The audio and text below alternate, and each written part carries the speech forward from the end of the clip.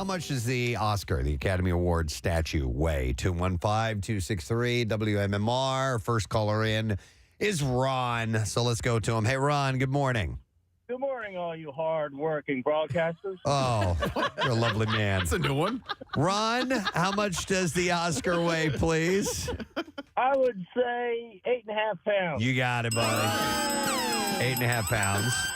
That is pretty heavy, man. How much does our Radio Hall of Fame? It's heavy, too. It's heavy, too, right? I gotta say, I'd put it in at about a good 7 pounds. I think so, yeah. Something like that. Yeah, I was... When we got up on stage and he handed it to us, sure enough, and same thing. I'm like, damn, this. I didn't say it, but I'm like, this is why. God damn, this is heavy. This thing is heavy. I think you also weigh the gravitas of the award by actually how much it weighs. I know that's sort of a stupid connection. Yeah. Yeah. If you give you some lightweight thing. This is a pussy-ass award. Dumb. Yeah.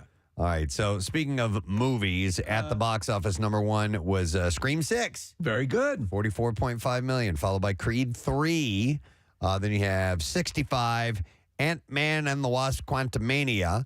Cocaine Bear was 5th. And then you had Jesus Revolution, Champions, Avatar: The Way of Water. Demon Slayer was 9. And then Puss in Boots: The Last Wish. I still have to see Avatar in the theaters. Is it available on any IMAX screens right now? Oh, I don't know. I'll have to check. Not sure about that. It's kind of the way to see it. All right, the 95th Annual Academy Awards were held last night at the Dolby Theater in Los Angeles, hosted by Jimmy Kimmel. 3.5-hour broadcast aired live on ABC. They included back some categories that they had taken out in the past by popular demand, so hence the length of the, it's not the longest that's ever been, but No. It's pretty chunky. So I usually DVR it and then watch it back. I watched it live all the way through, and I have to say it was kind of a return to form. It was engaging enough for me to stay with it for all 41 hours. Very good. Yeah. I watched the first 2 awards, and then I was done. Oh, well, you hit the home runs. Yeah, I mean, when you hit the, Animated and the best supporting actor and actress, and then I just don't stay up that late anymore. No. I don't know why I do, but I just, it was plugged in. But we've got the rundown of things that took place, and we're going to play some clips. By the way, the presenters included Dwayne Johnson, Emily Blunt, Cara Delevingne, Questlove, Michael B. Jordan, Jonathan Majors, Jennifer Connelly, Samuel L. Jackson, Pedro Pascal, Margot Robbie, and Morgan Freeman, as well as, I believe, Harrison Ford was a presenter. Harrison Ford announced Best Picture. Yeah. Morgan Freeman looked a little weird. Did you guys? Yeah, he shaved his head. He shaved his head, and then something. I think he has this pernicious issue with his arm. Oh, really? Because his arm, like, he had a glove on, Steve. Yeah, I was wondering what happened. He just looked like he's getting up there. Yeah, to me, I mean, and he is. He's gotten older. As we all do. I did not see him. So we can roll with some clips from Jimmy Kimmel to begin with, because obviously he was the host and comes out and does the opening monologue. And he, of course, delved into the whole slap thing. Many times. And touched on the films that were nominated and so on. So is this a montage, Steve? It's a couple of jokes, from last night. Here we go. Everyone loved Top Gun. Everybody. I mean, Tom Cruise with his shirt off in that beach football scene. L. Ron Hubba Hubba, you know what I'm saying? You know, Tom and James Cameron didn't show up tonight. The 2 guys who insisted we go to the theater didn't come to the theater. You know who else is here? The right excellent Rihanna is with us tonight. Rihanna got her first Oscar nomination for the song Lift Me Up from Black Panther: Wakanda Forever. Last month she performed at the Super Bowl, and tonight Rihanna will be performing at our halftime in just about 4.5 hours from now. Rihanna has a 9-month-old backstage, and he's very cute. He pooped during rehearsal. You know the last person who pooped backstage at the Oscars was? That accountant who mixed up the envelopes. Now, in the montage, I was trying to find a clean clip of it, but he brought up a good point. He goes, by the way, I'm warning you that if there's any violence orchestrated tonight, we're going to give you the Best Actor Oscar. Right. Yeah. And then 45 minutes to make an acceptance speech. Yeah. It was great. It was well done. He also introduced the crisis team, which turned out to be Michael B. Jordan and Michelle Yeoh, and anybody who had like fighting experience on screen.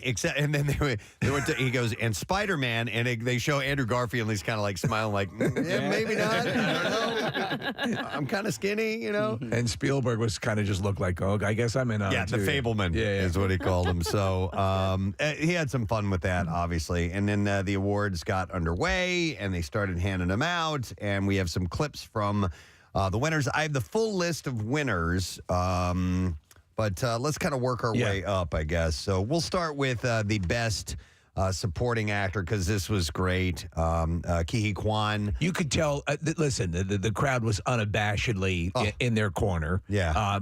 Both for this movie and for their performances, and specifically for him, because remember we had him on, he was pitching the movie. He was so and sweet. It was just like, here's a guy who had basically a second chance at life. Yeah. It was amazing. Jimmy did make a comment in the monologue about the fact that both he and Brendan Fraser were in the movie Encino Man together. Yeah. And they were there for the Oscars. And they ended up both winning. Yes, they which did. is amazing. But he said it was a sad night for Pauly Shore or something like that, which was great. So this is Kiki and part of his acceptance speech. My mom is 84 years old, and she's at home watching. Mom, I got an Oscar. My journey started on a boat. I ended up here on Hollywood's biggest stage. They say stories like this only happen in the movies. I cannot believe it's happening to me. This is the American dream. I love that line. Stuff like this only happens in the movies. Look at that. He really is. The movie, if you get it, and if you haven't seen it, see it. Make sure you're 100% awake when you see it, because there are 250,000 changes in it. Yep. But again, for him to come on to the scene, back on the scene with that performance where he's changing, he's basically 70 different people as is Michelle Yeoh. And it's really incredible. As kinetic a movie as you've ever seen. Yeah, I have to go back and watch it, because I tried to watch it on my flight back from Phoenix. You gotta when we be drove locked, across yeah. the country, and I was nodding off, and then some clown ended up passing out at the back of the plane, and that took us off of my attention, and then I never went back and watched it, and so but I do have it. I bought it, and I'll have to go back and watch it, because Steve, I just wasn't able to really get into it. It's a lot. So that's my warning. Just watch it that way, and I think you'll enjoy it. Well, it was the big winner last night. They won 7 awards, all told. And Jamie Lee Curtis picked up Best Supporting Actress, and this is her. Part of her case. Can you move over? It's part of her acceptance speech. Here we go. I know it looks like I'm standing up here by myself, but I am not. I am hundreds of artists who made this movie. We just won an Oscar. To my family, we just won an Oscar. To all of the people who have supported the genre movies that I have made for all these years, the thousands and hundreds of thousands of people, we just won an Oscar together. That was cool, and she thanked her mom and dad, who were both nominated for Oscars. Tony Curtis and Janet Leigh, and which was terrific. And the fact that she did that, and Christopher Guest, her husband, as you said, was there as well. But the fact that she embraced the people who were with her through all the Halloween movies and all the genre movies that other actresses might have said, that I don't want to get involved with that, or even I'm here at the Oscars now, I don't want to bring that fan base up. And not only she did, she thanked them for that. Yeah. You heard the crowd go, wow, that's pretty cool. She looks really good too. She does, yeah. And Kath, if you haven't seen the movie, they make her look horrible in the movie. Unbelievable. God, she's got a gut. She's hideous. There's a part where she has this sort of Dutch horrible bob or whatever it is, and then there's a whole thing with hot dog fingers, which you have to see to understand what the movie's like. Real quick, by the way, Morgan Freeman was in an accident back years ago, 2008 or something like that, and his left hand is actually paralyzed, so he wears that glove for blood circulation. Kidding. Yeah. Wow. Okay. Wait, there's a still up in I see her. Okay. That's the way she's looking. Jamie Lee Curtis. It's terrible. All right, I'm going to skip over to Best Actor, Best Actress, okay? Yeah. So The Whale, Brendan Fraser won for that role. I've not seen it yet. I'm very much looking forward to seeing that. As am I. I understand that it's depressing. I understand he's a complex character. It's not like, he's a sweet angel. He's got his issues, but everyone has said the performance is just amazing. And this is a portion of his speech. So this is what the multiverse looks like. Oh, my goodness. I thank the Academy for this honor. I'm grateful to Darren Aronofsky for throwing me a creative lifeline and hauling me aboard the good ship, the Whale. I started in this business 30 years ago, and things, they didn't come easily to me, but there was a facility that I didn't appreciate at the time until it stopped. And I just want to say thank you for this acknowledgement. Wow. You had multiple stories last night of people who had been in the industry for a long time and kind of figured maybe their ship had sailed a little bit, and and then back on top again. And he is a perfect example because there was a point where, he couldn't do anything right, even his clapping. And we joked about it too at the Golden Globes became a meme, He looked like a walrus. So, but here he is at the on the top of the world. And going back to Kehi Kwan, I wanted to point this out. He's as he's going through this list of thank yous. He thanked, I forgot his name. Is Jeffrey Cohen. Tom Cohen? No. Jeffrey Cohen. Yeah. Who is Chunk. Yeah, one of his Goonies. Mentioned him on stage receiving an Oscar, mentioned him, which is perfect because that movie was all about, a friend sticking together. Yeah. And the fact that he brings it all the way to the Oscars was just huge. Did you see Spielberg light up when he won? Because, Spielberg, was his discovery. And Harrison Ford gave him a big hug at the end of the night, too. Oh, man. I love it. All right. And then another big one was obviously Michelle Yeoh. I've been a massive fan of going back to the stuff she did with Jackie Chan, all of the stuff in Hong Kong, which she made mention of. And to see her win the big one, is a complete validation. Best Actress Oscar. Here we go. Thank you. For all the little boys and girls who look like me watching tonight, this is a beacon of hope and possibilities. This is proof that dreams dream big and dreams do come true. And ladies, don't let anybody tell you you are ever past your prime. Never give up. That's great. That's awesome. Few other cool emotional moments. They did the In Memoriam segment, and John Travolta introduced that, and obviously... He started to break up because he lost two dear friends. He lost Olivia Newton-John and Kirstie Alley. Yeah. And then also, Kelly Preston passed away not that long ago, too. That was a couple years ago. Yeah, I know, but not a while back. Losing his own son. Yeah. His wife, he's had a lot of loss in his life. So this is him setting that up. In this industry, we have the rare luxury of getting to do what we love for a living. And sometimes getting to do it with people that we come to love. And since tonight is a celebration of the work and the accomplishments of our community in this past year, it is only fitting then that we celebrate those we've lost, who've dedicated their lives to their craft, both in front of and behind the camera. Through their immeasurable contributions, each of them left an individual and indelible mark that shared and informed us. They've touched our hearts, they've made us smile, and became dear friends, who we will always remain hopelessly devoted to. They did a thing, so Lenny Kravitz performed a beautiful song, and they had a whole bunch of things, and then they finally did something, and they did it, it's smart. They covered their asses. They put up a QR code to see others who have passed. Right. And it should have put asterisks, now get off our backs. Did they have Tom Sizemore in there?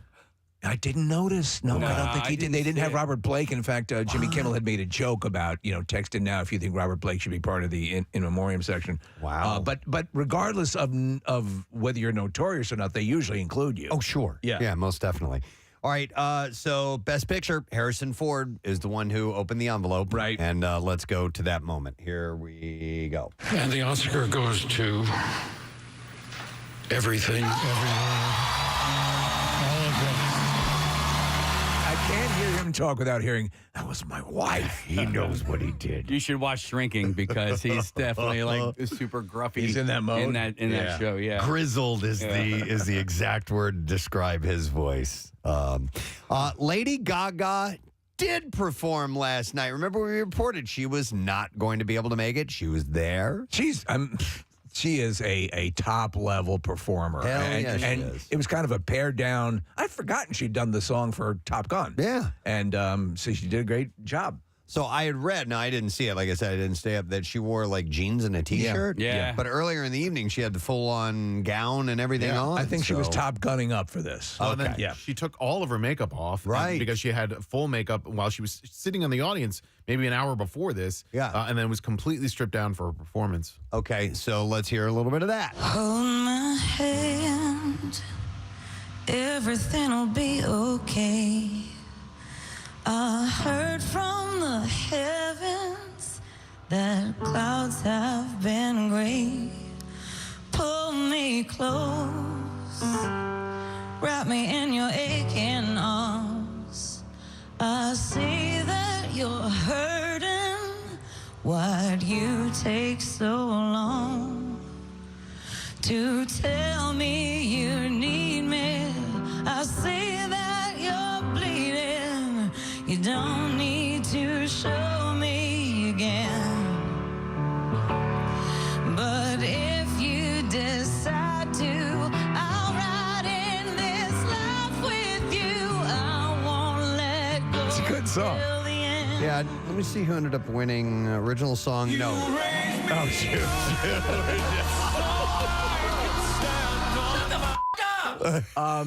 It was the song Preston from RRR. Yeah. Oh, I love that song. Oh my God! Have you guys seen the movie? No, yet. but dude, It's- that dance number was the best. It was So awesome. that actually, as in a lot of Bollywood, Okay. you'll have a movie that you don't even know is going to have one, and they do a full dance number. Like it'd be like in the middle of Wise Guys if De Niro started going. What is RRR about? It's about these guys never standing heard up of to it. colonialism in India, 1920, 1920. But Preston, it is jammed. It is like so infused with filmmaking, and it's just mind-blowingly dense with stuff. It's an amazing movie. All right. And then they do this. They did this very kinetic dance, which is from the movie.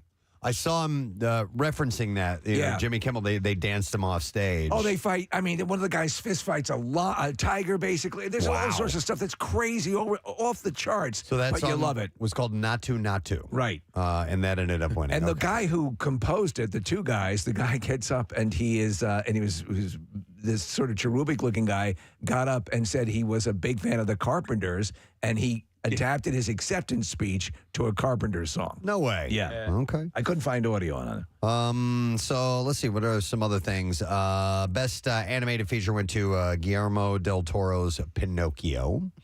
Original screenplay, Everything Everywhere All at Once. Visual effects went to Avatar. Original score went to All Quiet on the Western Front. Documentary feature was Navalny. Navalny, yeah. Navalny, what is that? He's opposition to Putin. Okay. And he's currently in jail. So his wife was there and got up and spoke a little bit last night. Speaking of people being there, so Jimmy had mentioned that Tom Cruise wasn't there. Right.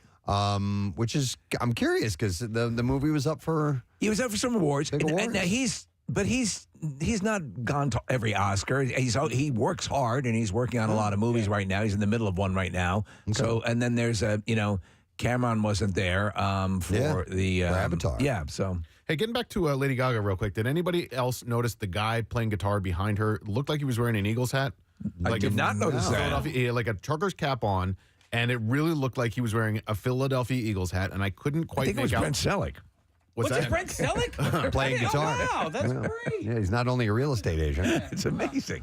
Speaking of Philadelphia, it was represented last night. Marissa sent me this article. So Katie Lowe's and Adam Shapiro, who, by the way, is from Abington, brought some Philadelphia flavor to the show. So Shapiro owns a Philly pretzel company called Shapiro's Shappy Pretzel Company in Los Angeles. So they make Philly pretzels.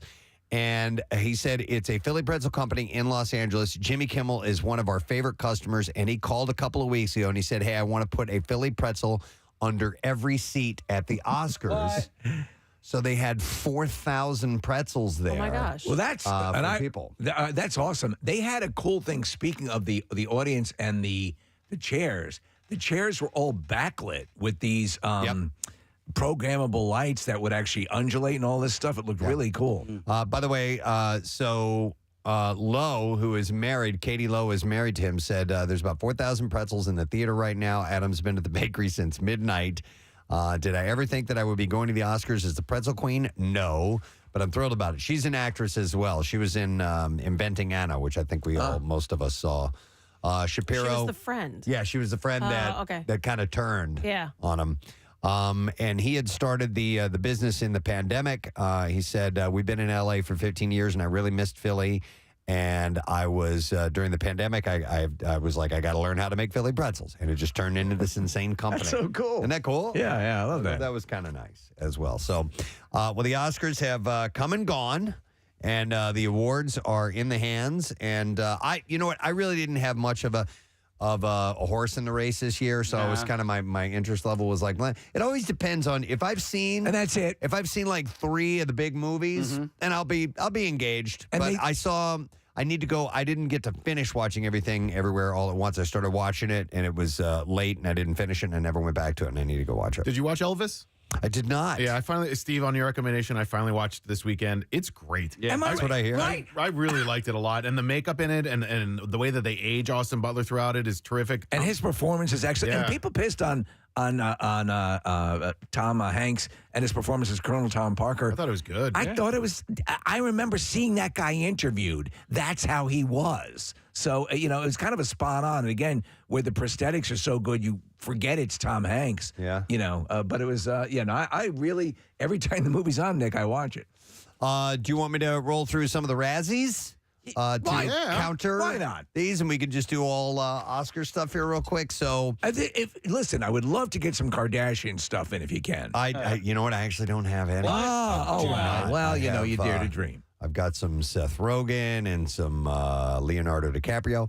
But, for the most part, it's the award. So the Razzies were announced Saturday. So they do this the day before the Oscars. And Worst Picture went to Blonde. Which was Marilyn Monroe. Nominated for Best Actress. Worst Actor went to Jared Leto for Morbius. No. No? No, I liked Okay. I liked I didn't see Morbius. it. It's okay. It's not that. It's not as bad as they said it was. It's not great, but it's okay. But he's not a bad actor.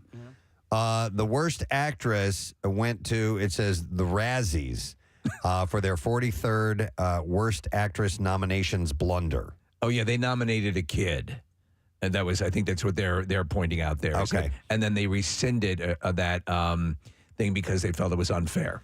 Worst remake, ripoff, or sequel went to Disney's Pinocchio, which is that the same? That's not the same. Tom Hanks and Geppetto. That's not the Guillermo del Toro. Guillermo del Toro.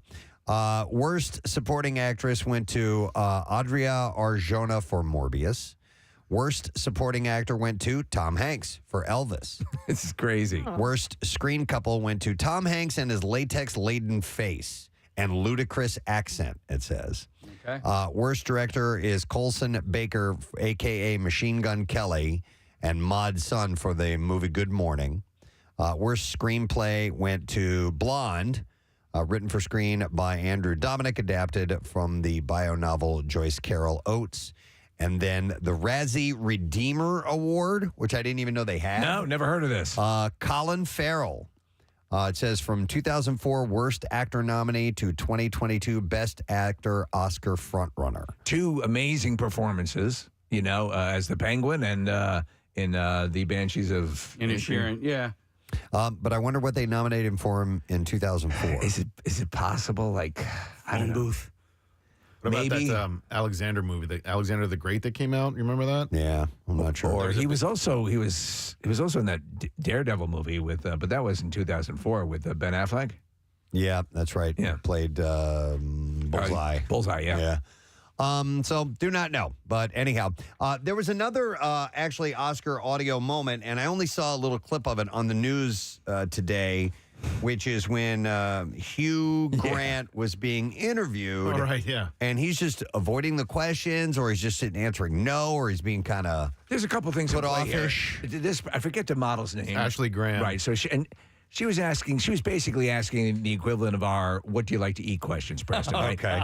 So, but she's very nice, and so if you didn't want to go over and be interviewed, then don't go over or, demur from it. Yeah. But Hugh Grant ends up in front of her, and she's pulling out some, kind of standard questions, and he's not responding. And this is in the pregame? Yeah, this is the red carpet. I was champagne carpet. I was watching it live as it went down. Yep, here it is. All right, let's play a little bit of that. Here we go. What are you most excited to see tonight? To see? Yeah, well, I know that you probably watched a few of the movies. Are you excited to see anybody win? Do you have your hopes up for anyone? No one in particular. Okay, well, what are you wearing tonight then? Just my suit. Your suit? Who made your suit? You didn't make it. I can't remember, my tailor. That's okay. Yeah. Shout out to the tailor. Yeah. So tell me, what does it feel like to be in Glass Onion? It was such an amazing film. I really loved it. I love a thriller. How fun is it to shoot something like that? Well, I'm barely in it. I'm in it for about 3 seconds. Yeah, but still, you showed up and you had fun, right? Almost. Okay, all right. Okay. Okay, we are wrapping this up. We're going to wrap Look, it up. why are you being a dick? Yeah.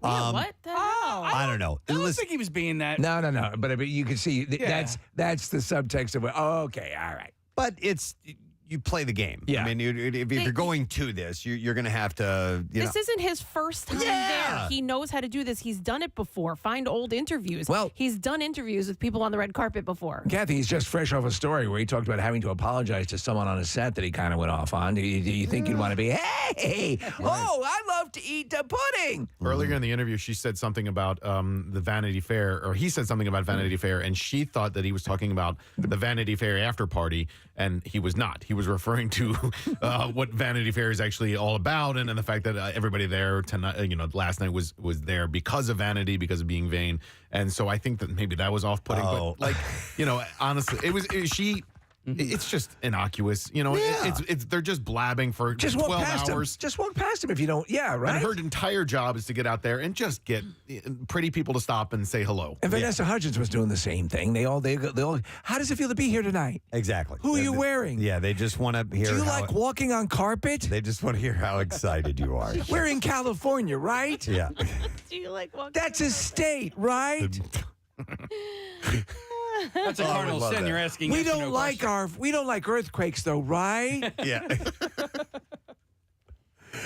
I did have one other little bit of news concerning the after parties and the pre-parties and all that stuff. So following the news that Leonardo DiCaprio and Gigi Hadid have casually stopped seeing one another, people reports that the pair were seen together at Darren Ziancolekiol and Richie Akiva's pre-Oscar party on Friday. Which was a huge blowout bash.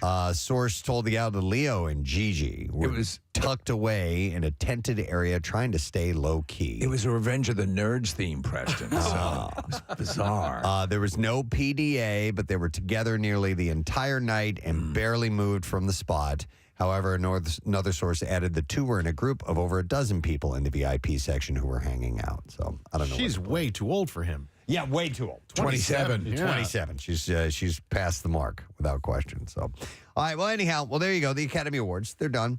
And we have some clips that we can play, actually, otherwise. So let's get into those. It's been a clip fest.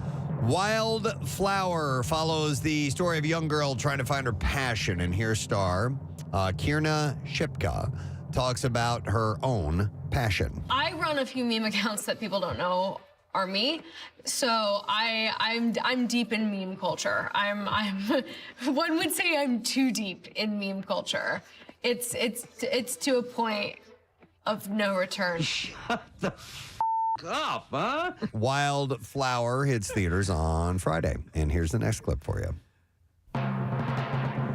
Every superhero needs good music to listen to while saving the world, especially Shazam, Fury of the Gods actor Zachary Levi. In this clip, he talks about creating his own playlist. Basically, the litmus test is this. If I'm ever listening to a song and my body starts to move like involuntarily, where your hips just start moving a little bit, or your shoulders start moving, and you're like, well, I don't even feel like I was consciously trying to do this, but okay, that means it goes on the playlist. I don't give a Shazam, Fury of the Gods is in theaters Friday. I wonder how it's going to be. By the way, going back to the Oscars for a moment, one of the things I forgot about is they're they run really cool commercials during the Oscars. It's like a little Super Bowl vibe. Yeah, very much so. And they're all Hollywood-based commercials, so they're produced unbelievably well. And they had some pretty cool ones last night. But I did not see the they played the Little Mermaid segment of that. So I've been unimpressed with what I've been seeing. And then last night I was like, oh. You know what's weird, though? They did it right in the middle of the Oscars. Yeah. It wasn't a commercial. It was a commercial. It was a commercial,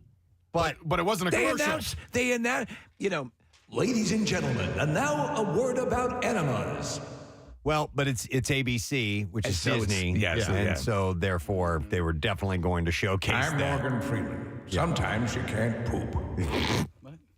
All right, well, anyhow, let's take a break and come back in a moment or two. We have this Monday, and even with now the sun's finally getting going. We've got an hour switch on this Monday morning, so obviously things are going to be off a tiny bit, but we'll try to be your constant. Hang in there. We'll come back in just a moment or two. Stay with us. Preston and Steve on 93.3 WMMR. Tower of London. We visited that when we went to England a couple of years ago. The Tower of London's Queen Raven is missing and feared dead, according to the staff at the fortress. So apparently they keep this flock of ravens there. And I remember being there and they're huge. They're these big black birds. I remember seeing them. Yeah. I just thought they were... That's why they just kind of, flew in and hung out. But apparently they have a... They cultivate them. Yeah, they I was going to say they grow them there. They grow them there. But they... Do you have any of those raise crow them. seeds? The tower usually has 6 ravens at any time, and according to legend, if they ever leave, then both the fortress and the kingdom will fall. There are currently 7 1, 2, 3, 4, 5, 6. There are 7 in residence. A spokesman said Marlena's continued absence indicates to us that she may have sadly passed away. So that's Marlena. She is the queen. It is a matter of great distress for us as Marlena has gone missing. As you know, the legend, the kingdom will fall if we do not have 7 crows on presents at all times. So it is now that I must inform the matters. Thank you. So disgusting. We need a different spokesperson. Who hired him? Yeah, time to retire, bro. It's always some guy with big mutton chops. Can we get a young guy? I'm 27. Taking care of these birds will age you. He added, Marlena was our undisputed ruler of the roost, queen of the Tower Ravens. She will be greatly missed by her fellow ravens, the Raven Master, and all of us here in the Tower community. But if you know Marlena, you know that's so Raven. I believe the people that work at the tower, I think they volunteer. I think they, I want to say I remember reading that. It was great. I really enjoyed going I'm a complete there. Anglophile when it comes to this stuff. The royal family, the tower, even watching The Crown is so much fun. Listen, some people don't get it. I love it. It's a dated concept, but it's pretty cool. There's nothing wrong with that. Yeah. And embracing that and keeping that going. Yeah. Yeah, they're touristy spots in London that you'd think maybe are a little cheesy or whatever. This was not. I really enjoyed that tour, and I'd go back. And the Crown Jewels are there. It was really cool. By the way, if you do want to see the Crown Jewels, my only one-time visit there, my recommendation we got as soon as it opened, and it was the first place we went, and there was nobody there. And apparently the line... You're putting on the crown. We looked at out in front of where the Crown Jewels are. Is one of those back and forth switchback wait line things, and you could just by walking through that, we're like, okay, this could take forever on a busy day, but we got right in. It was very impressive, so I thought that was pretty cool. The Raven Master Christopher Scaife said that he would be taking some time to mourn Marlena. Tower staff added that they had no immediate plans to replace her. And Charles is believed to have been the first monarch to officially decree that the birds must be kept at the tower at all times. So one of them's gone. And apparently when numbers fell to just a single Raven Guard, Winston Churchill had ordered that the flock which is known as an unkindness. That's a flock of ravens. An unkindness. Yes, was increased to at least 6 in. We watch and grease the flock. Yes, in 2018, the tower launched. Get the flock out of here. A raven breeding program. Quoting Lethal Weapon 2. After his story. Of course. Yes. What did the shepherd say to the other shepherd? Winston Churchill was a visionary. That was it? That was in the first one, Winston. I'm sorry. I will have to throw that at you. But anyhow, it was becoming increasingly difficult to source the birds. So, all right. And that's all I have time for, I guess, in my thing that I just did. What was it? The junk drawer. Whatever that was. And that wraps up tonight's thing that I just said. I'm Tom Brokaw. It's called the news. We were talking about checking our mental health earlier. Yes. If you've been feeling stressed out, you may want to scream, and you should, as it could help you feel better. So we had the discussion about primal scream therapy and the song Shout by Tears for Fears. And the jury's still out as to whether or not that was actually a song about primal scream therapy, but it used to be all the rage for a while. Yes. Avi Klein, a psychotherapist, says, I think every emotion... You should do it! we feel... A little reverb on that, please, when if you're going to... You should do it! It's so therapeutic! He says, I think every emotion that we feel has a kind of correlating action that goes along with it. It feels really good or even healthy to discharge that emotion. John Norcross is a professor of psychology at the University of Scranton and says that no matter how you vent your feelings out, Mother, I have a strange discharge. it's a good way to relieve tension. Can you hit that again, please? Mother, I have a strange discharge. Okay. Klein notes that simply screaming won't face your issues. We can't play the whole one. Can we? I don't know if times have changed. And you'll still have to face whatever it is that's bothering you and work through it even after taking the edge off. Can I talk to you for a minute? I have a strange discharge.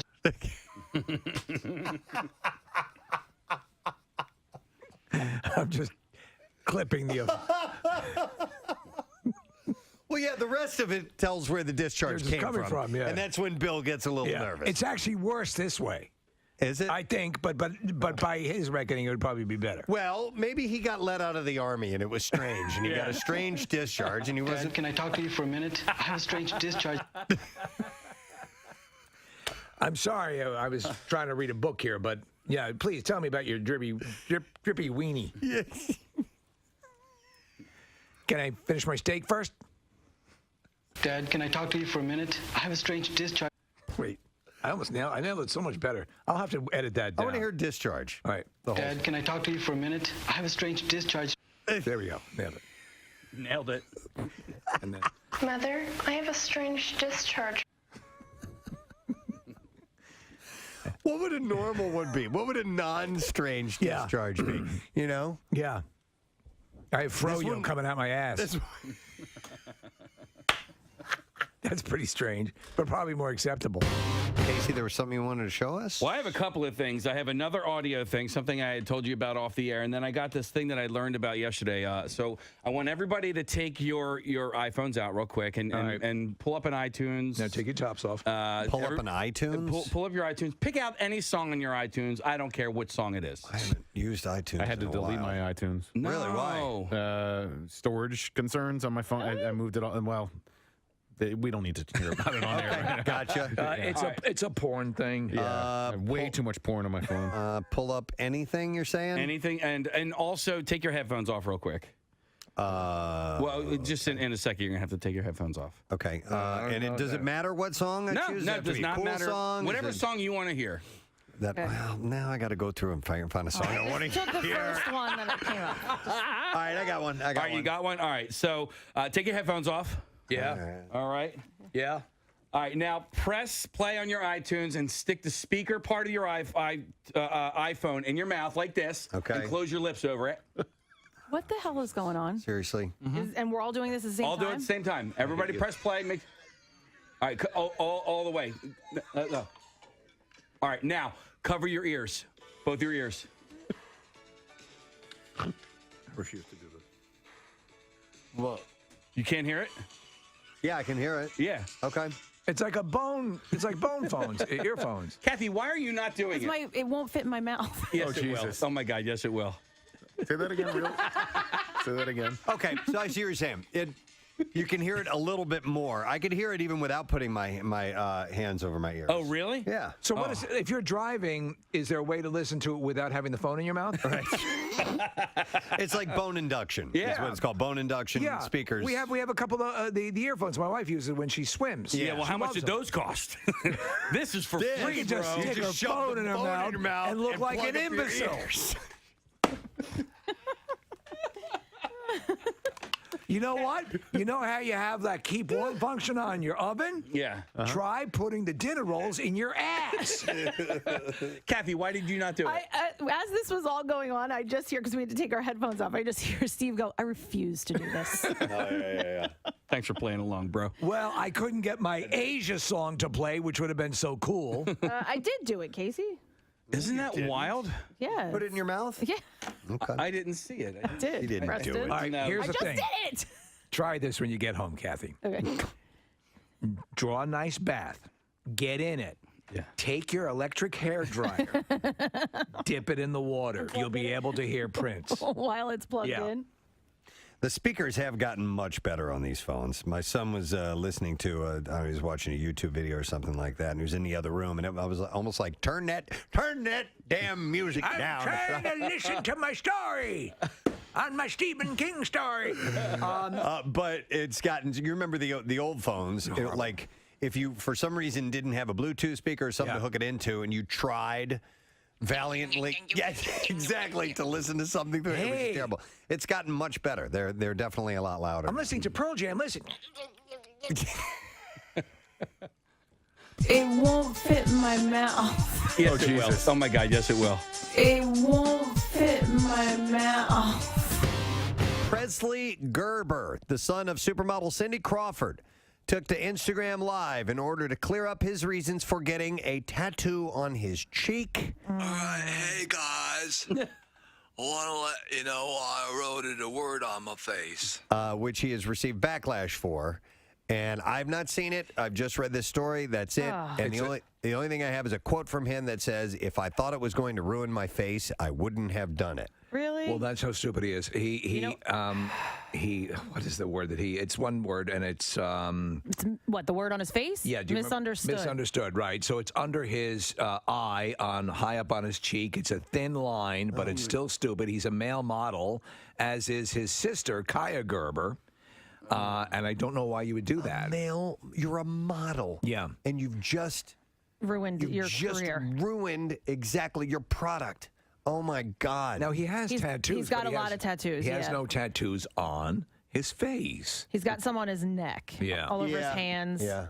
I mean, I don't know. Okay. Did you see Amber Rose? Amber Rose has a tattoo along the top part of her, highest part of her forehead. Her hairline? Yeah. Okay. So her head's always shaved, and it's sort of calligraphy. It looks lovely. But what are you going to do with that? I couldn't even read what it said, but it's big. Okay. I'm sort of coming around on face tattoos. You gonna get one? Though. I wouldn't want any of my children to. Listen, if you're, I met these guys at the tattoo convention, right? They were the coolest guys. They were smoking cigarettes. they were smoking cigarettes, and they were wearing leather. I was like, wow, man, can you blow smoke rings? One guy, and they listen to the show. Their guy's name is Dave. Yeah. He's got a he's got a D that's kind of like tattooed into his beard line. For Dave? For Dave. And I could see why you're coming around. Listen. On 93.3 WMMR. All right, thank you, Kathy. We are the Preston and Steve Show starting Monday, March 20th. We will be broadcasting live from Universal Orlando Resort. Mm-hmm. And you want to listen weekday mornings at 8 a.m. starting a week from today for Preston and Steve's Photo Hunt Challenge is going to be taking place. And you can get the clue on air. And then check out the photo gallery at WMMR.com. You be the correct number caller later in the show. Correctly identify the photo and answer from that morning's clue. You can win a trip for two to Universal Orlando Resort with flights provided by Sprint. And for more information, flights provided by Spirit. Spit it out, Preston. Oh, my God. For more information, you go to WMMR.com. So there It's you a go. lot to say, but it's so cool. We are so thrilled that this is something that we can pass on to you. Yes. So happening on Monday from a week from now. So we're excited about that. Hopefully you had a decent weekend. I had somebody who I chatted with who did not have quite the decent weekend, had something interesting happen, was going for a test drive with a relative at a car lot. Yeah. And while the test drive was taking place, the relative wrecked the car that they were test driving. And I've never had anything like that happen to me, thankfully. I know someone it did happen to. Really? Yeah. Now, it wouldn't say it was a wreck, but there was like rear quarter panel passenger side dent. Right. Yeah, and it was literally the car could have been pulled forward, but the person got they got into the car and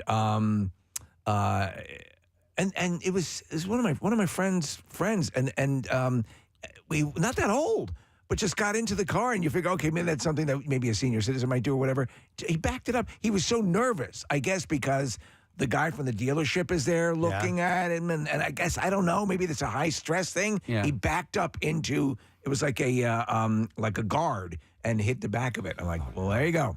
All right. So, I mean, this is a stupid question, but I really don't know the answer. What does that do for you in as far as negotiating tactics are concerned? It puts you at a disadvantage. I would think so. It does provide lots of laughter, though, if you're not the one involved. Well, now the car is damaged, right? And should be less expensive because it has damage now. Well, the immediate thing to do is get out and say, I assume you're going to take some off for that. Right. Not test driving a car, but I did get in an accident while driving a station vehicle one time, and that was like 2003, 2004. I probably should have been fired when it happened. I took the vehicle without permission. Oh no! That was one of the issues. But you were still quasi protected because you're an employee, and I owned up to it. I mean, it was Right. a huge mistake. But like, anytime you're in an accident, period, it's just a terrifying, gut wrenching feeling. The sound that's associated with it, the feeling that you get in your body. But to do it in a car that you don't own. I've done it in a rental car. Well, really? I backed up into a tree in a rental. Yeah, I'm a great driver. I backed up into a tree in a palm tree in Florida one time because I was in a hurry, and I looked in the rearview mirror and somehow didn't see the palm tree, and then backed right. It ran out. Yeah.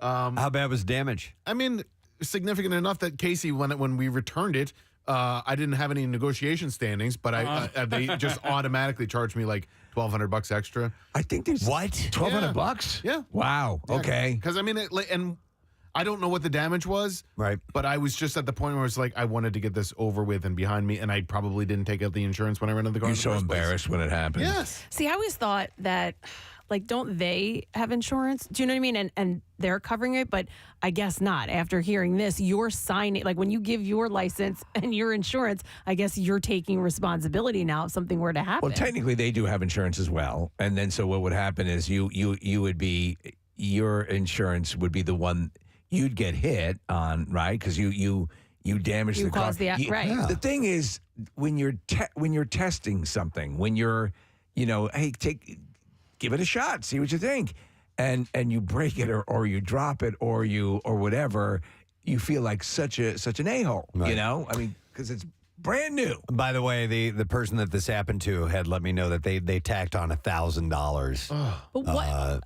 Which I'm not sure. I didn't find out definitively if it's $1,000 if they're going to buy the car or they just owe them $1,000. Or is that the deductible from their insurance? Yeah, I don't know. Well, and sometimes people go around the insurance because your rates could go up regardless, and you end up paying a lot more in the long run. Now, I did have this happen to my my stepsister recently, and this is a little bit of a different thing because she owned it, but bought a brand new car. Yeah, or it was a truck actually. How old was it? First day. Oh man! First. Oh my God! Day.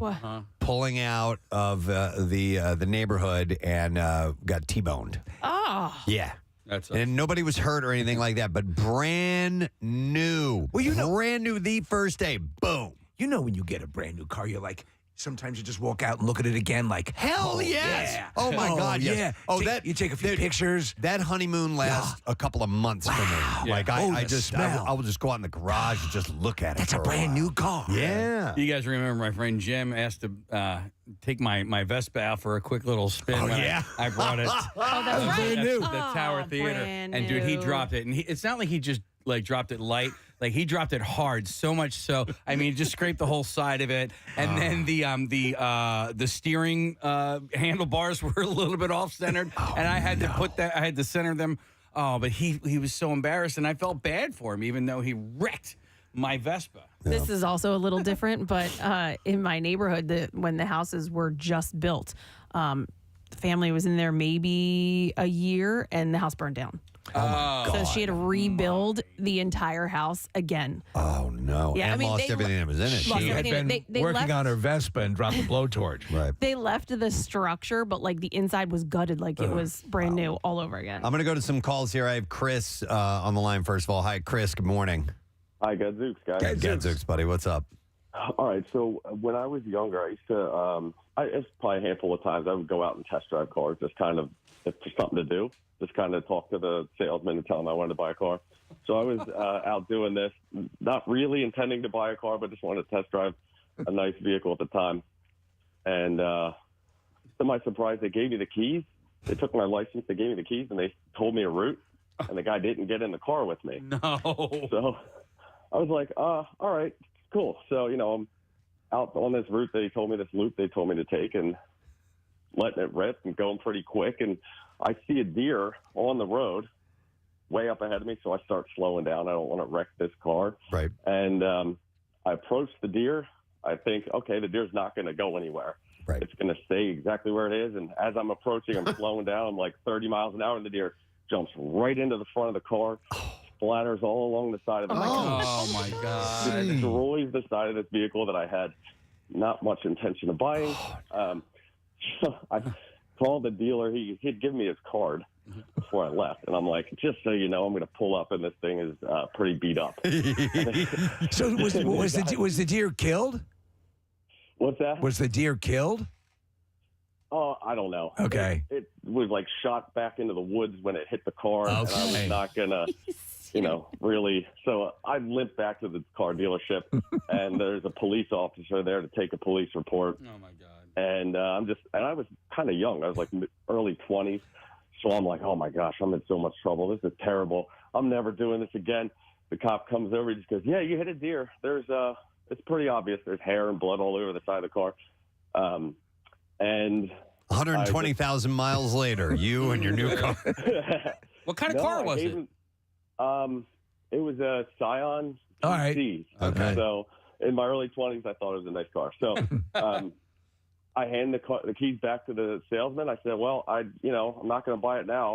Thanks, sorry. And I left. And I never heard from them about the car. No way. I'm not going to buy this. It's filthy. It's got blood all over Deer it. guts everywhere. But that's sort of what I thought would happen. Like their insurance covers That's crazy, that. Chris. Well, wow. Yeah, Thank they you. never gave me any trouble about it. their insurance company would contact your insurance company, And, right? and their insurance company would want to know, well, who was driving this? Exactly. What happened? We're not liable for that, I would think. This test driving thing, I thought this was kind of a thing of the past at this point. Do they actually, when you go out, I mean, maybe you'll have the guy with you, but I remember it used to be fairly normal to say, here are the keys, go see what you think and come back. Last two times I've test driven cars or have gone shopping for cars, the test drives, I was all alone on. Really? Absolutely. Okay, well, that's wild. Yep. So, you sign a few things here and there, and then they give it to you, show you basic operation of the car, and go, here you go, go take it for a ride. Street has a lot of deer. Right. By the way, all right, so here's a couple of texts regarding insurance for rentals. This one says, never use your insurance on a rental. Always use theirs. It costs more, but well worth and doesn't go against your insurance and raise your rates. And then there's another one that says, always get insurance when renting the car. It's worth the extra fee. Enterprise told me basically their fee means that you could essentially total the car. That's what You should always get insurance. That's what I've heard. So you always get the insurance. I get it too because you know what? That'll be the time when it happens.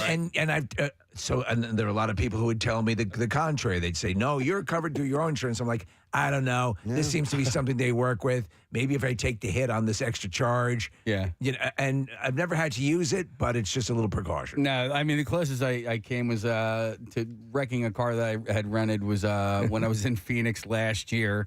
I went out there for a Fish concert, and I rented this car, and I ended up getting like four large iced coffees from Dunkin', right?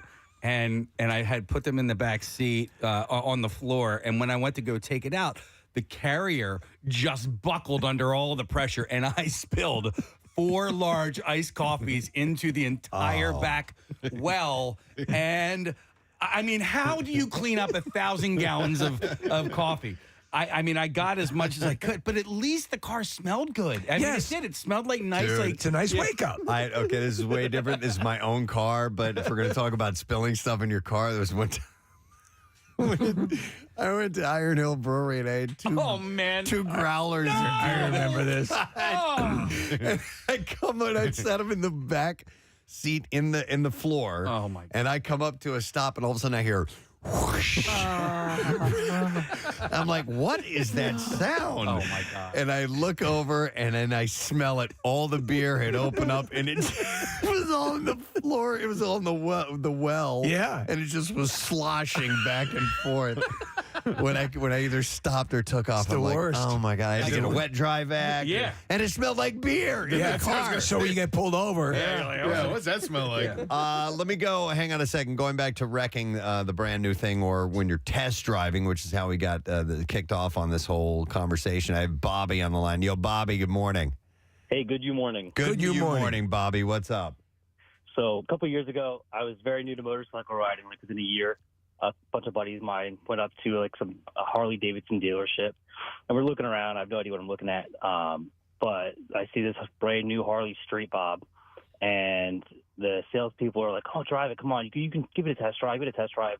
I can't afford this thing, but I'm like, okay, whatever. Like, I didn't want to do it because I was so new. I was like, I'm gonna wreck it and be responsible for it. I was like, I don't want to, but the salesperson is like, come on, you can do it. You can drive it. I'm like, okay, whatever. So waiting for the sales associate to like take it out. It was on the floor. They're like wheeling it out to the front, and I guess she was not very good at it. And as she's coming outside, she like drops the clutch, lays on the throttle. This thing goes flying out the door across the 8-inch curb. No. Grass and a row of trees. She lays it down, and she was okay, I guess. And now I'm like mortified, and I'm like, this isn't even my fault. Like, I didn't want to do this. You put me in this situation, and they like made me wait a half an hour. They're like, well, now you got to drive it. What? So I swear to God, they like took it to the back and like inspected it, I guess, and like made sure it was roadworthy still. And I drove it for, I'm not lying, like 2 minutes. I'm like, okay, I'm done. This thing's like got bad juju. It's a death trap or something. Oh my Wow. I brought it back. I didn't see her. Like, she was so ashamed. I felt bad for the girl. Like, she was like crying. I think she knew she screwed up. Oh. Yeah, but when they wreck it on the way to bringing it to you, it's not your fault. If I could have afforded it, I would have been like, oh, it's at least $2,000 off now. Right, yeah. Wow. All right. Interesting. Thanks, Bobby. Appreciate it, man. Let me go next to Vince. Yo, Vince, good morning. Hello. Hey, Vince, you're on the air, buddy. Hey, Preston. What's up, buddy? Yeah, hey, guys.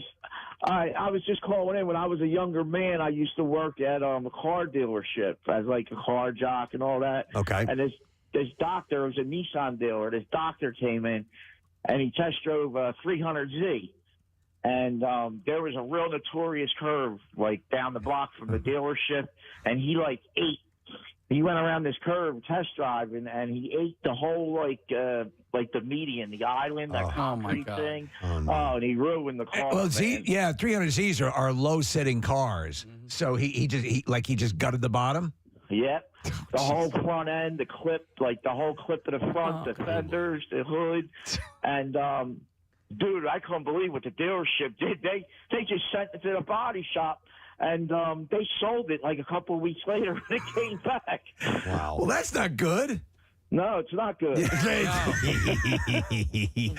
Yeah, it was in a flood. We sold it. Oh, Wow. Thanks, Vince. Appreciate it, man. Wow. Let me go to this call. Ryan talking about taking a car out for a test drive because he was a salesman for a few years. Ryan, you are on the air, sir. Good morning. Hey, good morning, guys. How you doing? Great. What's up, buddy? Hey, so I was actually a car salesman for about 3.5 years. I worked at a Nissan dealership and then a higher end dealership. And right in the thick of COVID, for about 2 weeks, right after we came back from being closed, there was kind of this gray area where, well, we didn't want to go out with customers because everybody was afraid of COVID. Right. We come to find out our insurance company, if you as a customer get into an accident and there's nobody from the dealership, the insurance 9 times out of 10 will not cover it. So you're talking about the insurance that the dealership has on the vehicle. They would not cover an accident if there was not a sales rep in the car with the person doing the test drive. Correct, yeah, because there's no, I guess they would call it an agent of the dealership. There was basically nobody from the business inside the vehicle. So do you believe that when they let drivers take any car dealership lets a driver take a vehicle out for a test drive by themselves, that they're forfeiting their right to cover it under the insurance? To a certain extent, yeah, and they really do frown upon it. There's very rare instances where you have customers who bought numerous cars and you know for a fact they're going to buy this car.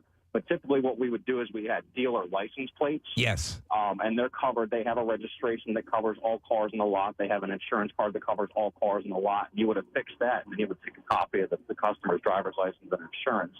So if anything were to happen, you have a backup for your dealership insurance. But then the customer can go out by themselves when you have that plate. Well, that makes sense. What's the place? Is it Kerbeck? FC Kerbeck? They have the higher end vehicles, and they don't. I don't think they let you test drive at all, right? Is that?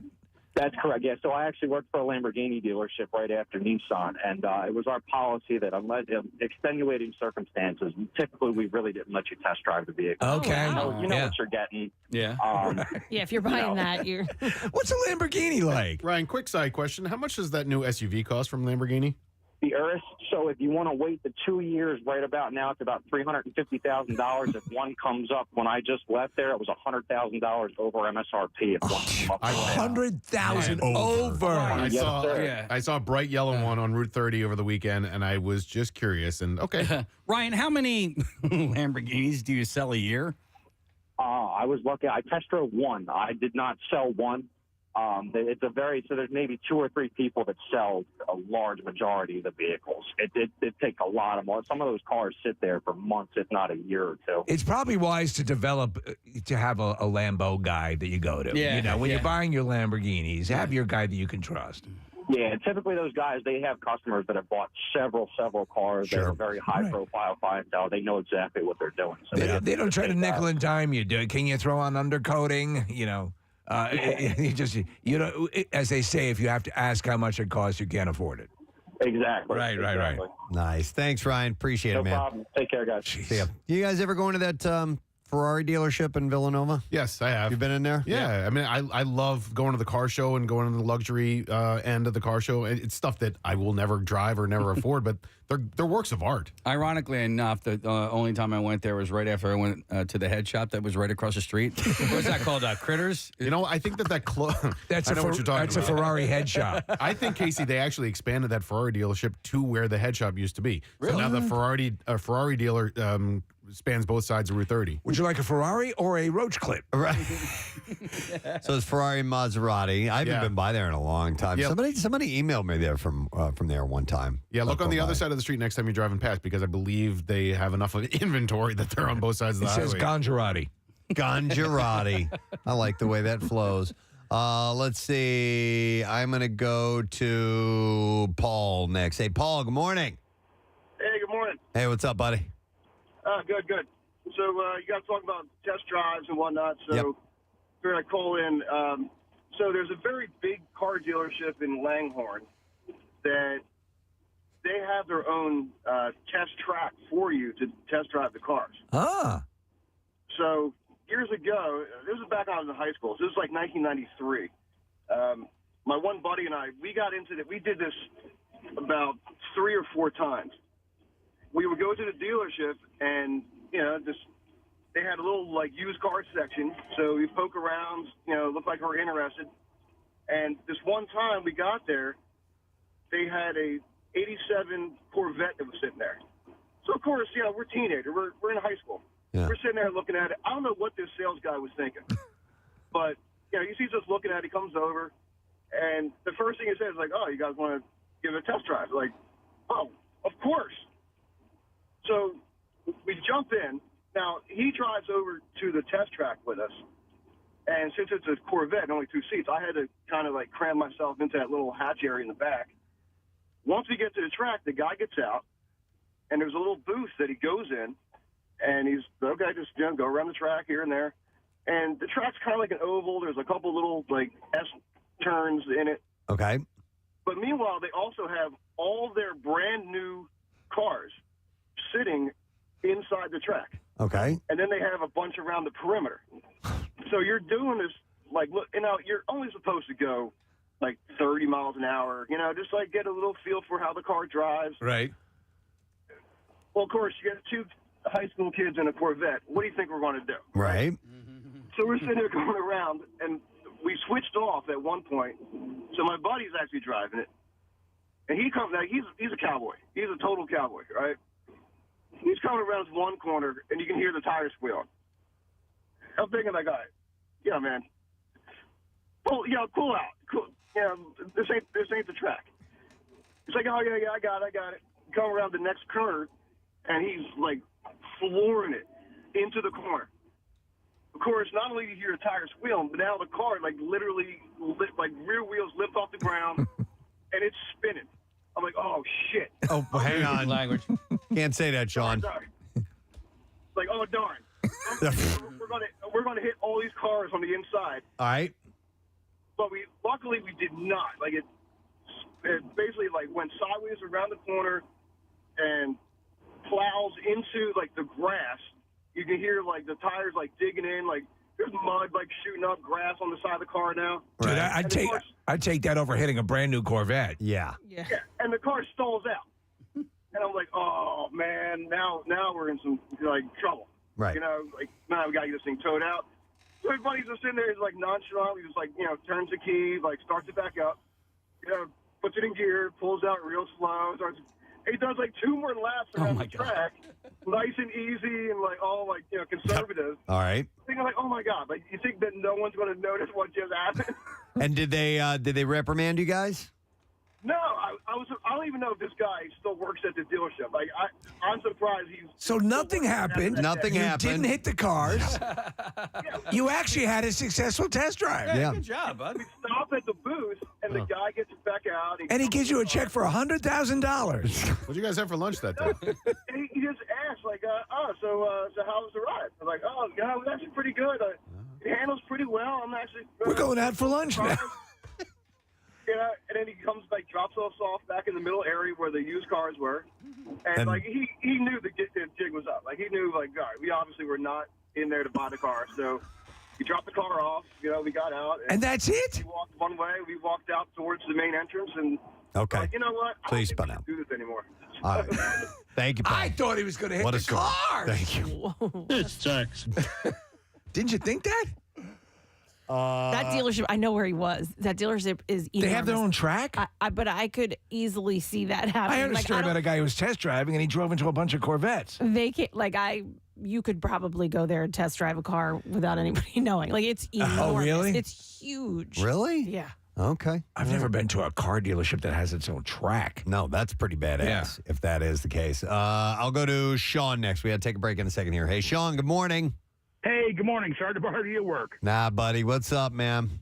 I actually had the dealer total my brand new Raptor while I was signing the paperwork. Oh, my God. Now, there you go.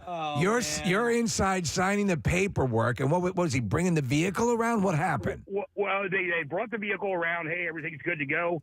I'm signing the paperwork. I look out the window, and I see their service truck. I guess he's going on a call, big F-750 with a crane on it. He comes flying, backing out of their service stall right into the side of my brand new truck. I mean, he hit it hard enough that he bent the frame on it. Oh, my God. And I'm looking, and they still wanted to know if I still wanted the vehicle. So, did they make an offer of what they might take off, or were they as audacious as to say, "Do you want it as is"? I knew. Well, no, we can fix that and straighten it. As like I looked and I ripped up the check in front of it. Yeah, my question was going to be, technically, did you own it at that point, or had you? No, because I was in the process of signing. I hadn't finished all the paperwork yet. Wow. Taking possession, but I'm looking. The dealer, his back is to the window. I'm looking out the window, and I watch this truck move about 10 feet. Sideways. Wow. So what were the Raptors? What were they going for when you were buying the Raptor? What was the price? At that point, title tags and everything was roughly $81,000. Oh my God! So this vehicle doesn't even make it off the lot, and it gets crushed. The frame gets crushed. That's too much. What'd you end up doing? Well, we could probably order you a new one. As you're going to have to do that because I have 0 miles on it, and I have a truck that now, with the Carfax and everything, has been totaled in frame reconstruction. Yeah, totally. Yeah, Is that the way you want to start your life with your brand new vehicle? Did you end up getting a different one, Sean? Yes, I did. From a different dealership. I told them the story. He said they actually wanted you to purchase that vehicle after you had watched it being totaled. Yeah, that's ridiculous. That's too much. Wow. That's too much. Thanks, Sean. Appreciate it. All right. Well, it's do you know that moment you're buying that brand new vehicle? If you've ever had the luxury of being able to buy a brand new car, and even a used one that's still in good condition, new to you. But that moment that they wheel that around and you're about ready to jump in and take ownership of it is so awesome. It's such a great feeling. Remember the first time you bought, like I would always do used cars, and there was a time when the first time I bought a brand new car, and I'm like, oh, I get it. And you do the thing, and you take the, put the pennies on the floor in the back seat. It's kind of a good luck thing, and all these traditions, and people come, and it's my brand new car. Yeah. And then the first second you ding the door on something, you're like, no! Or a service truck comes around and smashes it and bends the frame. That very moment that it happens. Wow. All right, interesting. Well, thank you for sharing. I just had a friend who went through something similar over the weekend, which was like test driving, wrecking the car, and oh man, this just got to be so crazy But overwhelming. it happens more than you'd think. Yep. All right, I want to take a break, and I want to give something away as we take a break. We have this screening. It is tomorrow night, John Wick, Chapter 4, and this is at the UA King of Prussia, 7 p.m., and we'll take caller number 9 at 215-263-WMMR, and we will give you some tickets. You going to go to this screening, Steve? If we weren't leaving at the end of the week, it's a 3-hour movie. I've been to all of them. I love John Wick, but I might have to pass on it. All right, so John Wick Chapter 4 is only in theaters and IMAX starting March 24th. Let's take caller 9, give you those movie passes. We'll come back. I have what I am deeming a full house of bizarre file stories, and I'll explain when we get back. Stay with us. Preston and Steve on 93.3 WMMR. 93.3 WMMR. That they actually like concrete. I said lay. They both They're fans of concrete, sacrete, I thought he and did. various gravel. What did he say? Lay concrete. I thought you said like. I did thought too. they both I was like wondering- concrete. I'm a huge fan of cement.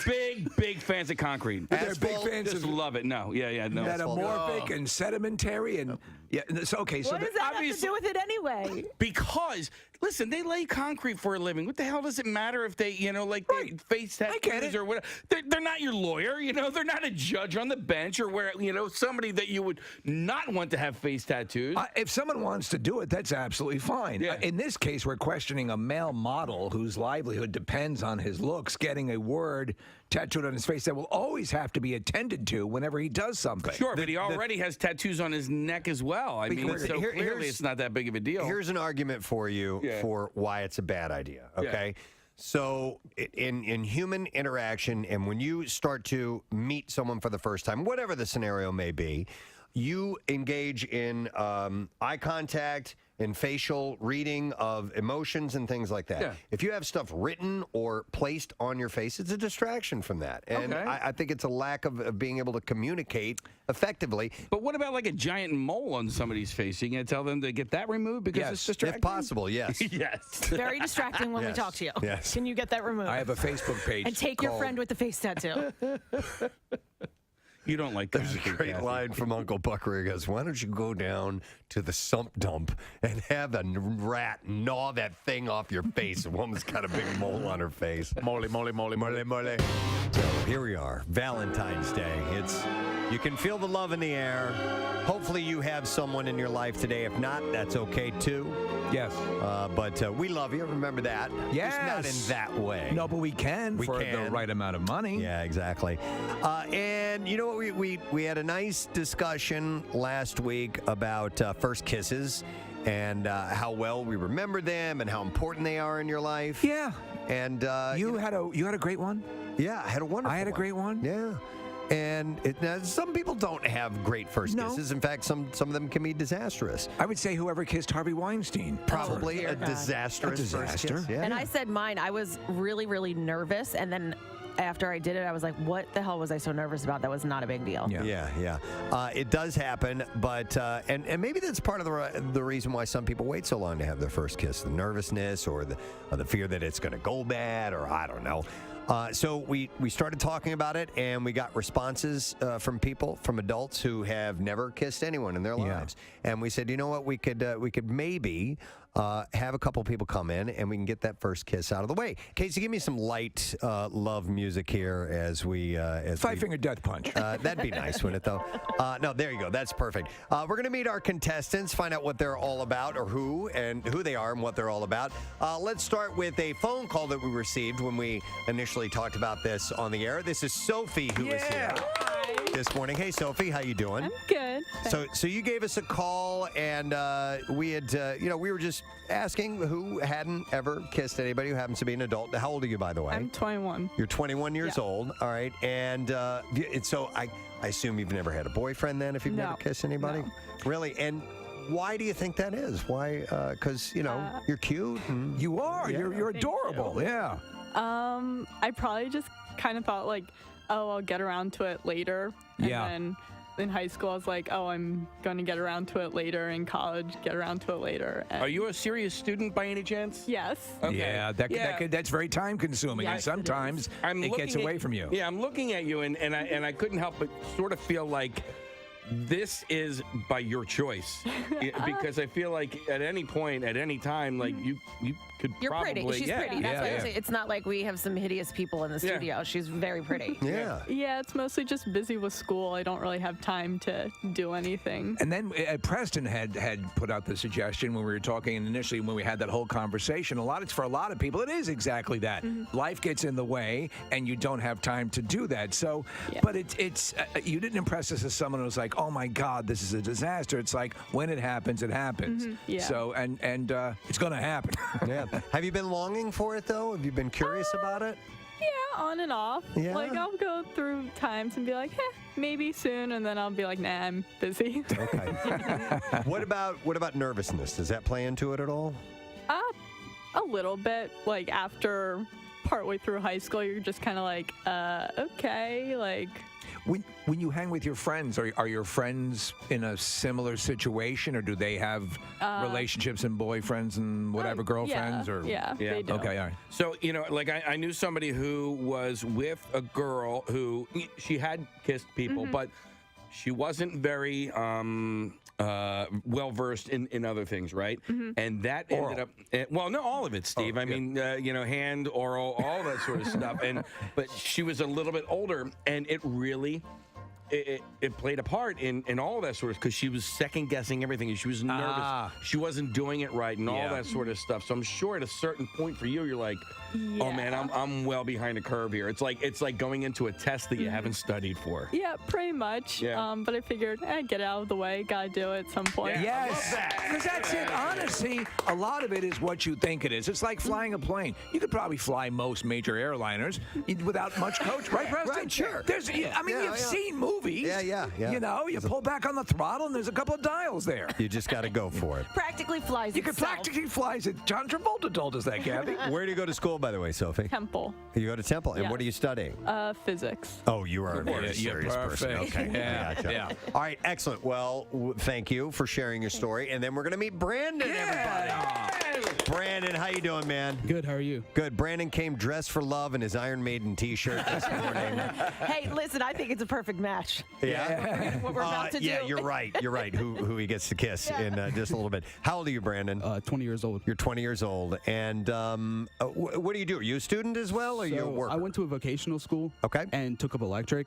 Okay. And I started working my 11th grade summer, and then worked all the way through 12th grade, and then worked in an electric company for like 2-3 years. So you've been busy. Yeah. You got into your career, and that's obviously consumed. Because again, you're a nice-looking guy. You're conversive. We were talking before we came on the air. It's not like you're seriously awkward. Steve, look how adorable he is. I want to tweak your. I mean, cheeks like nobody's business. Look at how it wouldn't be the first time. Look at how kind his eyes are. And Kath, look Casey's at. really looking into this. I know. I'm looking at him, and you look like you're a gentle soul. Have you ever lashed out in anger ever in your entire Have you ever life? killed a kitten? Have you ever killed a kitten? I mean, I used to work in construction, so there has been times where you get like angry. Yeah, exactly. It's normal. Yeah, But I mean, so you probably channel out your angst through the music you listen to, right? Exactly. All right. But I mean, you're. I think in both these cases, both of you just have had very active lives. You've been distracted by that. Do you feel that there's, as Casey described it, you're behind the curve, or do you take Sophie's angle on it that it'll happen when it happens? Kind of mixture of both. Okay. To be honest with you. All right. Are you? I asked this, and seriously. So, are you a little embarrassed about the fact that you haven't kissed anybody until? I'll be honest. Yes. Okay. Yeah. How about you, Sophie? Not really. No, she doesn't care. She's a physicist, for Christ's sake. I know.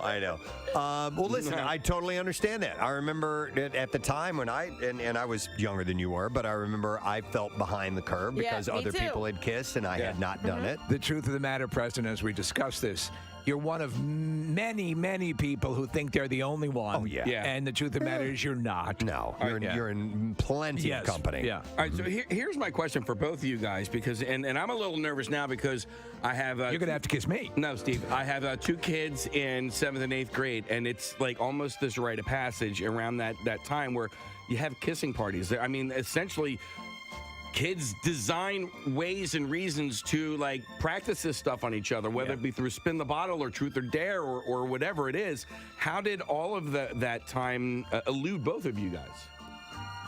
Well, we go one at a time. Sophie, okay. go ahead. I guess I just got really lucky during Truth or Dare. You won every goddamn game. Yeah, That's it. Yeah. Oh my God, you're so adorable. Yes, you are. How about you, Brandon? I've been to a ton of parties, and there's never been any like spin the bottle or any games like that. Not on the construction sites? No. No spin the bottle? No spin the rivet? You act like everybody played that. I never played those games. No? No. No. No, to be honest, there were very few of those when I was growing up. Kathy, I'm sure you and I both did the same thing. We went to physics parties. Well, I didn't fit in there either. All right, well, you know what? I think we need to get ourselves prepared for this. We've met them. We found out their stories, and now we got to get them in the proper shape. Yeah, training is everything. Yeah, so as with anything that you want to be good at, you've got to practice. Yeah, so what we're going to do is we're going to, so they're not going into this completely cold. No. We brought in some CPR dummies, which is, basically it's a torso with a really weird looking face on it.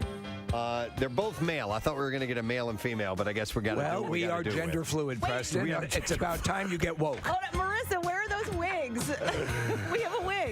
We have a wig to put on Yeah, we one? have 2 blonde wigs. Okay, all right. So we now can just what- put one on one.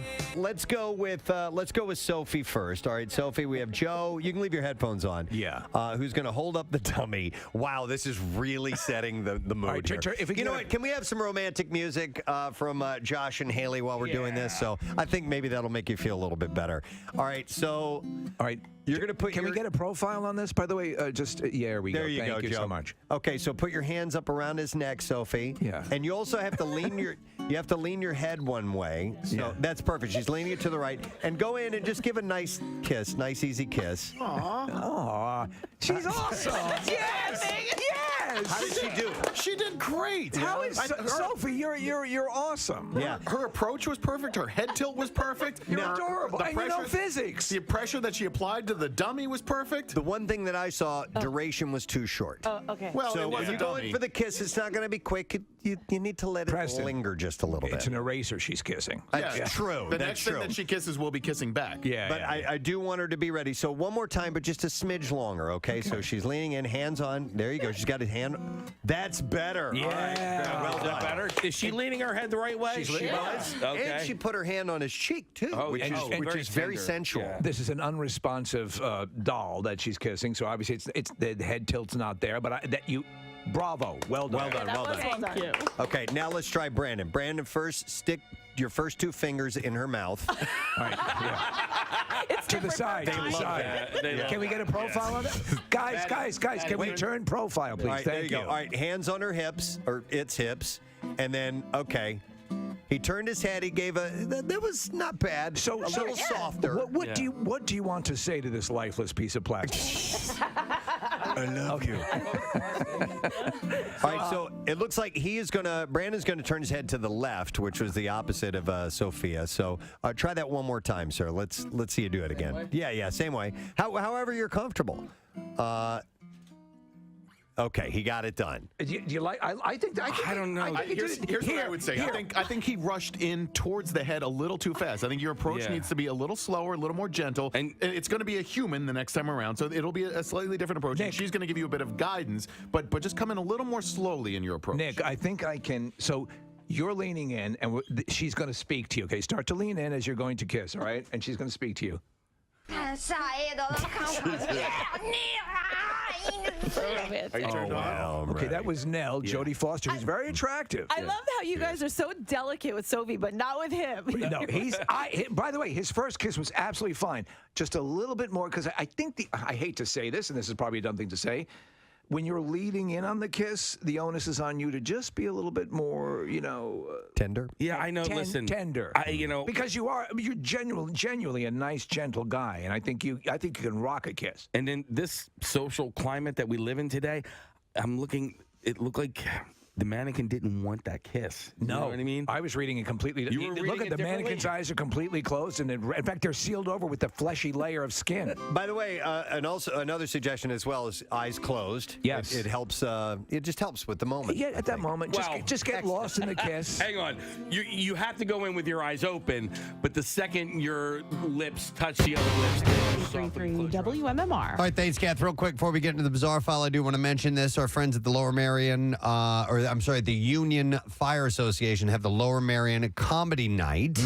And this is coming up this coming Saturday. And they're going to be at Station 28 Fire Hall, which is in Ballackinwood. And they are going to have comedy performances from Jimmy Schubert, Latisse, and the host is Kirk Gardner.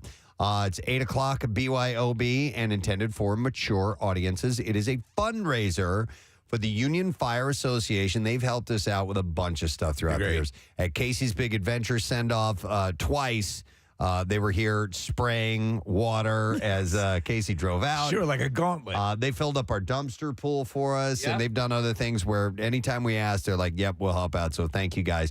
Tickets are $25, and they're available through the link on the Union Fire Association Facebook, or you can go to PrestonandSteve.com, find the information there. That is this Saturday night, so a heads up on that. All right, bizarre file time. WMMR presents Preston and Steve's Bizarre File. Brought to you this morning by your friends at Pro Team Collision. You shouldn't be good at getting into an accident, but if you do, your friends at Pro Team Collision are there to help with all of your auto body repair needs. Visit ProTeamCollision.com. That's timely, seeing what we were just talking Sure is, about. yeah. All right, so I have a full house bizarre file for you. That's what I'm calling this, because I've got 3 gators and 2 Nazis. These are my stories. Okay, so I got 3 and 5. I got 3 gator stories and 2 Nazi stories. It's my full house. We'll start with this. A Florida resident says an 11-foot gator was discovered swimming in her family's swimming pool after breaking through a fence. Lynn Tossi said that the large reptile busted right through there, she said, kind of like the Kool-Aid man, you know? Is there footage of the alligator breaking through the fence? Not that I know. Okay. I didn't see it, but she said, I just kind of circled around, not knowing what to do next, and I sure wasn't going to go outside. Did it bite her hand off? Coming face-to-face with an alligator at a residence has happened 3 times in the county over the past 5 days. I told you the story last week of Scott Hollingsworth of Daytona Beach. He was bitten by an alligator when he opened his front door. Damn alligator bit my hand off. Oh, my God. All right, alligator story 2. Imagine finding one in your attic. What? That's what happened to construction workers at a home renovation site in southern North Carolina. I know this looks weird. The construction workers were on a lunch break when they spotted an 8-foot alligator. Dean Brown said when he saw the gator, he took the situation seriously, but some of his co-workers didn't. He said the workers having lunch sitting in the next room, I asked them to leave, and they kind of laughed at me when I told them why. And they said, well, you might want to look because there's an alligator in the attic. The North Carolina Wildlife Resources Commission said that alligators hibernate during the winter. Sounds like a kid's book title. But they've been coming out earlier in the year because the weather has been warm. How did it make it out to the attic? They did not indicate. I am not sure how it got into the attic, but the gator got up in there. All right, gator story 3. You expect to see gators in lakes around Florida, but what about the backyard? Another backyard story. A Deltona homeowner had to think fast when a gator started attacking his chocolate lab. Oh. The homeowner says he let his dog, Winston, outside. He noticed the pup sniffing around, so he came out and saw what Winston was interested in.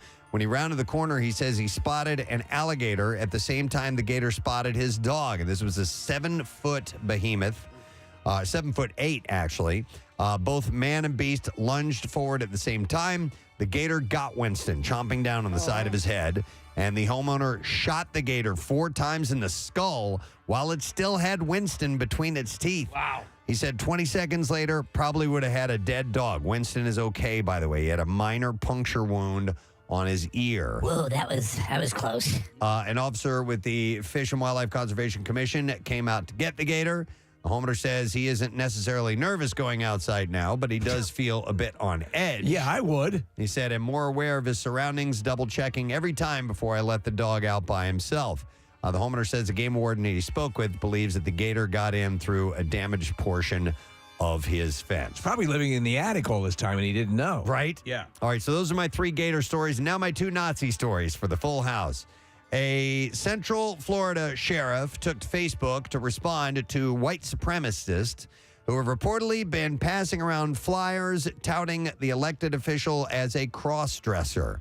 Volusia County Sheriff Mike Chitwood, not the same Mike Chitwood that we know, responded to the flyers of the cross-dressing sheriff, explaining his longtime participation at the Daytona Beach Realtors Bratini fundraiser. Bratini? Which helps to raise money for people battling breast cancer. So they wear a bra. Right. And so these white supremacist Nazi guys are taking this and saying, look, he's a cross-dresser. Okay. I do want to see a show called Cross-Dressing Sheriff. In a Facebook post, though, Chitwood, and I love this guy, he said, these master race white supremacist morons keep dropping flyers of the cross-dressing sheriff like it's going to hurt my feelings or turn people against me. And he goes, hey, losers, here's a few more pictures you can use. And he sent some more photos of him in a bra. Sheriff Chitwood goes on to explain that the group has raised tens of thousands of dollars for people with breast cancer. Central Florida has seen an influx in recent weeks of anti-Semitism flyers being passed out around several counties. All right, and then the other Nazi story I have for you is Neighbors in Chicago's Edgewater neighborhood are distressed over Nazi flags flying in the window of an apartment. I hate Illinois Nazis. It's in Chicago, so there you go. I hate Illinois Nazis. Patricia Guerrero, the owner of Edgewater Tacos nearby, said to have that swastika flag there makes me sick to my stomach. Guerrero said that she's lived in the neighborhood for decades. She said everyone is welcome, and that is scaring people away. She said of the Nazi flags flying in multiple apartment windows directly behind her restaurant. But it's a weird thing, okay? So the guy, Peter Craig, says he's the man who put the Nazi flags in the windows. And this is what he has to say. He says, I don't like Nazis. Nobody likes Nazis. Nobody likes what happened in World War II, but everybody in America deserves to have their home as their sanctuary. He said that he put up the flags to get attention for his missing fiancée, Ariana Daniels. Is she a Nazi? I don't know. What? He doesn't explain it. You're going to have to give me more, buddy. Yeah. Craig said that he was given an eviction notice specifically referencing the Nazi flags and is currently in discussion with the landlord to take them down. Why am I smearing poop on my face? I have a missing girlfriend. He said... Wait, what? He said, I'm not a skinhead. No. And he said it again. Where'd you get that idea? He said, I'm not a skinhead. I'm a long-haired, peace-loving, freaky hippie. Uh-huh. But until he does take the flags down, neighbors said that they're frustrated with such a divisive display. As of Thursday afternoon, the flags had not been removed. And he doesn't explain why his girlfriend would need to see Nazi flags or that would find her back. I don't know. Is he the rare Nazi hippie? Maybe he's the rare Nazi hippie. But he's still from Illinois. I hate Illinois Nazis. Because they're hippies. Yeah. All right. And there you go. Your Full House Bizarre File this morning. All right. And I've got some other crazy. You know what? Let's go off the board. We're going to go off the board? This one's nuts. All right. Is this another Nazi story? I got sent this one multiple times over the weekend for obvious reasons here in a moment. But a Minnesota man was charged Friday with fatally beating an elderly man previously convicted of child sexual assault who he believed had stalked his young daughter in the past. I saw this. Levi Extel was charged with second-degree murder in the death of Lawrence V. Scully, who was 77, and was beaten to death at his home in Grand Marias. Extel killed Scully with a shovel and a moose antler, and then drove to the sheriff's office and confessed. And that's why. Why don't you forget the moose? Yes. For a moment. That's why people kept sending me the story this week. And his bail was set at $1 million. So he gored the guy with the moose antler. Yeah, killed him with it. Defense attorney Dennis Shaw noted during the hearing that moose. Extel. Why don't you forget the moose? For a moment. That Extel had no serious criminal history until now. His long ties to Grand Marias made him a minimal flight risk. In 2018, Extel alleged that Scully was stalking his 22-month-old daughter and other children in his van, which he parked near a daycare. Extel sought an order of protection, which was granted by, then dismissed within several weeks. In 1979, Scully was convicted in Minnesota of sexually assaulting a 6-year-old girl, and he was released from prison in 1982. On Wednesday, Extel arrived at the sheriff's office covered in blood, put his hands on his head, and said that he had murdered Scully with a shovel and moose antler. A moose? A moose, for real, yes. Why don't you forget the moose? For a moment. That's wild. Yeah, pretty wild. I never think of moose antlers as being particularly sharp. I always think of them a little bit more blunted, but they're heavy. They're heavy. That's the thing. So if you're going to take out a pedophile. Yep. All right, and there you go. That's essentially what I have in the file for you this morning. Yeah. Hey, just going back to that Sheriff Mike Chitwood. It is the son of Michael Chitwood. Oh, no way. Yeah. So he was a police officer here in Philadelphia for several years, 1988 to 2005, and now he's the sheriff down in whatever town that was. That's wild. Okay. Yeah. So Michael Chitwood was in Upper Darby. Correct, yeah. And so this Sheriff Mike Chitwood is Michael Chitwood's son. I think I'd like to see Michael Chitwood in a bra. Yeah, would Yeah. For real. All right, and there He you go. seems to be fit. That is what I have in the Bizarre File for you. Let us take a break. Come back in a moment or two. So hang out with us on this Monday morning.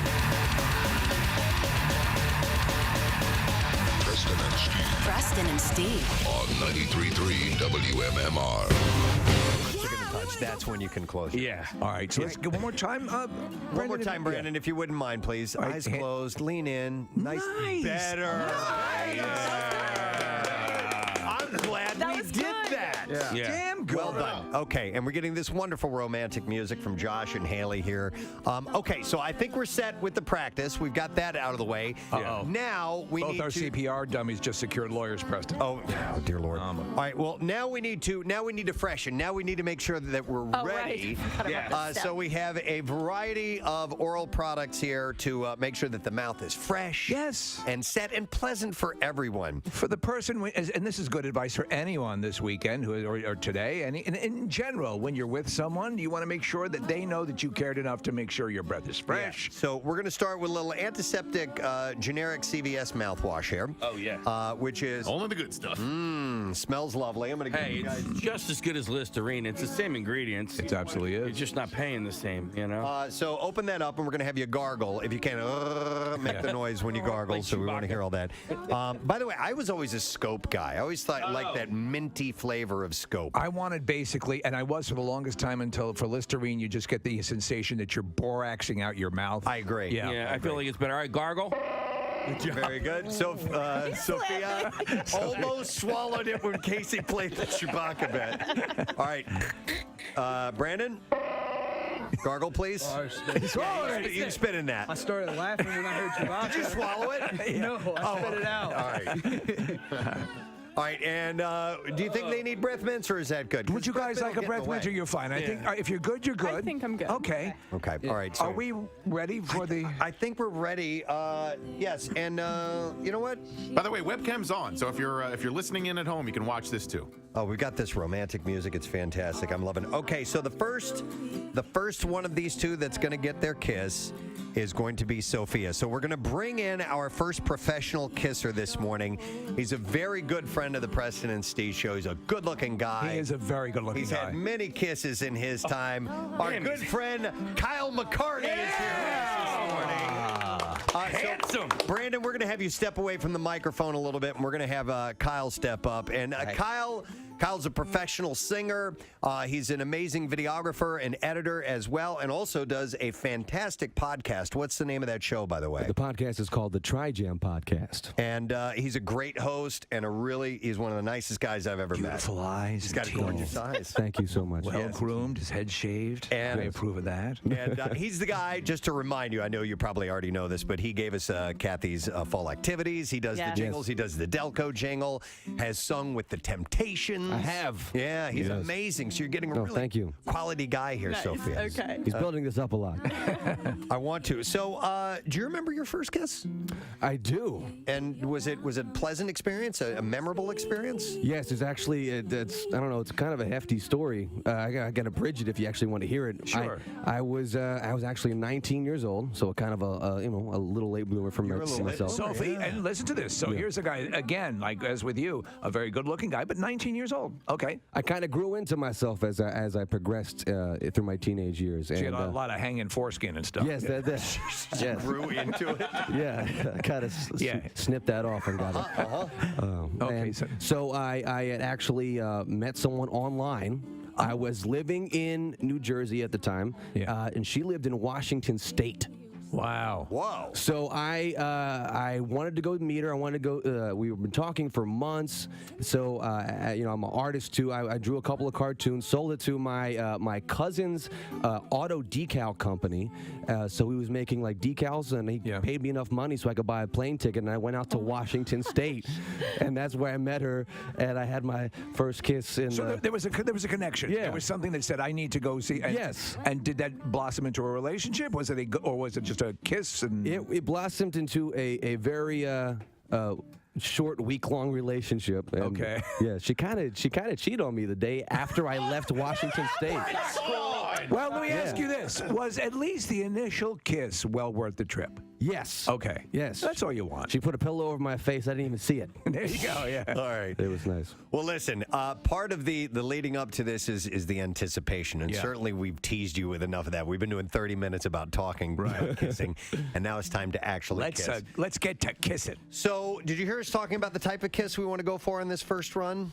Yes, a little like bit. A screen kiss, a tender lip kiss. A tender lip kiss. And then we'll see how that goes, and maybe we'll go for an open mouth kiss. An open mouth kiss. Yes. It can be of some duration. Do you need some Listerine? Are you good? You know what? Where's that Listerine? It's right. Well, it was right here. All right. Listerine. Who drank it? We need some. All right. Just because it's only proper that both parties be hygienic. This is true. Yes. Okay. And I know you were gargling liver back there. I was. And he's actually Kyle's very generous. He's also yes, he is. So he wants to make sure that he gives as well as gets. Yes. All right. So he's. Okay. Wow. All right. Okay. That was aesthetically pleasing, I'm sure. He did it over the actual gargle. Okay. All right, you ready? Yeah. Okay. All right, well, let's have this moment. We're going to bring the music down, and Do we're we going to want have. the lights down as well, or would that be bad for video? It might be bad for Okay, video. all I right. don't know, Kyle. You're the video guy. I mean, I'm sure Nick Murphy would rather have the lights on. Okay. Okay. Yes, he's not- shaking his head. Yeah, because he likes to watch. Okay. Sophia, are you ready? Yep. All right. Let's do this. Here it comes. All right. They're leaning in. Oh, that was That's sweet. nice. Very sweet. Sophia, come over here. How did that feel? Not bad. Not bad. Yeah. Not Yes. bad. Did it feel anything like you thought it would? Vaguely, I guess. Yeah. Okay, Not really all sure right. what I expected. So you got the first one out of the Yeah. way, and I'm going to ask this.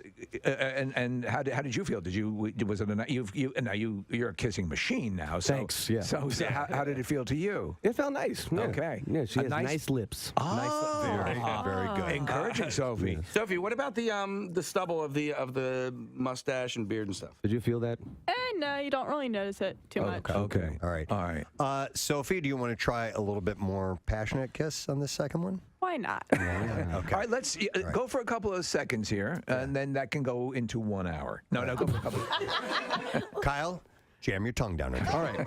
You got don't it. do that. All right. A nice, tender, open mouth kiss. Now, this is going to feel totally different. Okay. And you just want your tongues to play a little. Don't even think of us here. Yeah. You get lost in that they don't think of the thousands and thousands and thousands of people listening. Right. You just have your tongues do a little dance. It's nice and light and easy. You don't want to like that. Just nice movements. I Sorry. would Did I get you say- turned on, Kyle? Yeah, that's so hot. I would say you have to follow what Kyle is going to do.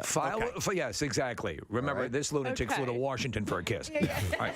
All right, let's try this. This is the real. And guys, have Kiss ready to go after this. All right. From we're not even here. We're going to be absolutely quiet. Go for it. All right, here we go. This is the real deal. They're leaning in, mouths open. Oh, yeah, keep going, keep going, keep going. And whenever you're ready. Oh, yeah! How about that? Woo! Nice. Yeah, damn good. Did that work? Abs. Yeah. Okay, good. I got a couple of notes here that I want to just give. If we're doing this like this like a play or something like that. So I'm going to give you some notes. I think the kiss needs to end. The kiss needs to be tapered. Yes. All right. That's the one thing. On both sides. He's right. Right. All right. So I couldn't think of the right word. So here, you want us to show you? You don't go. Yeah. You don't go in mouths open and you don't end mouths open. So- right, Preston? A light kiss to start, then the open mouth kiss, then a light little signature kiss. Right. So as you're pulling away, it's and because you're lost in each other. So as you're pulling away, a slow kiss, another kiss, and it winds down. So are we doing this one more time? Is that what you're saying? Yeah. Would you like to try one more time? Sure. I love her. Sophie. She's awesome. You're hilarious. She's awesome. Okay. All right, Kyle, you cool with one more? Absolutely. All right, Okay. so a light lip kiss, tongue kiss, lip kiss. All right, you ready? Okay. All right. All right, here we go. There's a little kiss. Slowly. Now the tongue kiss, and now a little signature kiss on the end. That was the best. Wow, nice job. Nice job. That was very special. So, you apply the laws of physics to. You should absolutely. Honestly, you're great. There's no issue here, and in your own accord, when you feel you're ready, I mean, guys should be beating down the door for you. Yeah. Thank you.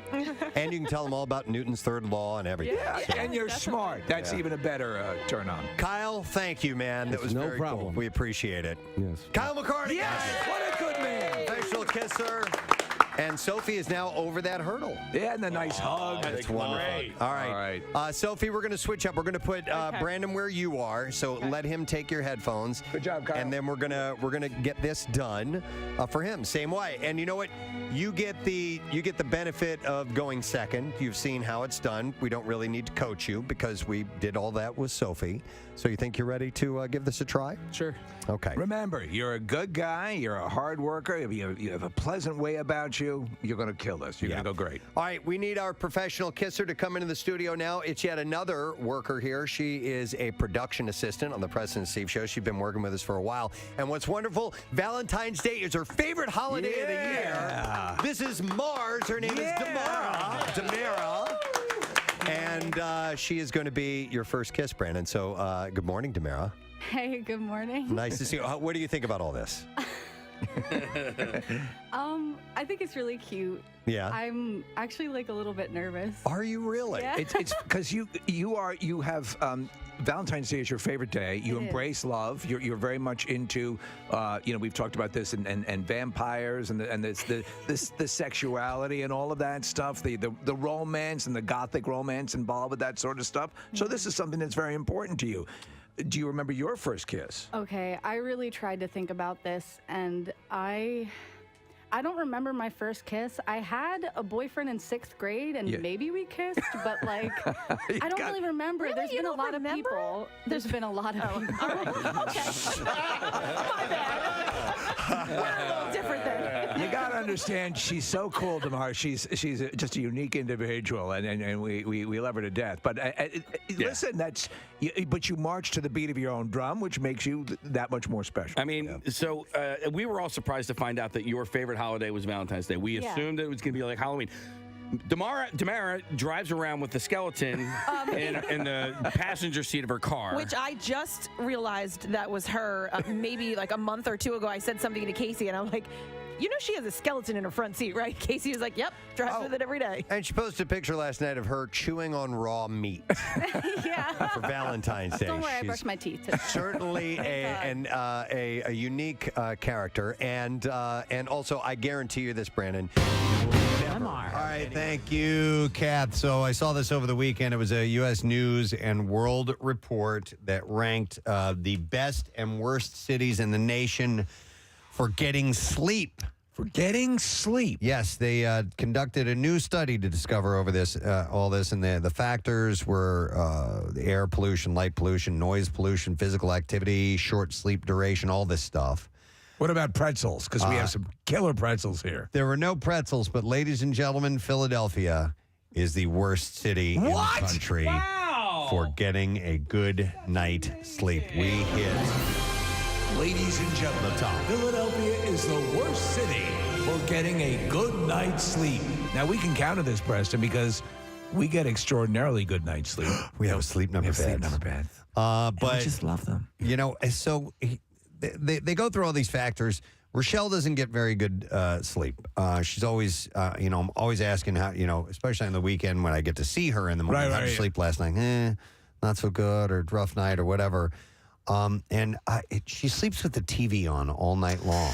That is a bad issue. So that Dr. Mike has talked about this. Yeah. If you are not getting a real productive night's sleep if you sleep with the TV on. I try to interject that information in from time to time. You've walked out with your luggage packed. I have. Yeah. No, but I'm like, because I want her to get a good night's sleep. And she won't. She doesn't listen to me. She doesn't sleep without the TV on. Some people are diehards with the TV on, man. So Claire and I, when we travel, a lot of times, like if we'll get to separate beds because we sleep separately at home too, Yeah.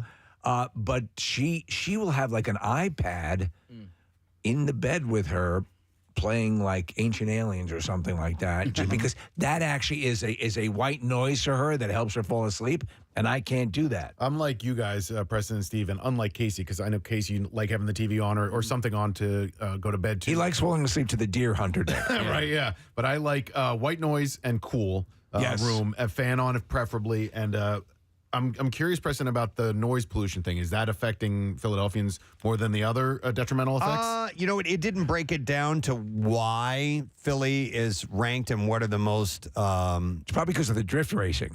Maybe that too. That was going on last night. Hey, Press, real quick, because I know you sleep with white noise on. Yes. Or does that run the entire time you're sleeping? Oh, or? yeah. Okay. Yeah, all night long. And even before I started using that, I would always have a fan on, some kind of a drone type of sound. You paid a chamber orchestra to sit and play all night. One time. And it got very expensive. Yeah, I just couldn't handle it all the time. Yeah. But no, here you go, Nick. Miami is ranked the worst city for noise pollution. Okay.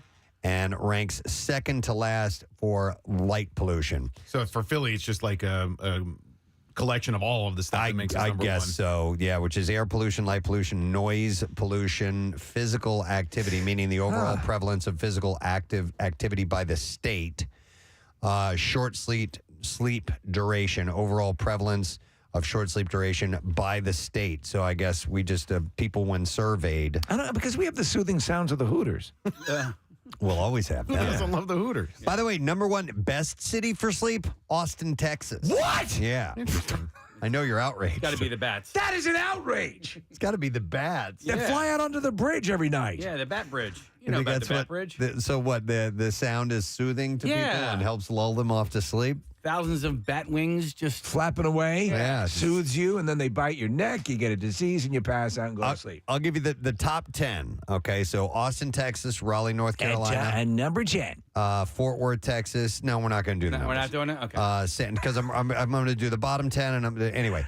San Diego is fourth, then Colorado Springs, Albuquerque, Tulsa, Omaha, Nebraska, San Jose, California, Tucson, Arizona. So these are all out west. Yeah, that's clearly All it. of them So are you out have west. better conditions for that. Well, not Raleigh, but The western no, you're part right. of Raleigh. You're right. I'm sorry, Casey. It's the western part of Raleigh. So here's the worst, with Philadelphia being the worst, followed by Miami, Detroit, New York, Memphis, Chicago, Washington, Boston, and Long Beach, California. Well, that's okay. So you have some that are West Coast, obviously, but there's a lot that are. No, there's only one.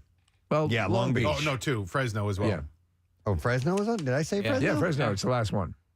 Okay. But anyhow, this is a different study that I'm looking at here, I think. So, but, if Fresno's on there. Anyway. So What keeps you up? I mean, so obviously you've got to have the hum, you've got to have this white noise, you've got to have. I need the circulating air. Yep. I need a little bit of the hum of the fan. Yep. Believe it or not, my air conditioner is usually on. And I do like the hum of the air conditioner, and I like the room a little bit cooler. I like it in the 68 to 70 range. That's the optimum temperature that I sleep at. But I can't, I can't have the TV on. It drives me crazy. I don't know why all right, so in the summer, if I have the house set at 69 degrees, it's perfect. Yeah. But in the winter, 69 is freezing. But and it's I not, don't know. it won't engage if it's like, it has to be warm enough to make it cool the house to. Yeah, but if I set my temperature, because my wife, she has it. I mean, lately I've been sleeping with all of my clothes on. Like I literally go to Really? sleep. Yeah, I go to sleep with like pants and a sweatshirt on because And a it's so tie? cold. And a tie. No, because that's like too constrictive. It's so too- I yeah. definitely take. Let me the tie loosen the off. top button here. But I mean, I prefer to go to sleep in cooler temperatures. But, Right. it's been so cold in my house, and Huh. that's just there's been a little bit of a war over the thermostat lately. So what is the temperature in the winter? She has it at What? She has it at 68 degrees. And that's too cold? It's too cold for me. Oh, I'm Which is 64. crazy. In the winter, yeah. 64? I need a cold in the wintertime. Wow. I like getting under the blankets. That's chilly. What do you wear? Is that above or below zero? 64 above zero Okay. Fahrenheit. You're like Mr. Freeze. Now, here, my position is always this. You can always warm yourself up with more blankets. You can't cool yourself Preach, Queen. I just don't like getting into a freezing cold bed. And Yeah. so that's where, like, if I get in That's the without, fun. normally I like to sleep just in my underpants. Once you're naked, there's nothing more you can do to cool yourself. But you can always throw on you can always, as you do, go to bed fully dressed. Mm-hmm. Or but I that to me, that level has to be there. Like even in a hotel room, I have the AC on. I getting under the covers. That's where I feel that cocoon sort of sleep thing. Marissa's the only one who lives in the city amongst us, and I'm curious as to now you're in a high rise, so you're up off the ground. But do you hear the city sounds when you go to sleep? I can hear like trucks every once in a while. Do you hear angry street poets? No, Steve, I don't have any of those around me. Damn I it, wish I all right. did because that'd be fun. Does it?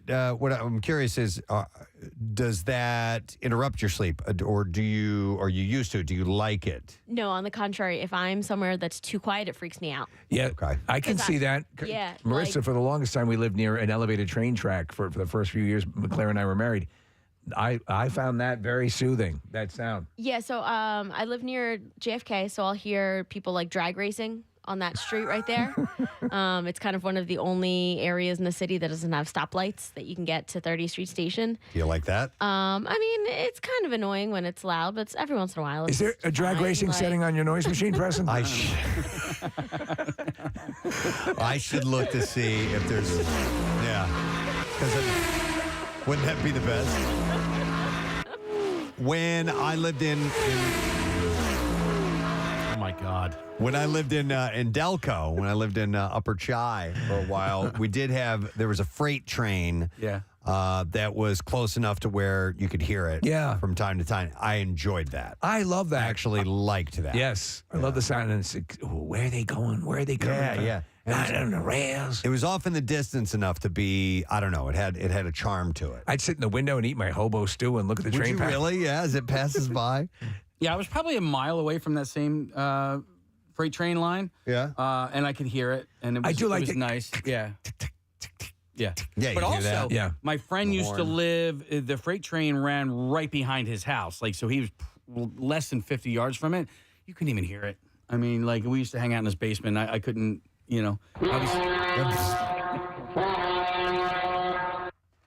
That'd keep you up.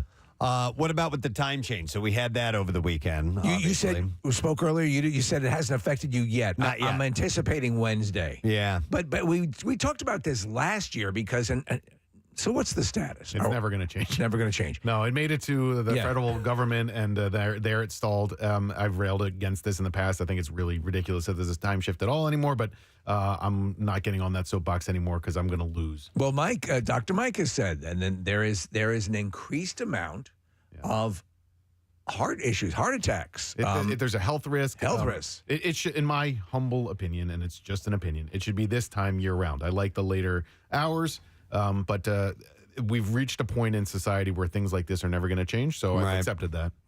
Well, in our lifetime, maybe not. Yeah. My I don't know. grandkids might. Yeah. Is it worse going back or springing forward? I love seeing the light later. However, No, I again, just mean on your body. Like this apparently is fallback is worse. better. Yeah. Yeah, You get this- the extra hour in the fall. Right, you lose, and a lot of people don't really realize apparently the extraction of 1 hour's sleep, technically, from your schedule can have that impact. It is strange with states in this country that don't shift. Like Hawaii doesn't shift right, and then Arizona. Part of Arizona, right? Yeah, most of Arizona. Most of Every Arizona? other house. No, I think like Native American reservations don't switch or do switch, but the rest of the state does not. What if you're making appointments and things like that? You're How always does an that, hour.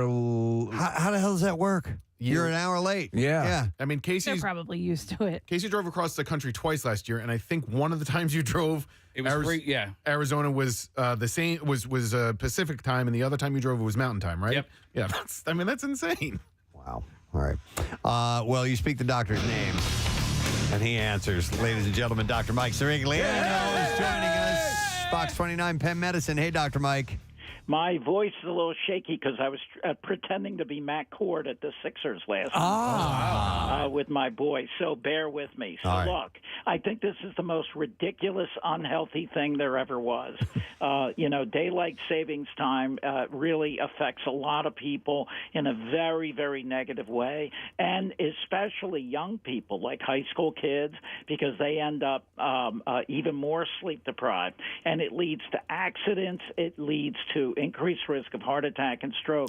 And I'm with Nick, although in my humble opinion, Nick, I think we ought to go the other way. I think we ought to stay with standard time because that is more realistic with the sun being at 12 noon and high in the sky and all of that. Do you think there's any efficacy to having Christmas in July? Oh. Well, you and I do that. Okay. You and I do that. We do. We exchange. It takes that long to exchange gifts. It takes a while. But so yes, that thing I was correct. You'd mentioned that it is. What is the cause? Do you believe, Mike, of the heart issue caused by the spring ahead? Well, it probably has to do with stress hormones like cortisol, and when you are sleep deprived. The studies, and look, we've talked about this many times. The more chronically sleep deprived you are, and by the way, all of you are shift workers in effect, and that leads to significant risk. You've got to get at least 5 hours of sleep a night.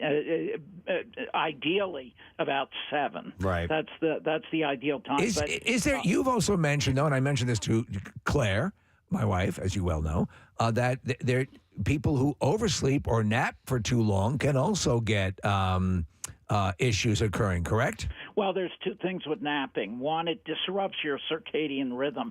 And if you sleep for more than about 30 minutes, you're going to go into REM sleep, and that really disrupts your circadian rhythm. Napping, if you have to nap, it means you're sleep deprived in my book, and that means you need more sleep at night, and you need good sleep hygiene, no screens before you go to bed. Try to go to bed at the same time. Right. It's got to be a dark room. Limit alcohol at night, and try not to eat late at night. Those are the things that you want to do. What would you say is the perfect temperature for a human to sleep at? Well, it depends if you're going through menopause. Okay. I am. If you are menopausal, you're going to want it colder because you're just very, very uncomfortable. Kathy, do you agree with that? She remembers. You remember that? I'm going through menopause. Remember the change? You remember going through menopause? Wait, no one's over there going through menopause. No. I'm going through menopause. Oh, menopause. Do I believe in that? I kind of do. Yeah? Yeah. Look, there are a lot of changes that go on as you get older, and you're not 25 forever. Right. No, not even close. Yeah, but you gotta. I think they ought to ban it, do away with it, forget it. I know you're passionate about it, but I think Nick is probably right. I think we won't see it in our lifetimes. Yeah. Well, there's other reasons, financial and everything. It started in World War I because they wanted people to be able to work later on and save energy and all of that. I mean, this is just an antiquated thing. Yeah. Maybe a world war can shift it back. We can always hope. Well, good luck. Good luck with that. All right. Thank you, Dr. Mike. We love you. Love you. Love you, Dr. Mike. He's got a very sexy sort of voice. Rico Suave. Oh my God. Yeah. I'm kind of coming around to Nick's sensibilities because in the past I've always said that. Well, listen, it doesn't bother me to change the clocks. Like, I don't walk around the house going, daylight savings time. But if we didn't do it anymore, it wouldn't bother me at all. Right. How many clocks do you have to change? I change the stove. Yeah. And I change my car. Coffee maker, microwave, stove. Microwave, stove, and I have 2 analog clocks. What's on your Sibian? That's digital. That's always set at 10, dude. Yeah. It's as high as it goes. Right, Bill? Ask Bill what a Sibian is. Like See the if he Mr. remembers. Coffee machine turns on automatically in the Sibian. That would wake you up in the morning. It would. Actually, you know what? And then I have a backup clock that I use. I almost had a backup camera in my bedroom that I use my phone as my alarm, but I have a regular old alarm clock that I keep, and that is my default in case I forget to set my alarm or as do I. The charger goes out, so I have to change that one too. So there's 4 altogether that I change in the house. Actually 3 then, because I added that clock. That clock that projects the time on the ceiling, right? And it is an atomic clock. So and that won't change automatically? Leaking radiation? No, for some reason. I don't know what. Not unless they got boned and they just were lying when they said it was an atomic clock. Interesting. Because I thought that was part of the deal of having an atomic clock. Yeah, usually we used to have You know what? It ran out of plutonium. Oh, that was it. Those suckers. It's 21 gigawatts to run that thing. No, we used to have a Greenwich clock. Right. And it was also an atomic clock. So it was I got a sandwich clock through Sports Illustrated. It was synced up to Greenwich Mean Time. Yes. And did it always calibrate itself? Everything, yeah. No matter what, it was always spot on. You know, it was supposed to be the most accurate you could get, and it was in sync with the Greenwich, which is, I believe, an atomic clock in Greenwich, where they keep the official world time. Yeah, it's a cool place to visit. I went there. Really? Yeah, it's like where Greenwich Mean Time was invented, and there you can stand on one side of it, and you're on, in theory, one side of the world, and you stand on the other side of it, and you're on the other side of the world. It's where all the clockies go. You're in a different day? Or? I mean, not really. But that's, it's not the international dateline. It's not. No, but it's the opposite of the international dateline, right? Oh, okay. Yeah, that's on the literally on the other side of the world. Okay. When and how did the second get invented? Well, actually, it was the guy knocked over a beaker, and then they looked on the table, and there were a bunch of seconds running away. Oh, no kidding. So it was an accident. Yeah. Like Viagra. It was like, Alexander Graham Bell. Well, I would imagine that timekeeping started with things like the sundial. Uh-huh. And then they would segment that up, and then they invented the loofah. On the And then how were they able to then make a clock accurately measure that time? It would be, engineering, mechanical engineering. These precision timekeeping devices have been around for a long time. You're saying, though, that the concept of the second, all of it is so, on some levels, it's very mathematical, and on other levels, it seems very arbitrary. As we got more advanced, mechanic engineering-wise. There was a less... It was the sportle. It was less than a second. Okay. So the sportle, the second. Sportle was less than a second. Okay. Right. No, but Case, you would start with hourglasses. Right. They would I would imagine with a sundial, see how long it would take for the sun to move an hour. Therefore, they would gauge that, and then they would figure out how much sand they would put into this and how long it would These take are the that to days run of our through. lives. Just like the sands through the hourglass. So before Mississippi was invented. This is my guess. This is totally a guess. I have no idea. No, I'm a guiding light guy. Before Mississippi was invented, Steve, what do you think they used to count when you're counting, 1, 2 instead of Mississippi? I think Frank Rizzo was one Frank Rizzo. He invented the It's 1, 2, 3. Frank Rizzo. Frank Rizzo. How many licks does it take to get to the center of a Tootsie Pop? 1, 2, 3. There we go. It takes 3 Frank Rizzos. 1 Frank Rizzo, 2 Frank Rizzos, 3 Frank Rizzos. Gotcha. Okay. Yeah. You just ran the 109 Frank Rizzos. Is that a new world record? If you're going by Rizzos, it is. 1, 2, 3. Oh, my God. Instead of the owl, you got Rizzo sitting in a tree. 1, 2, 3, tree. 1, 2, 3. I love the concept of Frank Rizzo being the basis for seconds. Right, yeah. 1 Mississippi, 1 Frank Rizzo, 2 Frank Rizzo, 3 Frank Rizzo. That works. I have heard the term "My Pretty Pony" used. I think that was it. Until you get out of sex. 1 pretty pony, 2 pretty pony. What else was there? 1 Mississippi. Oh, for the for counting. Yeah, counting Yeah, seconds. counting. 1 Mississippi. 1 1,000. Yeah. 1 1,000, 2 1,000, 2 3 1,000.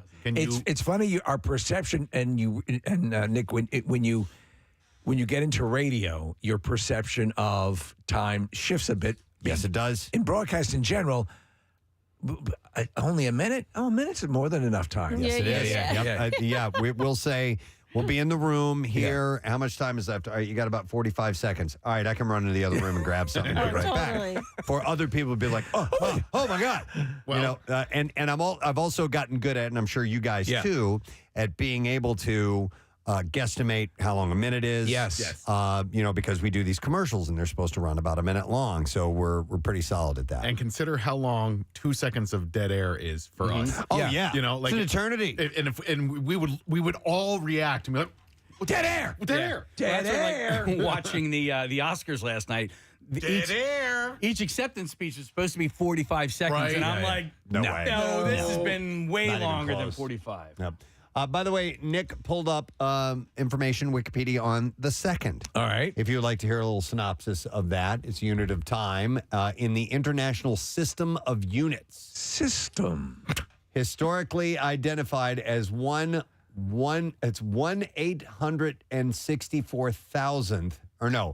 86,400th of a day. This factor derived from the division of the day first into 24 hours, then into 60 minutes, and finally into 60 seconds. So somebody just cut it up, man. They just cut up the time. You needed Felt some that that's sort what of, it was yeah. needed. So on that level, and then if you take, obviously, our Earth Day, as opposed to other planets, would have different, not that we know of any active aliens setting up clocks on other planets. Well, like the timing would be different. Yeah, like Mercury, their day is longer than their year. I'm actually surprised that our time as human beings is not 10-based. Right. You know what I mean? Yes, which would seem like the obvious. Yeah.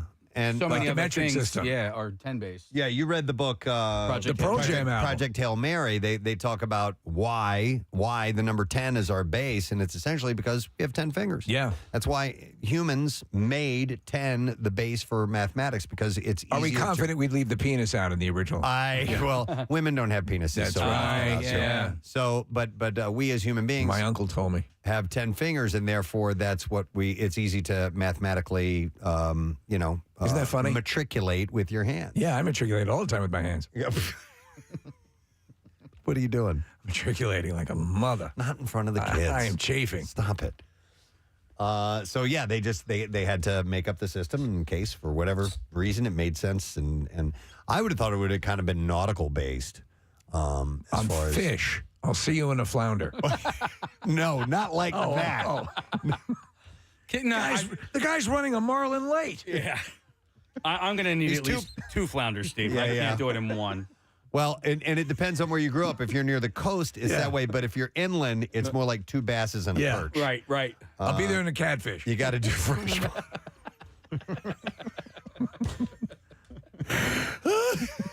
And people in the desert, they're like, what? What are you talking about? Well, at that point, it's two lizards and snakes that you would do. Hang on, I want to go to... We are so stupid. It's unbelievable, the level of stupidity. It runneth over. Is your name Christian? Christopher. All I see is Christ on the... Hey, Christ. I wanted to call. I heard you guys talking about seconds. Hi, Jesus. Hello. So you First time, long time. Pardon? Sorry to bother you at Earth. All right. Well, do you mind? Hey, Jesus, you mind if we talk to Christopher a minute? Go right ahead. All right. Thank you. All right, Christopher, what were you calling in about? Arizona, you're talking about how it didn't change ever. Yeah. I grew up in Southern California. Grandparents lived in Phoenix my whole life, and it was always told to me that they wanted the sun to go down. They wanted to cool off for like afternoon, evening activities, going to parks and playing basketball outside and stuff like that. That makes complete sense. Yeah. It's 100 billion degrees there. Yeah, and I get it. That would make sense, believe it or not. But I don't know if that's the reasoning behind that. I always heard that there were agrarian applications to it. That that again, working longer and as Dr. Mike was saying, the actual adopting of it. But my one thing, and I don't know if it even makes any sense, is that I do like the shift only because my holiday lights, like for Halloween and stuff like that, it seems more appropriate. Could I live with it staying the same all year round? Of course I could. Well, the days are much shorter in the winter. know. You're still going to get an early evening. I know. No matter what. So it works itself out, I think. But I guess the question would be, what would you rather have? The longer, the really late where the sun doesn't go down in the height of the summer. Yeah, there will still be a little bit of twilight at like 9:30, 10 o'clock. Yes, there will in the evening. Yeah. So I don't think we need it to be light quite that late. You've been to places where they're quote unquote the sun never sets. Yes, and it's pretty wild. It is. Yeah. It's strange. I told you, we were in Norway, and we were at this bar, and they came by and they were like, "Hey, we got to close." And we're like, "Why?" Like, because it's midnight. And Right. we're like, "Oh my God!" We had no idea. We were sitting outside.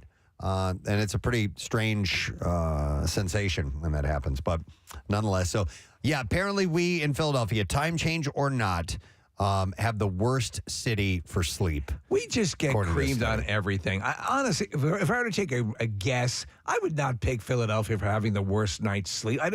Yeah. I think a lot of times we just get slapped around. We're the easy go-to for the worst stuff. How was it for you guys getting up this morning? Fine. Yeah, I didn't have any problems. Okay. How about you? It was terrible. And I stayed up and watched the Oscars live, too. Oh, God. Yeah. Just really hard dragging out of bed? Really hard dragging out of bed. And it sucked because I also, I never get up to pee in the middle of the night. And I got up at 3 to pee, I was like, oh, cool. I still have plenty of time to sleep. And then next thing I know, I was like, oh, crap, I'm late. I'm already supposed to be at work. That's the worst when you have to pee really hard and it's just like minutes before you have to get up. It's like, oh, for F's sake. That's why I don't have the clock. Just stay in bed and piss. I don't look at the clock. I thought I woke up in the middle of the night and heard some noises downstairs, and I thought it was ghosts, so I went back to bed. Just get all the way into the covers. Yes, just totally. Yeah. Ghosts cannot penetrate covers. Leave one finger out. It actually did cross my mind. I'm like, what if that's a ghost?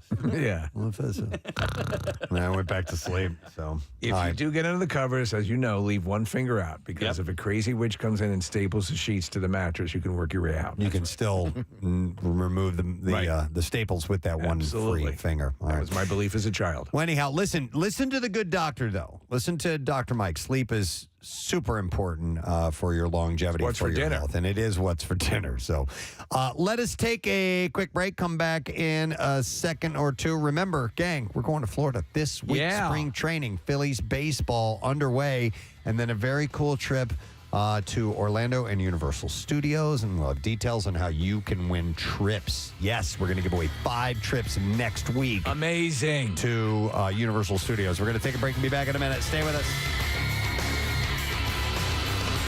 Preston and Steve on 93.3 WMMR. She does, and you're getting this for your first kiss. So Demara has very, very unique eye makeup that she does. It's really every day. cool, very precise. And Yep. It has hearts today. In fact, she did it once to you. She did. Yeah. She did like a corpse face on me. You're pretty rocking. Tamara, you want to give out your Instagram account while we're on the air? Oh, yeah. I mean, my radio account is radio.dmp. That's not the one I'm talking about. Oh, my God. Yeah, my modeling and everything else where you can see the raw meat picture. That's, it's ossuary_angel. Thank you. Spell that for people. It's OSSUARY_ANGEL. And by the way, I had to look up ossuary. I was curious when I saw your screen name, and that means what? It's a cemetery, but it's like basically a cemetery underground, and so it's like a crypt where you can see like the skeletons and corpses. How's this sounding to you, buddy? It's pretty cool. Because he's into metal, right? Yeah, look at him. He's wearing an Iron Man shirt with a corpse on the front of it. On the cover, Eddie's a corpse. Yeah. Did we score for you or what? Yeah. Nice. Is that like the catacombs in France? Is that an ossuary? Yeah. All right. Okay. Okay, so did you watch Kyle and Sophie? I did, Okay, so I think we should follow that same thing. First time, just a nice little tender kind of screen kiss, lips only, and then we'll see where we want to go from there, okay? He's a nice guy, isn't he? You just hear him, and he's just a warm and gentle guy, so I think this is going to be very special. So, all right, Brandon, you ready?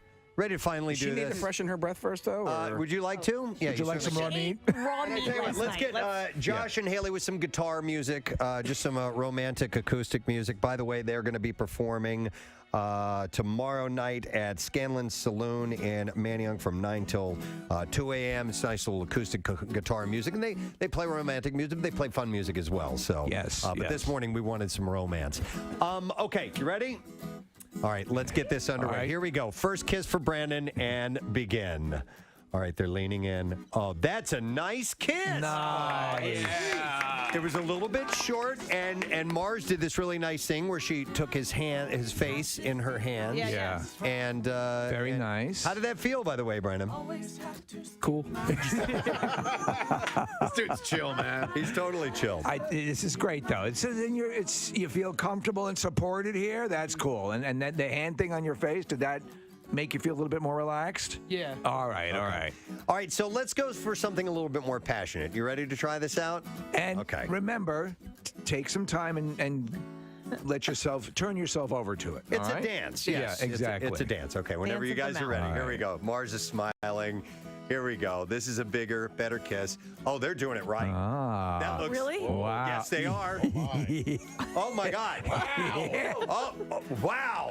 Wow. There it is, buddy. Look at that smile. Look at that smile. Yeah! Yeah, that's what we wanted. Oh, you can go home now. Guess who's going to be king of the construction site? Oh my God, Brandon. You got boner? I was kind of thinking the same thing. I didn't even think about that. Because we do. I do. Oh, Brandon, he's blushing. That's awesome. Honestly, that was wonderful. Get over to this mic. Is your heart racing a little bit? A little bit, yeah. What'd you think? Oh my God. That was pretty cool. I mean, the texture of somebody else's tongue on your tongue is there's nothing else like it, right? No, it's not weird. Like you think it's like something weird, but it's not. Do you know what it is? It's honestly, people. It's an expression of coming together. It's a physicality. There's nothing like it. You know. Mars, by the way, how did he do? What do you think? I think you did pretty well. You're kind of like going a little harder with your tongue than you need to, but otherwise it was fine. So you would say, Yeah, a little softer. And Soften up the tongue. and wouldn't you say that that's the key to any bit of intimacy? Yeah, Right? ease up, and then if you feel the other person going for it, that's when you make the move to go a little more forcefully. Do we want to try again by any chance? Like, Would you be okay with that, Mars? That's just Okay. a little bit All of right. notes? All right, I mean, that was a home run, but I don't. Right? Yeah. All right, let's try this one more time. A little softer. Whenever you guys are ready, let's go ahead. Here we go. Here we go. Remember what you said. Mars and Brennan, a little softer, a little easier. Wow. And see, Mars is doing. Yeah. Oh, wow. That's.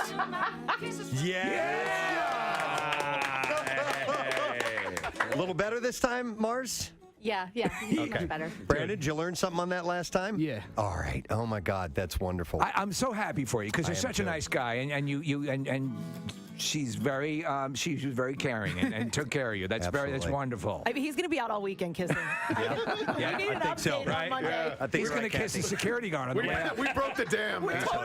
Yeah. Mars, you're the best. Thank you so Yeah. much. We appreciate it. We have another friend that we're going to have over for this momentous occasion who's Another going to kiss. step up to the microphone right now. Ladies and gentlemen, our good friend, he was here just the other day. Steven Singer is here. Good morning, guys. Nice to see you, sir. Wow, is that a gold rose in your pocket, or you just happen to see me? Steven This is exciting. Steven wanted to be here because it's all about love, and you guys are, well, you're love experts down to Steven Singer I am in the love business. Buddy Love is here. He thought he was going to have to stand in and kiss somebody, but That's your dog. he's available. Yeah. Buddy the jeweler, he is here, kissing all the girls and flirting. Wow, you guys did great. Yeah, Well, thank you. I don't know how you made something out of this bit, but you did. Yeah. God bless you. Brandon and Sophie, come up over here by Steven, because I think the reason we have him here is you've got something for these guys to mark this occasion. absolutely do. And this has inspired me here. Okay. This whole setup. Like He's opening up a box. this is like the Condoms. Diamond encrusted rubbers. extra large. Wow. This is like the. Rose gold condoms. No, Steven, I'll go ahead and say it because he's taking the time to open up the I feel boxes. like the 40-year-old virgin here. Yeah. Steven is opening up his world famous gold roses, and I think you're gonna give them each a rose. Is that how this is working? Yeah. Here, I give you a frozen rose because you've been frozen out for all these years, and a Valentine's Day red love rose for you. And you can both start your Valentine's Day quest, but we're going to have to give Our kissers? the kissers are going to have to get. She's got to get a black diamond rose with that makeup. And I have a black diamond with platinum rose. Oh, because she'd love that. That's killer with that look. Yeah, Man. Nicole. And then we'll Man. get Kyle one as well. Absolutely, we're going Okay. to give Kyle. They were great. I was surprised of how well that actually worked out. Weren't You they guys very did it. generous? I Yeah. mean, to me, these couldn't be two sweeter people to have They're their both- first. and the visit. blood is rushing back into their faces. They are a shade of red I've never seen before. I was And the impressed. dimples, I didn't realize when we were sitting out in the green room at these I just thought they were listeners coming to watch the show. Right. Yeah. And this has been, wow, what an experience. This is something, huh? It's a special moment in their lives. This is a special moment. Wait until the first time you have sex. That'll be great. Well, that's tomorrow. Yeah, that's tomorrow. We're We love everybody. Thanks so much for having me in. Congratulations, guys. And we love Preston and Steve. Thank you, sir. We love you. Steven Singer, guys. All right. I think this has been tremendously successful. I'm very happy for these guys. Wonderful. I'd love to have them keep kissing, but we're way over budget on time, and we got to take a break. Well, they can certainly hang out. We'd love to have them. Absolutely. Yes, We highly suggest that they do. And thank you to Josh and Haley for supplying the live music this morning. You can hire them. We'll get the details. In fact, do we have that information on PrestonandSteve.com, No, Nick? we'll post it, but they're fantastic. I saw them perform live at Harvest a few weeks ago. They're great live, and if you get a chance, go see them. Yeah, and Josh does 5 Minutes of Fame, and we'll be at, how do you even say this, VOIX? Is that... Voix Karaoke Lounge tonight from 9 till 1 a.m. And then tomorrow night they'll be at Scanlon Saloon in Manayunk from 9 till midnight. All right, we're going to take a break. That was wonderful. It was great. Congratulations, everybody. Coming back with the B-File. Stay with us. So here's what I saw this article, this other article. That was a different one. This one is this a better article? This is a better article. And it is essentially a quick way that you can do a mental health check. All right. So this is a way that you can find out where you are. And use the healing powers of alcohol to help you through it? Of course. Didn't we all learn that that's the key to it all? Yes. No, but... okay, so let's hear it. So you can do sort of a diagnostic... Yes. And see where you fall, how you're holding up. Because I think more people would be amazed to find out that they're actually doing better than they think they are. All right, so yeah, do I still find joy in the things that once brought me joy? So that's a question. Okay. Am I being irritable or snapping at people? Yeah, sometimes I know why that's happening to me, though. And it's usually... that time of the month. No, it's usually hunger. Oh. Yeah. You get hangry. Mm-hmm. Oh, okay. You're prone to hangry? I'm prone to hangry. He's like a 5-year-old that needs his snacks. No, I'm like a human being, Kathy. I'm like a human He being. gets fussy. No, my wife is the same. Yeah. And she admits it. Yeah, me too. She admits it. If she gets pangs of hunger, it'll manifest. Here's the other thing. My son, and I've had to say to him time and time again when I'm eating, because he's affectionate with me, right? Right. And hugging and all that stuff. Right. But I'm like, dude, when I'm eating, don't touch me. Yeah. Don't touch me at all. And because we sit next Don't to each touch! other. We sit next to each other at the dinner table, and he thinks it's like huggy, like wrestle time. And I'm like, dude, I don't love you. I don't love you. not right now. Right now, I don't love you. I don't even want to know you. Kathy, do you remember the time I was just curious what Casey's little protein bar tasted like? Can I take a bite of that? No. No, I said just tear off an Just itty a bitty little- little crumb for me. And He said, "This is all I get. I'm just not flat out- sharing he it with just you." goes, I can't do that, man. I offered you a full one. I offered you a full bar. Not that day. That day. Case? I have a box of them. I support that. Because Yeah. a lot of times, if we go out to like, and I've done it, I love my wife dearly, as you know, I'll just have some of yours. No, I'm going to get you a whole order of it. I don't like sharing my food. No, If this turns into a daily rush, I'm showing the camera the size of this tiny little bar, this tiny little 200-calorie bar that I allow myself for breakfast every day. He wanted to take a bite of that. I offered him a full one instead, and he said no. And then I said no, too. Don't turn this into a... I get it. He just wanted, you wanted like a tiny little Not even break a of it. bite. Like not Yeah, even a just- bite, just like a a- quarter of a bite. Which would have The been answer's still no. A morsel, I know. That would have been what, Case? 20 calories if you're allotted 200. But listen, I'm very covetous of my own food. You're like me. I right? don't want. I like put my arms around the plate. I'm like, go get your own. You know? I totally commiserate with I'll that. buy you any. If you want to taste it, I have this, and you'd like to try some. Yeah. I'll get you. Especially if you're looking forward to it. Sometimes I'll okay, have a little bit, but for the most part, no. My buddy Jeff, when we go out to dinner, we'll ask for bites of my dinner. No, all the time. No, that is not okay He's ever, got unless such it food envy. is your husband or wife or significant other that you share other things with. You should not be sharing your food with people, even before the pandemic. Kathy, he has food envy. He has food regret. No. Right? He'll order something and then. I wish I got and that. then he'll go, oh, man, I should have got the Yucky instead. You tell me you go straight to hell. Go straight to And I help people with their ordering. I always say this. Here's my system. Claire will ask me, my wife will ask me, what should I get?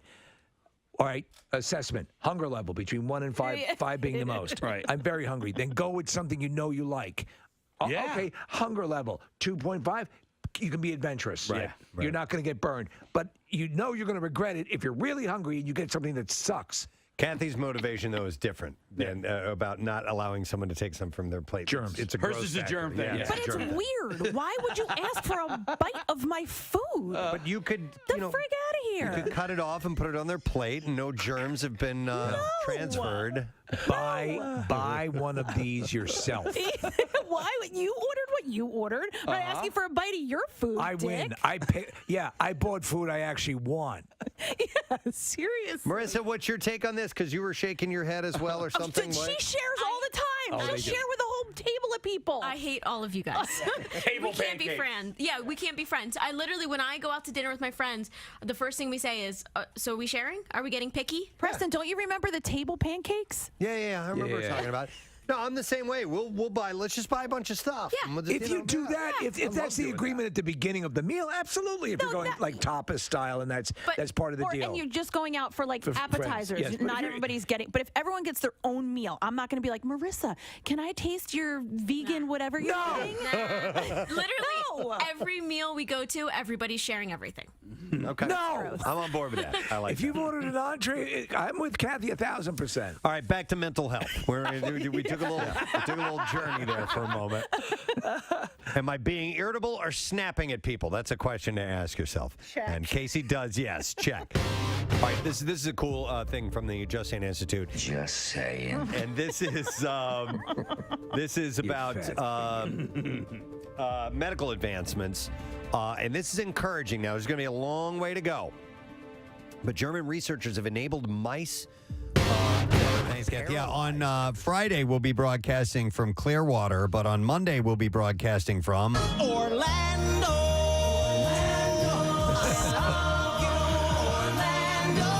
So we're headed to Orlando, and we're going to go to Universal Studios. We're the day before on Sunday. We're taking a tour of the park, and then on Monday we actually do our shows from there. They have studios, and so we'll be recapping what we experience on Sunday, and we'll have a chance to win trips. I'll have the details on winning the trips to Universal Studios in a little bit, but this little added bonus that I got via an email from a listener, Melanie McCabe. And she said, hey, I listen to the podcast every day since I moved to Cape Canaveral, Florida. And I just heard the announcement, so I thought I would let you know that there is a launch scheduled for March 17th at 8:35 p.m. She said nighttime launches are the best.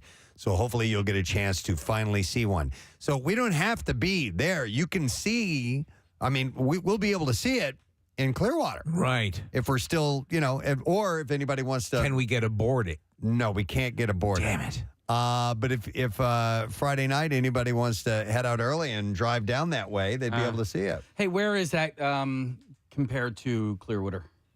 It's on the other coast. It is on the other coast. Yeah, Okay, it's on the Atlantic coast, and we're going to be on the Gulf side. But still, we should be able to see that from there. It'd be awesome. You want to get like right there, don't you? Oh, well, I mean, I would love to. If possible, yeah. I will Make not- some s'mores off the fire. I won't be there. I will be back in Philadelphia on Friday night. So, Yep. So I'm going to miss that. I really press for because you've been talking about this for as long as I've known you. Oh, being there for a really, launch, yeah. really hope you get to witness that. Yeah, I'm spending time with my sister and my mom. So otherwise I'd get in a car and I'd drive a couple hours to go watch it and then drive back. I'd have no problem doing that. There's a listener named David DeFelice, and I've referenced him before because he works for NASA. And David is a great guy and has been trying to help a lot with. He's the nice NASA guy. He's the nice NASA guy, yeah.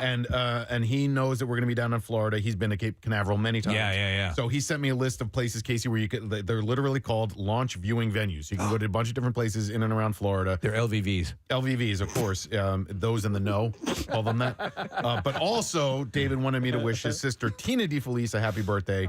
It was her birthday over the weekend, Saturday, March 11th. So happy birthday, Tina, and thank you, David. So it's a Falcon 9 rocket that's going to be taking off. That's cool. This is 7:35. Falcon's got a lot of punch. to 9:15 or 9:13. Interesting. By the way, if you haven't been to Kennedy Space Center, we were in Orlando one year. Me and the family, and Rochelle, I think might have been Rochelle's idea to go to Kennedy Space Center. Yeah. And I was intrigued because I went there once when I was a kid, and I'm fascinated by that stuff. But there's a lot more there to do than you realize. Okay. I mean, they do have face painting, simulator rides, and things like that, and a whole bunch of. It was way more entertaining It than is I a thought tourist. it was going to be. They have stuff there for that. Oh, yeah. Absolutely. Well, why not make the revenue? Yeah. So if you do get a chance, it's worth going to for sure. My trivia question I love about Cape Canaveral is you say what American city has the area code 321? Yeah. All right. Yes. Yeah, that's a good one. It's the Kensington. It's no, it's not Kensington. Not at all. How far of a drive is that from Orlando? It's about an hour? Yeah, less than an hour. Wow. From Orlando.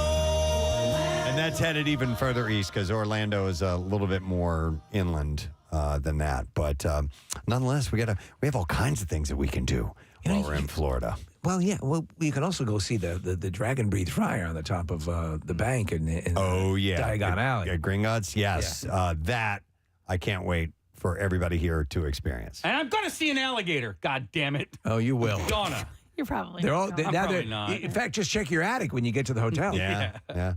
You know what? Okay. There's an alligator that lives next to the condos where my mom and sister Bit your hand off. It did not bite my hand off. So we named him actually. Oh, really? Because the weekend that they discovered we were there, I was playing. We were playing some games with my mom. We were playing a game of Yahtzee, so we named him Yahtzee. Oh, okay. That's the name of the gator. Not Alistair or something like that. Alistair Alligator, Yeah. something like that. No, not at all.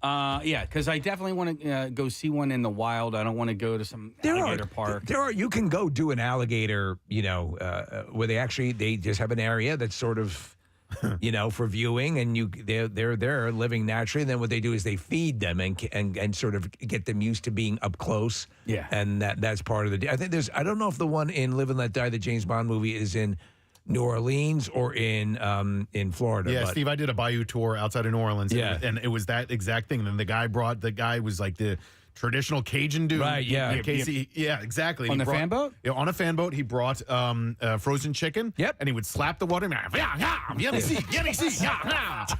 Oh my God.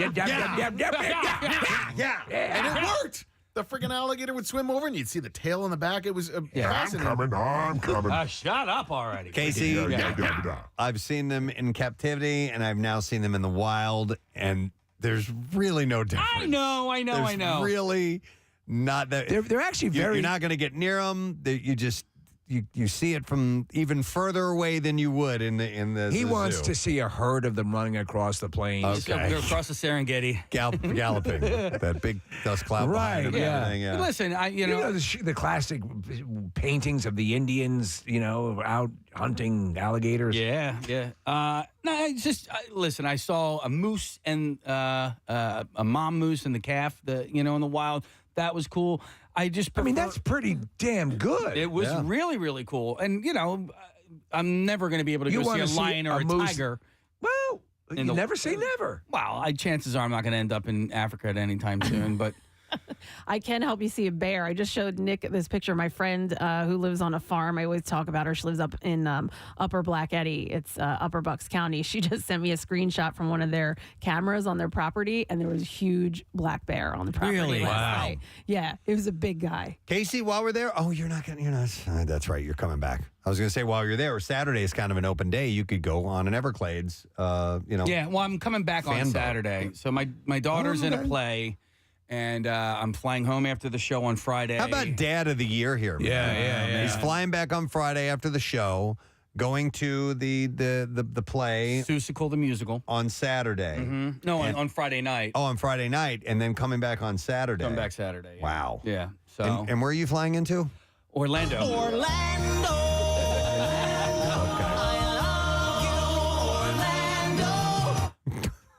I've never been to the Everglades. I really want to get there. The Everglades. There are 3 national parks in southern Florida. I've driven past the Everglades. There's also Biscayne National Park.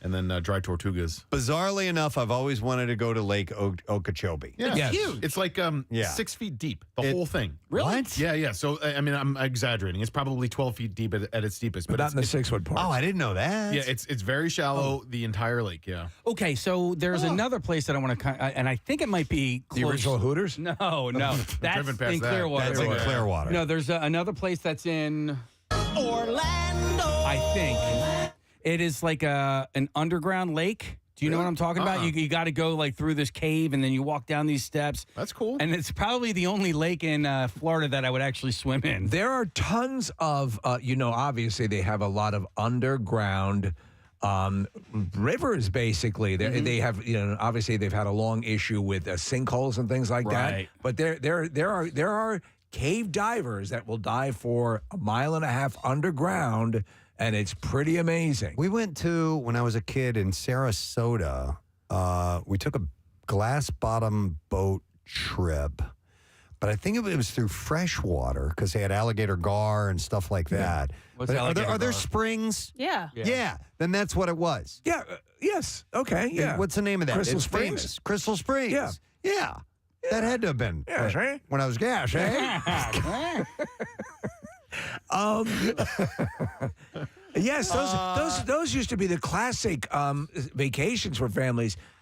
Crystal Springs and I haven't thought Lion about Country Safari. I've not thought about that in like decades because I was a kid. Well, the Everglades, I went years ago. It's fantastic. But Preston, I didn't get to do the fan boat, which has always been one of my dreams to do that. Yeah, that would be pretty cool.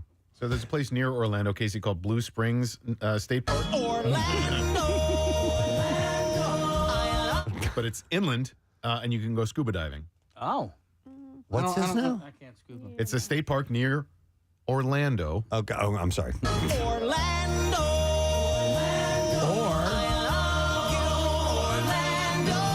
You can swim with the manatee.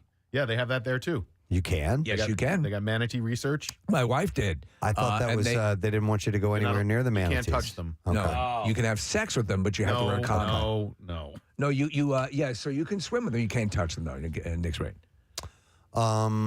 Yeah. Okay. What do they call those? What sea cows? Sea cows. Yeah. Yeah. Okay. It's like a dick first. What's a dick first? Jesus Christ. It's the oldest joke. Still works. All right. Well, we've got options. So we're definitely we're 100% tied up on Friday in a good way. I mean this Friday and then Sunday and Monday. But there's that Saturday. It's kind of open. We'll take suggestions. By the way, again, I was a naysayer initially on the spring training thing, and then go down there, and it's such a Philly vibe. There's so many people, obviously, from the area. There are people who are transplants who live down there, and to see that team and to have access to the players that way in that beautiful park is really wonderful. So if it's something that you were like me and say, I don't know if that's something for me, you need to go do it at least once. I think you will have a great time, and the town itself is really nice. Yeah, so we'll be there for St. Patrick's Day, obviously. And where's the hotel? Is it in Clearwater as well, or is that's in Sarasota? No, Clearwater Beach. Clearwater Beach. Yeah. So, and if people don't know and they haven't been there before, Clearwater is a little more inland. It's not exactly it's not a beach town. So you have to sort of cross over the bay and then get out to Clearwater Beach, and that's where we're going to stay on Thursday night and Friday night, and then Saturday and Sunday we'll be in Orlando.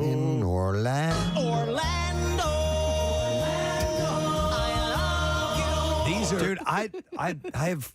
Casey and I have gone and we've taken a couple of trips. He and I. Did we do two of them or just one? We definitely did two. We did two. Yeah, because one, the weather was like. Which is the one where you hired the escorts? That was both. Okay.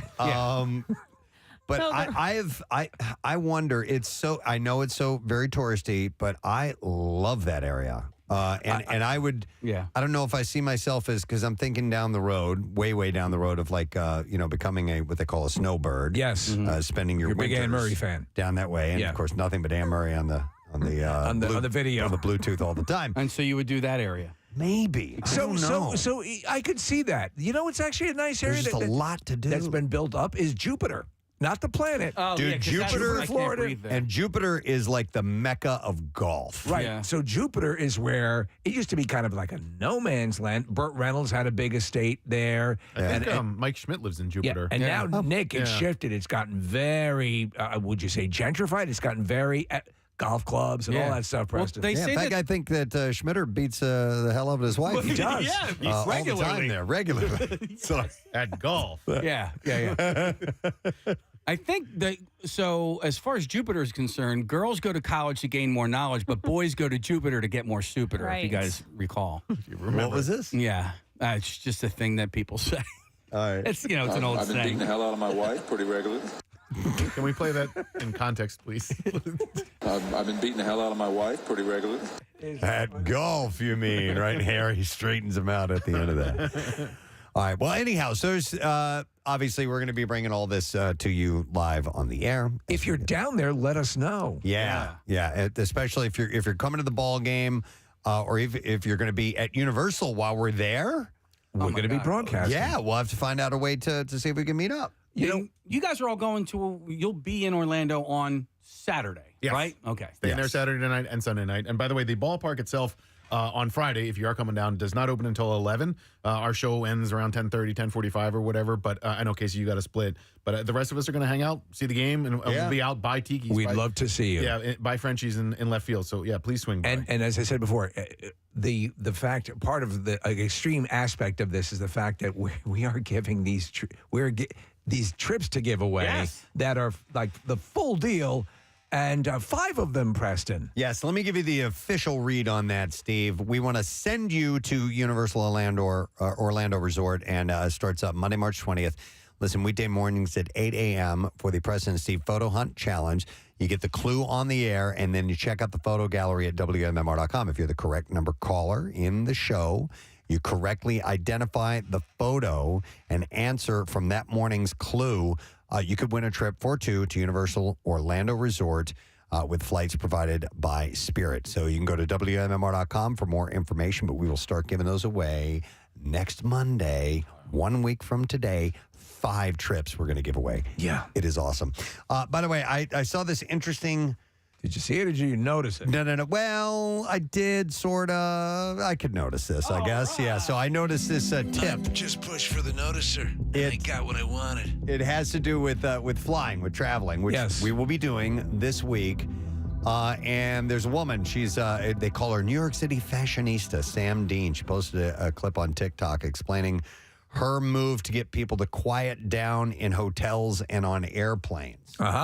Does she discharge a firearm? No. She said if you're ever in a hotel, and I've used this on planes as well, where people are next to you and being really loud and rude, and you want to ask them to be quiet, but you don't want to be a dick about it. She said, if you say to them, "Hey, I'm sorry, could you please quiet down? I have to wake up early for a funeral tomorrow." Oh. She said every time they immediately feel bad, they will quiet down instantly. I always thought you were going to say, I just put the baby down or something like that, or I'm going to my baby's funeral or something. Oh my God! Yeah, that's right. That's going to be better. No, but we lost our child just now when you were making all that noise. Right. No, but the I could see that working. Have you? How often have you encountered the rambunctious, overly loud, annoying? I don't think I've ever had When that. you On a guys were in plane. Ireland, I remember because there was like a high school trip from Texas. Oh, right? that was the one. Yeah, Remember that? That was. I remember. I wasn't. That was there. it. The one and only time. Yeah, and on a plane, it's very rare. I will, on occasion, when I'm looking forward to having a little solitude and just being in my own head, if I'm traveling alone, to just kind of hanging out and reading or listening to music or whatever it may be, and the person next to you strikes up a conversation, and they're nice. Yeah. But you just don't feel like having a conversation. I've had that a few times, and I just give in and talk to them. I mean, what else are you going to do? I'm not going to be an outright jerk to them. I've had a good run of people who are very pleasant and enjoyable to talk to. And, you know, I mean, I think everyone, it's funny, the vast bulk of people who travel with any degree, or at least mildly courteous, no, if you send a subtle signal, like, you know, you slap them. No, if you say, you know, they should usually pick up on it and let you have your time. It sucks that you are the one that has to, like, you know, walk up there with your tail between your legs when they're the ones that are being disruptive. Yeah. I hear what you're saying, yeah. That's what a-holes do. But if you do encounter someone who is being a little bit noisy, if you lean in and tell them, hey, if you don't mind, I'm going to a funeral and I need to get some rest or something along those lines. But if you add the funeral detail. Oh, who died? It was, a friend of mine, J.R. Ewing. That's the guy from Dallas. He was named after him. Yeah. The Bizarre coincidence. Sam was a big fan of Larry Hagman. You're making this up. Yeah. No. So you can try it. Yeah. You can at least try it. Real quick, can I double back? We have a listener who lives in Jupiter, Florida. Hey, Rob, good morning. Dad, can I talk to you for a minute? Can I talk to you for a minute? Hey, Rob, so you currently reside in Jupiter? Hey, Gadzooks, guys. Yeah, I live down here. I moved here a couple of years ago. As the locals would say, I'm probably part of the problem. They are not big fans of transplants. Yeah. But, I just wanted to say what's up. I texted in and said, living down here, and they said call in and say hi. So started listening to you guys like 15 years ago on my school bus ride into Haverford High School, and ever since, man, I'm listening every day on whatever app this is on my phone, because obviously I can't listen to the radio. Well, that's awesome, man. How do you like Jupiter? We were talking about it, and a few people that we know, it's really on. It's really coming to its own. It's unbelievable. I mean, I grew up going to the Jersey Shore every year, so I've been in love with the beach my whole life. But Jupiter's really cool. It still has that small town vibe, especially in the summertime when there really aren't any snowbirds or tourists and stuff. Yeah. But the locals and the representatives and all the politicians down here doing a really good job. I think they're keeping away all the developers and people coming in, like further south, especially between like West Palm and Fort Lauderdale and even north of West Palm. So it's not getting overdeveloped. It's not getting overdeveloped. Exactly. Right, cool.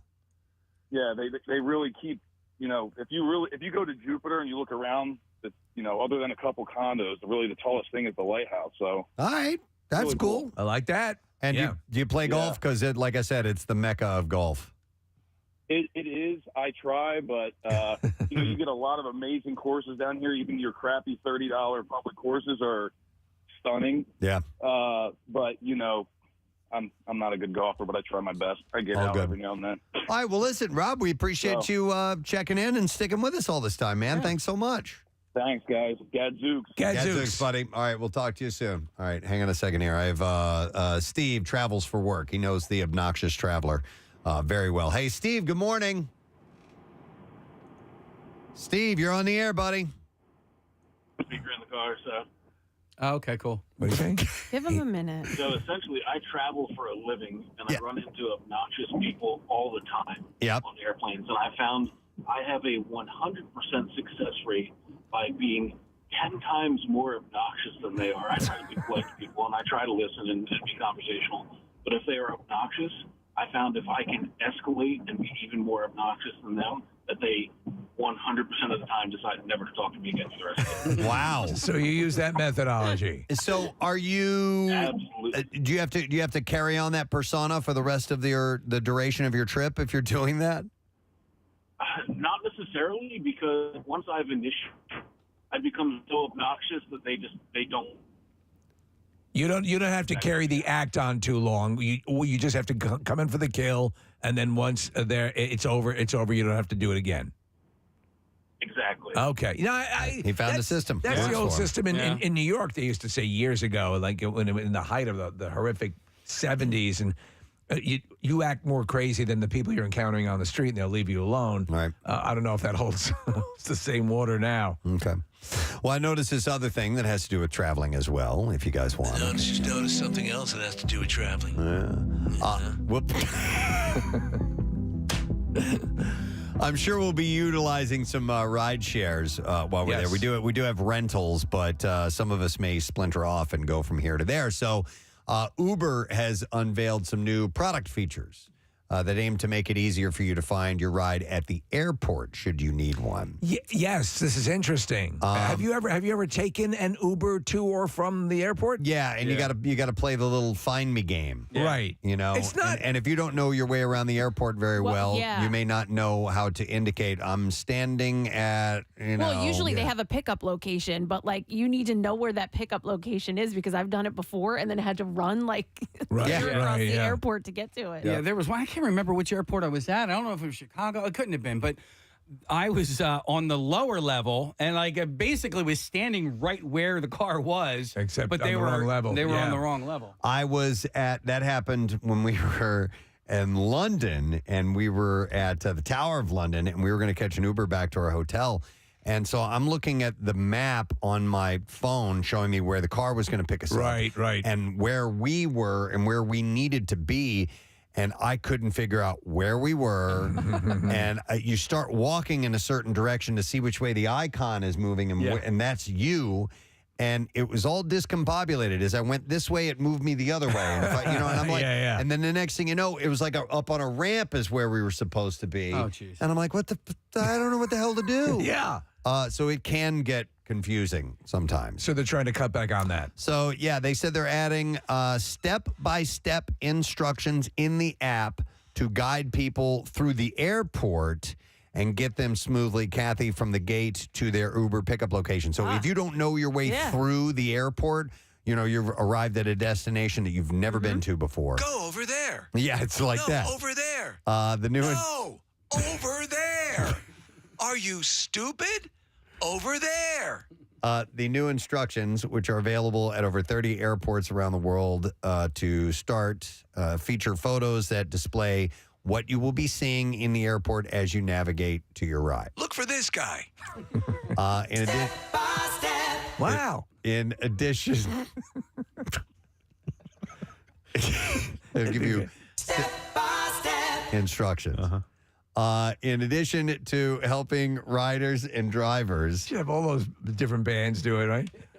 find each other at the right place. The update also aims to reduce traffic congestion and idle time for drivers at the curb. While in the airport, try some Pat's chili dogs. Oh, my God. Some of the U.S.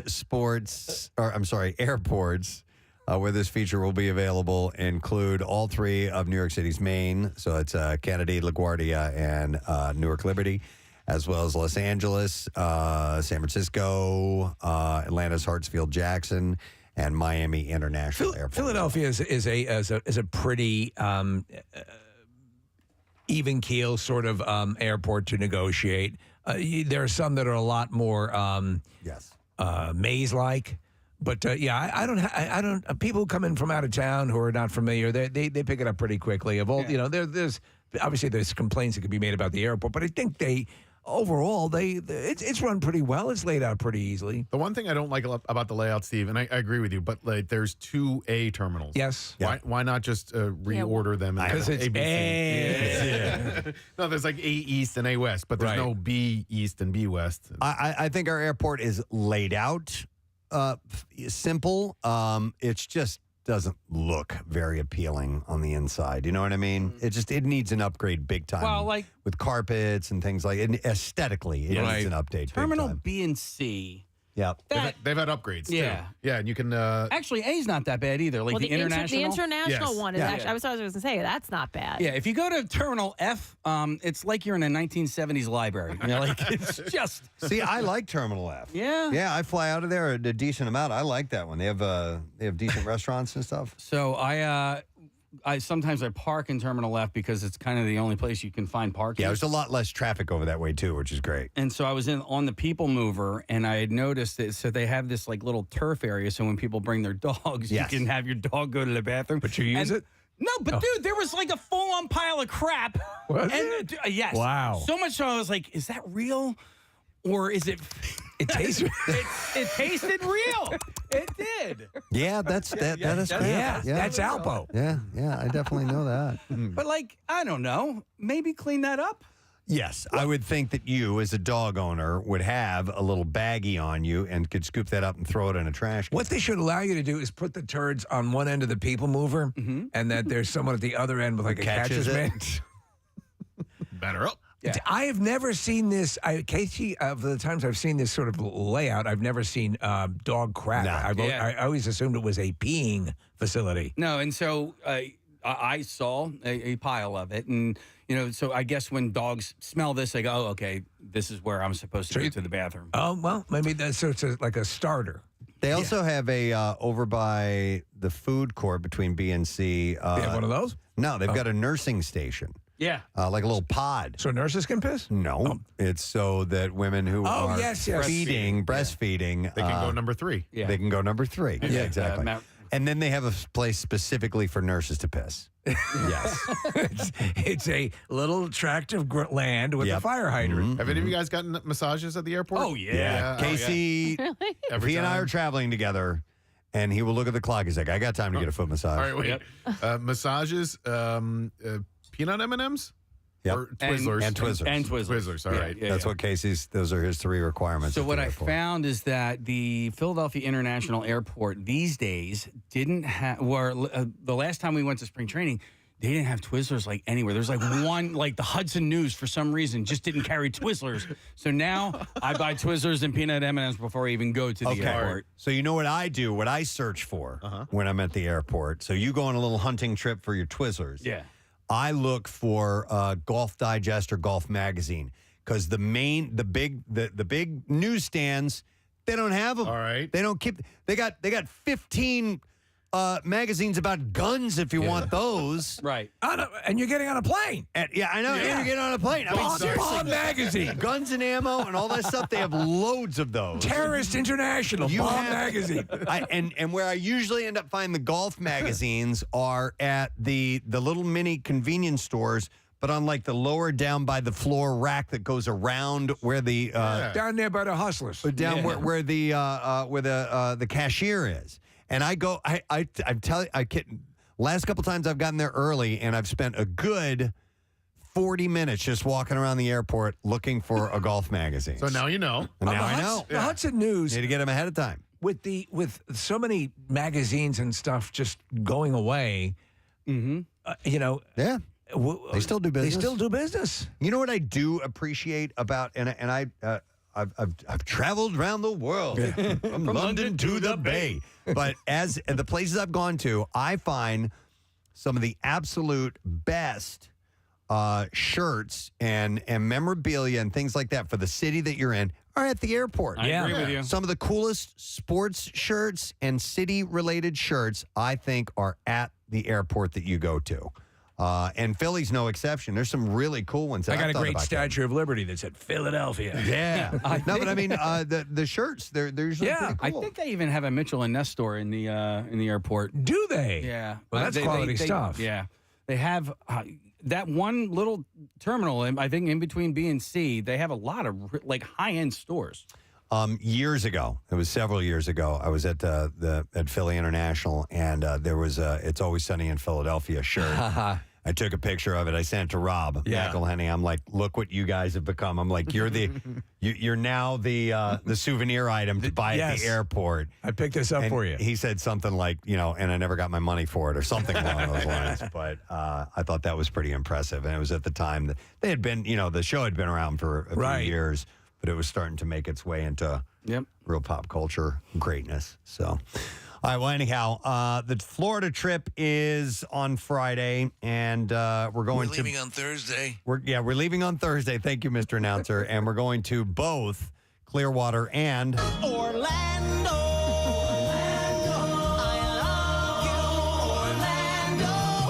Are we flying into Orlando on Thursday? We are. Yeah. We're flying into... The reason we're flying into Orlando is because when we were planning this trip, the airline prices to fly into Tampa were astronomical. I think they were like $2,000 a piece. $2,600. $2,600 for the flights that we wanted for direct to and from. I have to assume that's because spring break, spring training, and St. Patrick's spring Day. rolls And spring rolls. Yeah. Right, I like Which spring they rolls. include with your flight. And spring forward. McSalad. It's the first spring training in over 3 years. because it got canceled in 2020, and then there was the lockout last year. So there's a lot of demand for people going to spring training this year. And you're coming St. Patrick's Day. You're coming off last season. Exactly, yeah. So a lot of people are excited to go in and out of Tampa, but we chose Orlando. Yeah, so that's the deal. It's a 2-hour drive. Robin Zander will be there. So we're we're flying into Orlando. Orlando. And then we are renting cars and we are driving to Clearwater. How far is that about 2 hours. 2 hours. Yeah, So roughly if you 2 thought hours. we Not were, horrible. If you thought we were privileged, we're not really. No, and we get to take a 2-hour drive with everybody. You know, it's not bad. Nah, it's not too bad. I've done it. I've done the drive there and back. The One thing time, is that do you play the game that I play, Preston? Was you count the amount of alligators that you see naturally? Of course, along the way. There's so many of them. No, we were in Orlando one time. My mom had to have emergency gallbladder surgery, so we drove to St. Pete and then back in one day. Yeah, and it wasn't that bad. And this is how obsessed I am with alligators, Steve. I literally, as we're flying in, I look to see if I can even see them as we're landing and taking off from the plane. Right. I'm like, oh, that looks like that could be an alligator swimming. And we did one time. We saw them on the banks at Tampa Airport. Yes. Or no, it was Orlando. Orlando. I'm sorry. Orlando. And I pointed it out to Casey, and he said it didn't count. Doesn't count. It didn't count. It doesn't count. I mean, no, it doesn't count because you were inside a train at the time. Technically, so you know that train that goes around Disney World and around, or the Magic Kingdom that had that cool little train. I saw one that was like in this like canal area, and it was like maybe like that big. Was that like 3 feet or something like that? Doesn't count. That doesn't count. Well, you don't count. Yeah. Do you want to be able to throw rocks at it, or is that no? No, I'm not saying he will, but to be close enough to where you could throw a rock at it. Yeah. Okay. Yeah. And I got good aim. I know you do. Don't throw rocks at the alligator. No. I would throw it right next to it. Throw Philadelphia pretzels and maybe a good emissary. All right. That's all I noticed in the Florida news this morning on the Preston and Steve Show. Florida Gazette. So we're on the way. Noticer is noticing that we're on the way. We're flying out on Thursday. And you'll benefit from it. Trust us. That's right. Right in the following week. Yeah. And if you're going to be there, make sure you come by and visit us. We'd love to see you at the ball game. Yes. All right, we're going to take a break. We'll come back in a second. Some bizarre file stories. I promise those are up next. Stay with us. Preston and Steve on 93.3 WMMR. It's been over 6 hitherto considered irreparable in mammals by using a designer protein injected into the brain. You know the ramifications of that? Yeah, it's going to destroy the mouse wheelchair industry.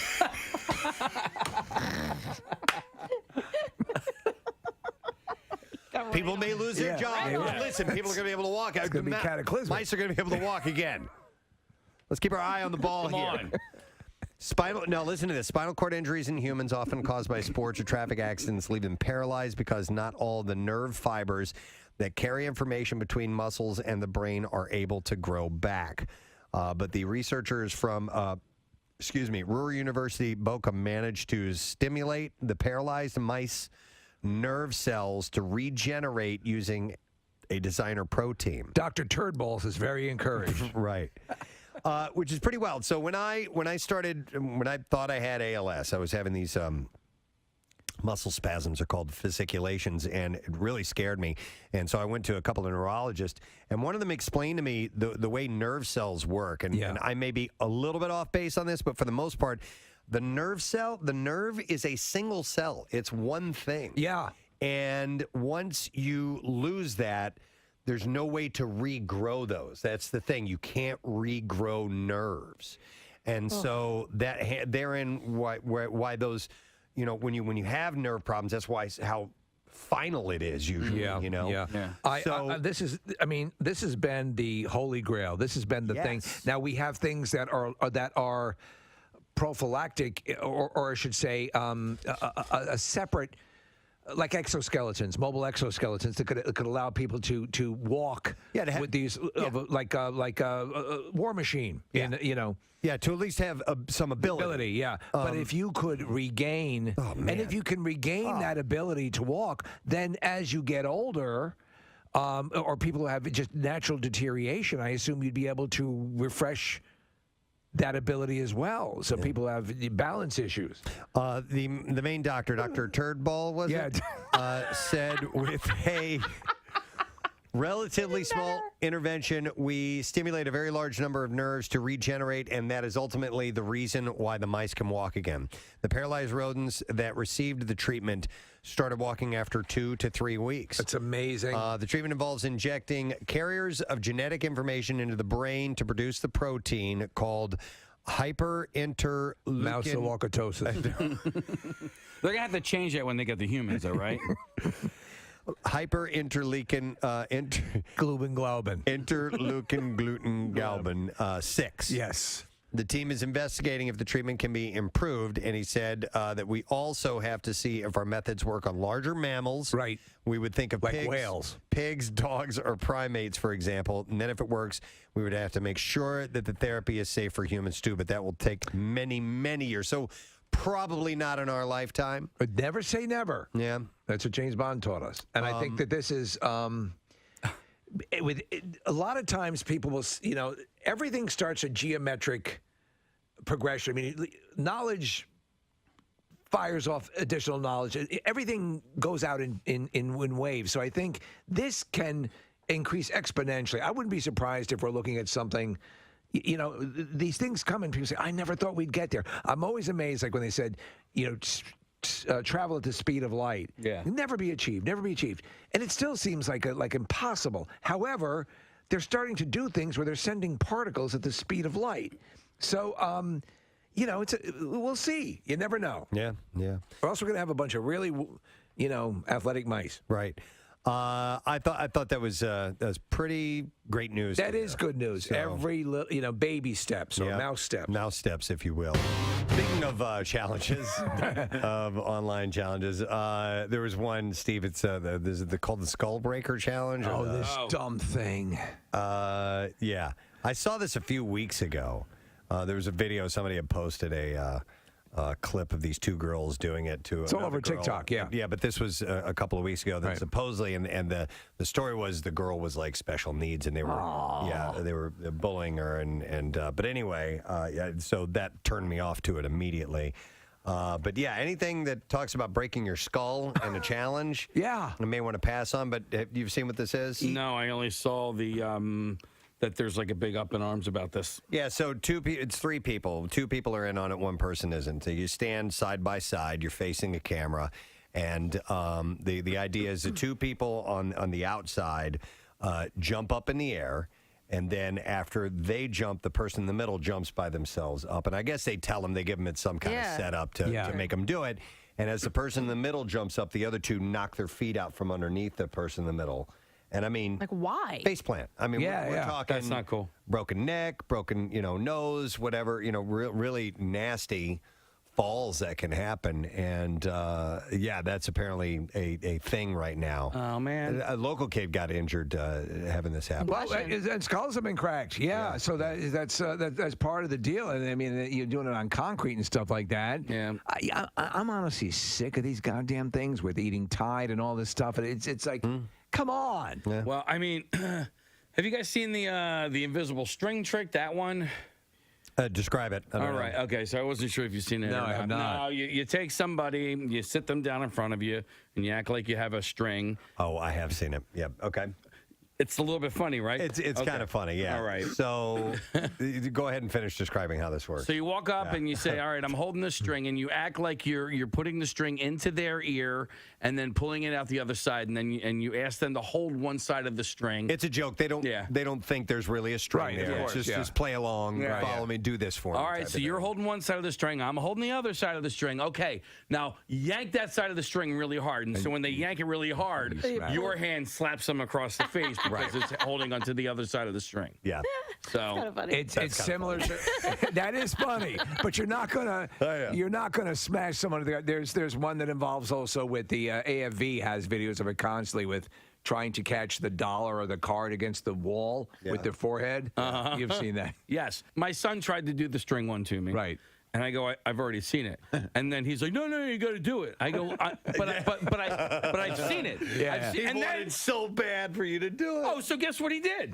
He just slapped me across the face. Why not just cut out the whole act? Just and do punch that him in the face. Or, hey, you want to see something? Whap. I've tied an invisible string to the end of this baseball bat, and I'm going to put it through your ear. So yank on it hard. I saw this other one. A mother's been filmed letting her teenage son slap her breasts to the tune of a song as part of a TikTok challenge. What? Uh-huh. No. No. Aiden Ridings, who is 17, filmed the video and uploaded it last week in a strange attempt to gain more followers. The 8-second video starts with the two standing opposite each other as the 2008 hit Undercover Martin by Two Door Cinema Club plays. The teenager dances to the tune before hitting one breast after the other in quick succession in time with the beat. This is his mom, mind His you. mom? Yeah. No, Yeah. this isn't okay. No. You did This is not okay. You wouldn't let Jace do that, Kathy? And the mom let him do that. Yeah. Let Jace do it to the No. baby shark. So let's see here. What does it say? He said both he and his mother were happy with the video and they found it amusing.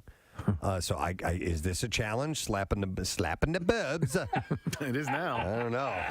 We should create listen, I think there's no challenge you could create on social media, especially on TikTok, that somebody would not try to emulate. No matter how patently, obviously, harmful. Dangerous and harmful. Ace, what about the one that I've been sending you that I want to do with you? The I want to do light that one. switch. The switch one, yeah. I hit the switch. It's some song. I don't know what it is. Or I hit the light switch or something like that. And it's just people swapping. So it's two people in the video. The song says hit the switch or I hit the switch. It goes to black for a second, comes back. And then the two people have basically reversed roles. So like people are changing clothes. One is like a father and a son. It's kind of cute. All right, it's a little video. Yeah. Finagling. When do you get to hit someone's breasts? All right. Yeah, when do I get to hit somebody's boobs? What is this? I've never heard the song This is before. the song. So, all right. This is the hit your mom's boobs song. I guess it happens right here. Oh, whap whap. Yeah, that's you can also finger your grandmother. Oh my God, Steve! Don't. Yeah, that's another riff. not. You guys have not seen that? Nope. No. Oh, not once. Yeah, it's very funny. That's on TikTok? Yeah, TikTok. And I even gave him a kiss on the cheek. We should go home. Yeah. It's called the finger gum gum show. Yeah, finger gum gum. Oh. There's gum on my finger. Gum on my finger. Oh my God. Wow. Queen Elizabeth has a reputation for being a bit staid, but the 94-year-old is quite different behind the scenes, according to her biographer. I'm working as an escort. Sally Bedell Smith, author of Elizabeth the Queen, The Life of a Modern Monarch. So how does she let her hair down? Well, Smith tells people that she spoke to an insider at her estate in Norfolk, Sandringham, who said you can hear her laugh throughout that big house. She has a big laugh. Really? So apparently she's cackling and giggling down the hallways all the time.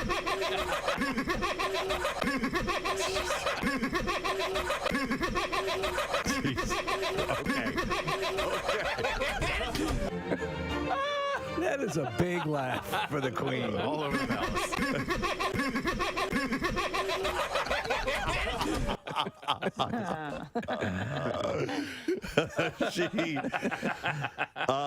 Apparently, while watching a rerun of Prince Charles' 1981 wedding to Princess Diana, she said, "Oh, there's my Miss Piggy face."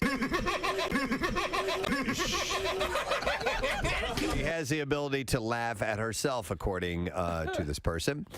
Smith told people that during a shoot celebrating her Diamond Jubilee in 2012, she told the photographer, Barry Jeffrey, to just keep the camera rolling as she broke from the norm. And the Queen proceeded to strike a series of poses, slipping her hands in and out of her pockets, placing them onto her hips, mimicking the stances of a professional model. Tongue between her fingers? Her dressmaker and close confidant, Angela Kelly, had said that, yeah, she was having fun in that photo shoot. I'd love to see that. They said they stood in disbelief. The Queen was a natural, Kelly marveled.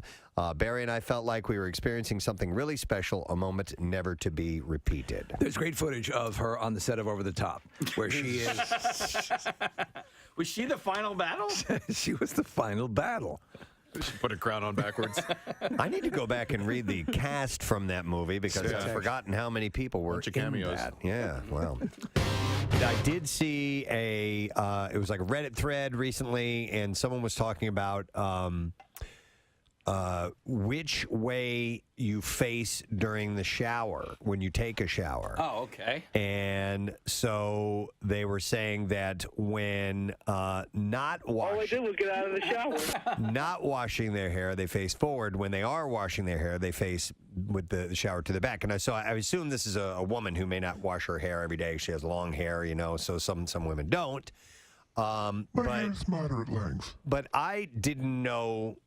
I'm spinning around constantly in the shower. You're doing like spins. I face towards, I turn back, I have One Direction. I turn back. You do One Direction, and I this perform. This is my first I've ever heard of somebody facing one way in the shower. I perform songs from One Direction too. No, so actually, it's actually just because of the construction of the shower. So my bath, I have my own bathroom. When we bought the house, it was more like there was a tub with a. With a curtain that went across, and it was so. My brother-in-law built a shower stall, a walk-in shower. Right. So, but it's shallow. So, if I were to stand, my shoulders might be touching both sides. So I turn to the side, and I have the shower. Oh, okay. So I'm facing the glass. I'm facing the wall. I'm facing the 4 cats looking at me naked. but let me ask you this: when you get out of the shower, do you immediately wrap yourself in a towel? I do not. Oh my God! I dry off in the shower. Oh, me too. I do. We can shower together. I don't wrap in a towel. When I lived at home with my mommy, and I had no concept. Mommy, come dry me. I had no concept of what people did around the house. Like I used to use 2 towels every single time. Like now I use 1 towel and I use a week. For like a week. Yeah. Because I'm like, oh God, laundry sucks, right? I know. Dude, my mom had like 2 towels every single time. One around my waist, one around my torso. I have a completely separate question because Kathy said with drying the hair and getting too hot and sweaty. After a workout. Oh, yes, the worst. And then you shower and you And get you're out and still I'm sweating? like, I'm sweating. I have to shower again. I take a shower. So here's what I do in the summer. I hate that. I have my clothes laid out back in my room and the AC. I'll put the AC on the ceiling fan. I come out of. Do you stand in front of it? Yeah, I go out. Yes, I would. It's a good idea. Just to dry off. Sure. I didn't go through all this to re-sweat. When I was in high school on the swim team, our practices were 5 in the morning. I had no idea that. Dude, listen, you're swimming like 2 miles in practice. That's a workout. That is a workout. Sweating? I was sweating, but you don't know you're sweating because you're in the pool. Yeah. You don't know that you're sweating until you go to put your school uniform on, and everything is just sticking to you. Yeah, I had no clue. Somebody wants to vouch for the towel warmer. I'm going to go to Tom. Hi, Tom. Good morning. Good morning, guys. Good morning, Ed. What's up, bud? Should I just say that every time now? Okay. All right, Tom, what's up? I don't know. We were getting our shower now. Oh, my God, he's possessed.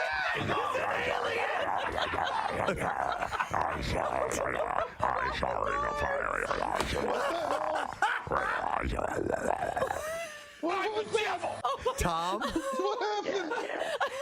Yes, I'm here. He still sounds like it. Tom, are you there? Yeah. Oh, my God. Your connection is horrible, Tom. WMMR goes into lockdown. It's horrible. I heat my towels in fire. Coming to kill all of you. I bathe in the river Styx, which is molten fire. Oh, my God. That is the most terrifying phone line I've ever heard. I feel like we need to get clips from him. Let's see if it clears up. Tom, are you still there? Yeah. Oh my God! I'm still here. Is it better now? He's calling from Jupiter. Wow, Tom, your phone line. Your phone line sucks, bud. So. Oh man. But it's awfully entertaining. Call back another time. Wow, that was bizarre. Your mother is in here with us. And it's Linda Blair's birthday. Yeah, it's we were just perfect, talking about that earlier. Wow. All right, let me see. We're going to have to wrap up here in just a second, right, Case? No sad bro coming up. No sad dough, no sad bro. Hang on a second here. WMMR. All right, let's do the B-file thing. WMMR presents Preston and Steve's Bizarre File. All right, it is brought to you this morning by Family and Company Jewelers. Planning on getting engaged? We'll go see Angelo and the team at Family and Company Jewelers. And you can get her the perfect engagement ring, a ring from Family and Company, South Jersey's diamond destination. All right, it is a messed up story, man. A podcaster and her husband were shot and killed in their Redmond, Washington home after a suspected stalker, a fan of the podcast, broke into the house 1:45 a.m. on Friday. Wow. Now you're gonna. And that was a fan. You're going to have to bear with me on the name. The stalking suspect, 38-year-old Raman Rhoda Karam Razzie, I think is how you say his name. So Koda Karam Razzie. We'll go to Rodham. Was also found dead in the house. Wow. And police responded to a report of a shooting and found 3 people dead in the house after the mother of the female victim had escaped the home and called police from a neighbor's house. Upon arrival, officers found a man who lived in the house lying on the ground in the front yard with a gunshot wound to the chest. They attempted to perform life-saving measures, but he was pronounced dead at the scene. Inside the home, the officers found the body of the suspect. I'll call him that. It's just a very lengthy name. And the man's wife, who was allegedly being stalked by the suspect in the primary bedroom. The suspect had died from an apparent self-inflicted gunshot wound. And he had broken into the house through the mother's bedroom window. The suspect had an altercation with the mother before she was able to escape to a neighbor's house.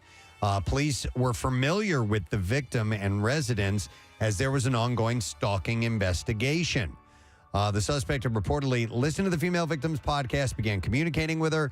The victim and suspect became friends, but when things escalated, she filed a no-contact order against him. The woman and the man first met on a social app called Clubhouse, and in one police report, she complained of more than 100 contacts from him in one day. What kind of podcast were they doing? You know what? I don't know, Steve.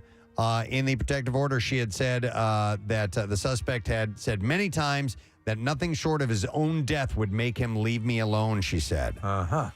Police were in the process of trying to find him. He was a long-haul truck driver, believed to have been from Texas, and arrested him to serve a petition for a protection order. It was difficult to pinpoint his location because his employment kept him moving between states. Right. Yeah. That's a nightmare. The police chief noted the family had taken steps to protect themselves, but he called this the absolute worst outcome. But that is terrifying. All right.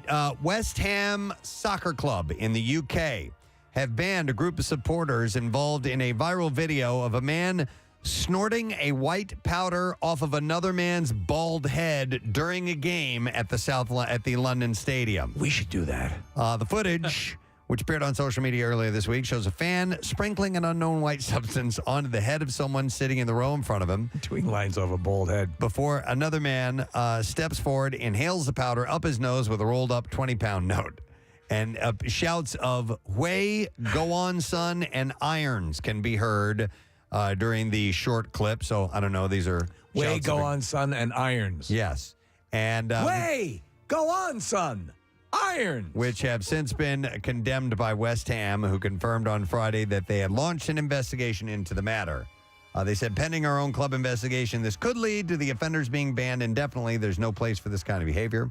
And then West Ham returned to action last night with a comfortable 2-0 win over AEK Larnaca. Just to let you know. Yeah. Horrific footage shows the exact moment that a husband threw his wife off of a ferry. Oh, man. As fellow passengers looked on in shock. The ferry was sailing through the Sunda Strait in Indonesia when a man on board, hearing whispers, suddenly picked up his wife as she was packing her bag and carried her to the edge. Did he think the whispers were telling him to throw her overboard? Yeah. So fortunately, the woman was able to cling to the vessel and avoid falling into the water below as passengers rushed to her aid. The 40-second clip shows the man lurking nearby before attempting the awful act. Picking up his wife in his arms, he casually walks to the barrier and threw her over. The woman was saved after clinging to the barrier and getting help from people nearby while her husband watched on. The man is reported to have been going through severe emotional problems and heard whispers that told him to try and commit the act. I said, get her an overcoat. Local reports indicate the incident is still being handled by the police. So we'll see if he ends up doing any time because of that. I would be inclined to not travel with him at that point. Yes, it might be a good idea to avoid travel with this man, especially on water. Right. Yeah, with the guy who's hearing voices. A suspect has been taken into custody after driving a car onto the tarmac of an airport in Wilmington, North Carolina, Thursday night, and then crashing the vehicle inside the terminal itself. It was a test drive. The car breached a fence at Wilmington International Airport and then drove onto the tarmac. When the suspect started to drive off the tarmac, he was engaged by deputies and ultimately ended up inside the terminal after crashing through doors and windows. So you're there waiting for your plane, and someone drives through windows and into the airport itself. Photos from the scene showed the car sitting inside the terminal with significant front-end damage and broken glass strewn across the floor. No one was hurt during Do you have a the ordeal. Cinnabon? The male driver, whose name was not immediately released, was detained and will face multiple state and federal charges from the incident. All right, and then we'll do one more story and end with this one. A man who attempted, in Scotland, by the way, to rob a teenager at knife point was unaware it was his own son he was trying to rob. Man! Dad! The 45-year-old pounced on an ATM in Glasgow. The 17-year-old victim had used a cash machine close to his home to withdraw some money. He said he saw a hooded man dressed in dark clothing with a snood over his face, lurking nearby. I don't know what a snood is. It's a fake elephant trunk. Oh, is that what that is? That guy looks kind of strange. The guy's just like an elephant? He's got a snood. That's a snood. The prosecutor told the court. Look down. He has a snock. As he put his card in his pocket, he took the cash from the machine. He turned left and felt something against the left side of his face. He was pinned up against a wall by the neck. The boy felt a large kitchen knife pressed to his face. The accused said, give me it now. The victim instantly identified his dad from his voice and eyes. The stunned boy Told you not to wear the snood. Said, "Are you serious? Do you know who this is?" And the attacker replied, "I don't give an F who it is." Wow. The victim pulled down the snood, revealing his dad's face, and said, "What are you doing?" The man responded, "I'm sorry, I'm desperate." His son fled the scene and told his grandmother of the ordeal before police were alerted. The robber was later arrested at his home and initially denied being the culprit. That idiot. But he later said, "I didn't know that it was him at the cash because machine." of the snood. We heard.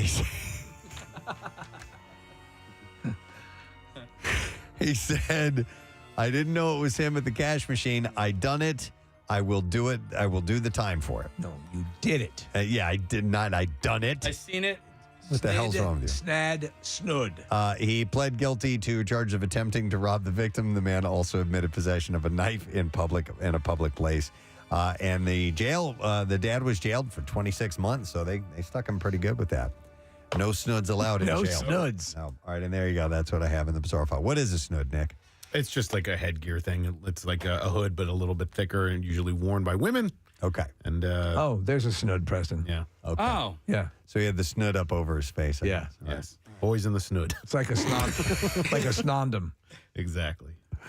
All right, we're going to take another break. We'll come back in a second. We'll get the trash and music news, lesson questions as well. I have a really strange story about Eddie Van Halen that I think you guys are going to enjoy. Really? Yeah, we'll be back in a moment. Stay with us. Preston and Steve. On 93.3 WMMR. It's a Tanner scientific... and his ex-wife Elizabeth are dividing up everything in their estate, from dogs to land to ashes of exes to horse semen. Wow. TMZ reports. Okay, yeah, because he loves it. He's a breeder. Yeah. He loves He puts it in his cereal. Love horse semen. I tell you, I love it in my cereal. It's so thick and creamy. There's just something about waking up to horse jizz. Oh my God. Elizabeth. Spock, what's this in your coffee cup? Elizabeth gets 2 horses. William gets all the dogs, 2 horses, and all of the horse semen. He gets Who gets the jig chill? He gets all of the horse semen and equipment, the horse semen equipment. He gets all the dogs? He gets all the dogs, yeah. Seems unfair. Best fun awake Semen. It's horse semen in my big, piping hot mug of coffee. And these are per the papers obtained by TMZ. Elizabeth gets... Yes, I'd like a bear claw and a coffee with horse semen. You don't have horse semen? You don't know how delicious it is in a cup of coffee? So Elizabeth, gets a Malibu and a Versailles, Kentucky home. By the way, in Kentucky, it's pronounced Versailles, not Versailles. Plus her family farm in Indiana, while he gets a ranch and their Studio City home. But I got the semen, correct? He gets all the semen. Their agreement also spelled out animal visitation rights because they don't have children. So Preston, you know what I love to do? I love to drink horse semen through a crazy straw. Crazy straw. Through a crazy straw. It looks wild. Yeah, I can imagine. Wow. All right, we're going to leave with this. Johnny Depp has launched a $50 million defamation suit against his ex-wife Amber Heard. He claims she lied about him abusing her and furthermore claims that she cheated on him within 1 month of their marriage in 2015 with Tesla founder Elon Musk. He claims that Heard... I have proof. He claimed that Heard received late-night visits from Musk. Where did you get that segue? At the at the L.A. Bitch, where'd you get this segue? It stems from an op-ed that she wrote for the Washington Post in December, in which she said, "I go because 1 year, 2 years, 5 years, 10 years, 20 years down the road." That's going to be his legacy, and I guess he doesn't want to stand for that. If indeed he is, can I tell you something? Yeah, I love you, roast beef. Thank you, Preston. The claim adds Ms. Heard is not a victim of domestic abuse. She is a perpetrator. She is a perpetrator. Yeah, Depp report. What? I don't know. I was just waiting for a Yosemite Sam moment. I don't know what that was, but it was, because of the classic Johnny Depp Yosemite Sam. Yeah, well, it was a cowboy thing. Okay, I got you. I mean, really, any moment is a good Yosemite Sam. He's been a pirate, too. Exactly. He has been a pirate, I don't think that you can go wrong with Yosemite Sam. It's just perfect. Let me know if there's anything else you're waiting for, and I'll set you up, okay? All right, good. All right, cool. Yeah. Mr. Depp's actions prove that he is unable to accept the truth of his ongoing abusive behavior. This is according to, the other side. Yes. But we've seen what appears to be damning video of him going on a tirade. And, in the tirade, he's just slamming things down. Where the Cocoa Puffs? He's not actually being physical with her. Little doggy. He looks so. It's just him waking up, and he's in a bad mood. His mother, he's wearing a cowboy hat. Did his mom just die? I don't. Yeah, I think so. It might have been shortly after that. But yeah, he's wearing the cowboy hat and sunglasses, and he's just. Yeah. Where are my spurs? Yeah. He's got his cap gun six-shooter. Where are my spurs? I don't want to look like some cowpoke. She's always leaving them laying around somewhere. You can't find them. They're supposed to be. God damn it! I just stepped on my spurs. Here they are. They're supposed to be Give in me the my spurs. supposed to be in the laundry room. Look at that. Yeah. They're walking over on their own. I guess so. I got the new ones from Nike. They're autonomous. Boy, ladies and gentlemen, what a treat. Filling in for Pierre Robert. Your midday excursion today will be hosted by the man about town, Bill Weston. God, talk about setting the bar really low. When's the last time you've done a music shift? I did a 6 to 10 Saturday morning show like 5 or 6 months ago. Okay. I came in and got off before you guys were up. By the way, I remember there was one. You get good feedback. People enjoy hearing you on the air, and obviously you're no neophyte to this. So, I follow the program director's credo called Tight and Bright. Tight and bright. How long were you a jock? Oh, gosh. Maybe 10 years. Okay. Yeah. Was it most of that in Buffalo? Most of that was Love Lines, Nick. I did top 40 in Erie, the worst 2 years of my life. I did a couple years on a rock station in Buffalo, best years of my life. And then started getting into programming because I realized I was an okay jock, but I was probably a better programmer. Okay. Yeah, you're a great programmer. I have a question about, we have this thing, it's called the Zeta system, which is the software system that has all the music and commercials and all this stuff. You know how to run it pretty well? Yeah. Yeah, Because- pretty much. There's the amount of dead air that Pierre manages to eke out of that system?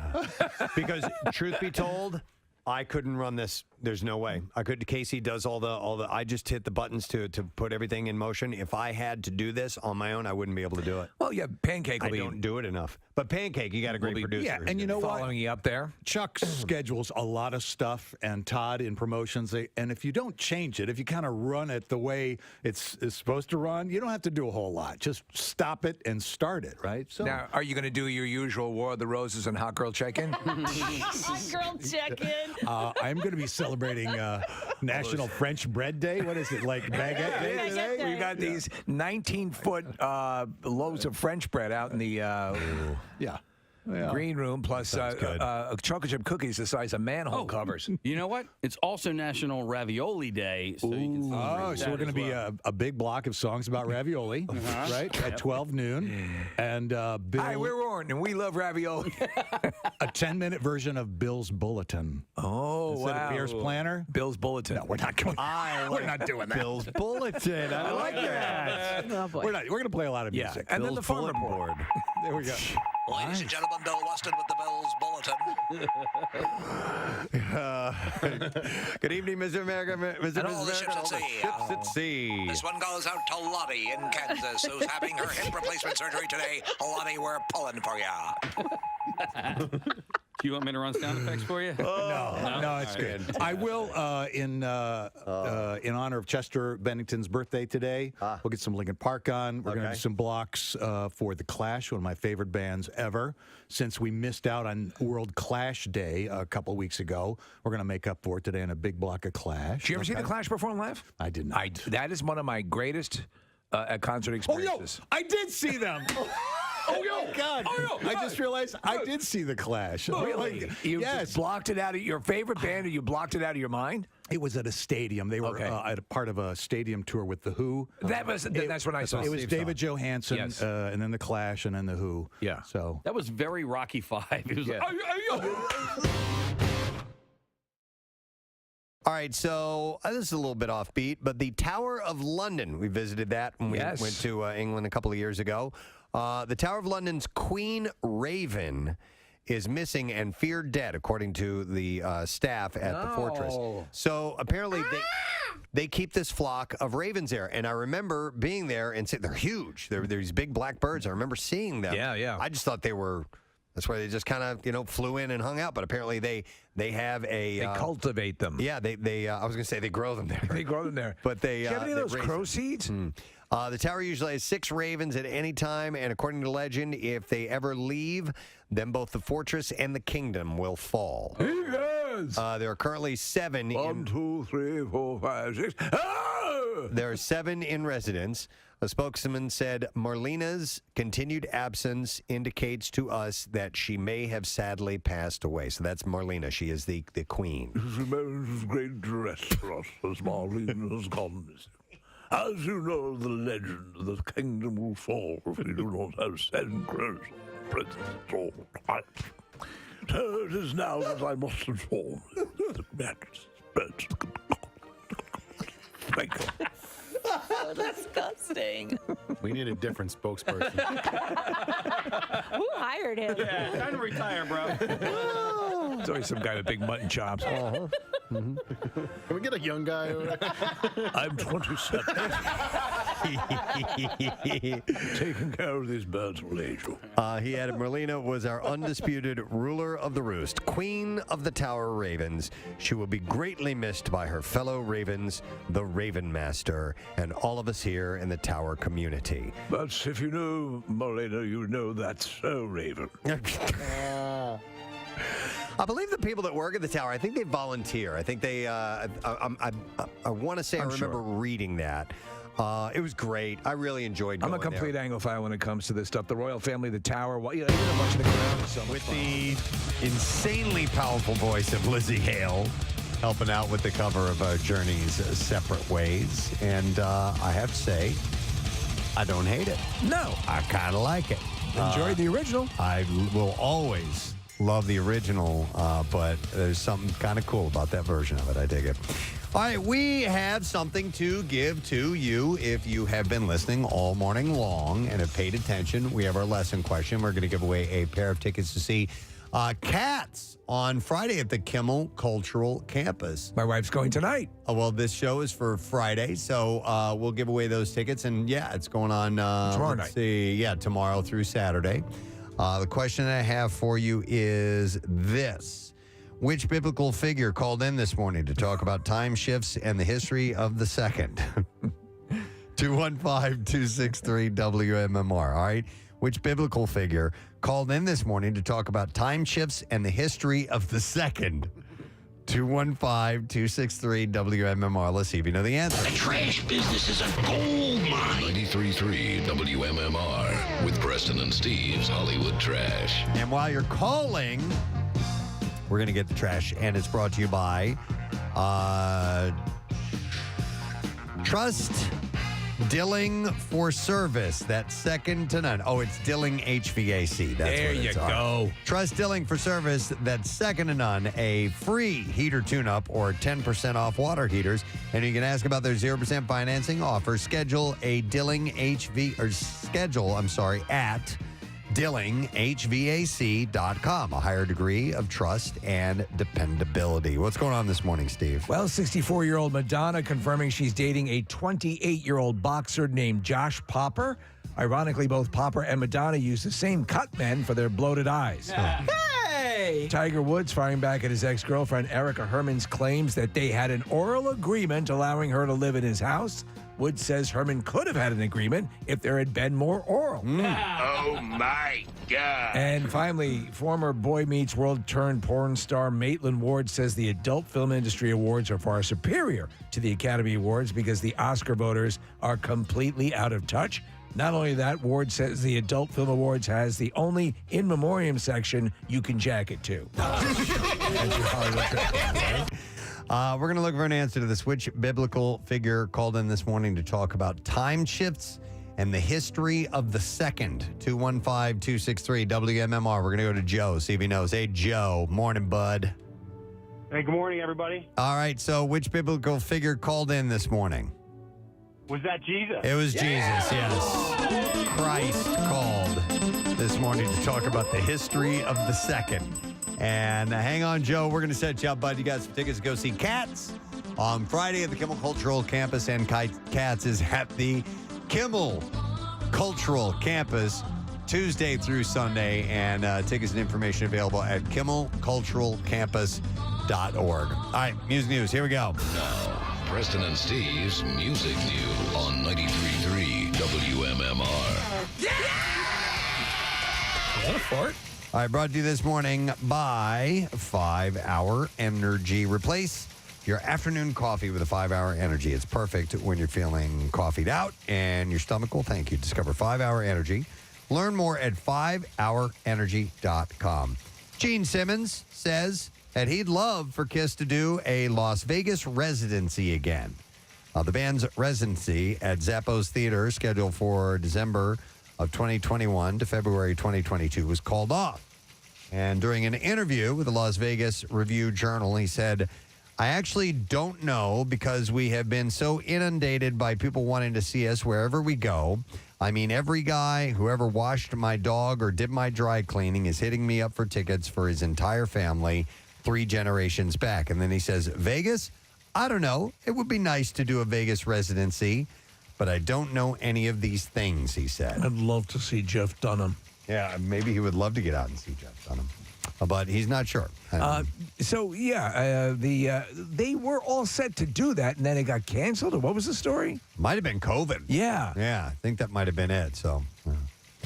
the Rolling Stones are being sued by a songwriter for their 2020 single called Living in a Ghost Town. Ooh. According to Billboard, Sergio Garcia, not the professional golfer, guy who performs under the name Angel Slang, has claimed that the Stones track was based on So Sorry and Seed of God, which he wrote in 2006 and 2007, respectively.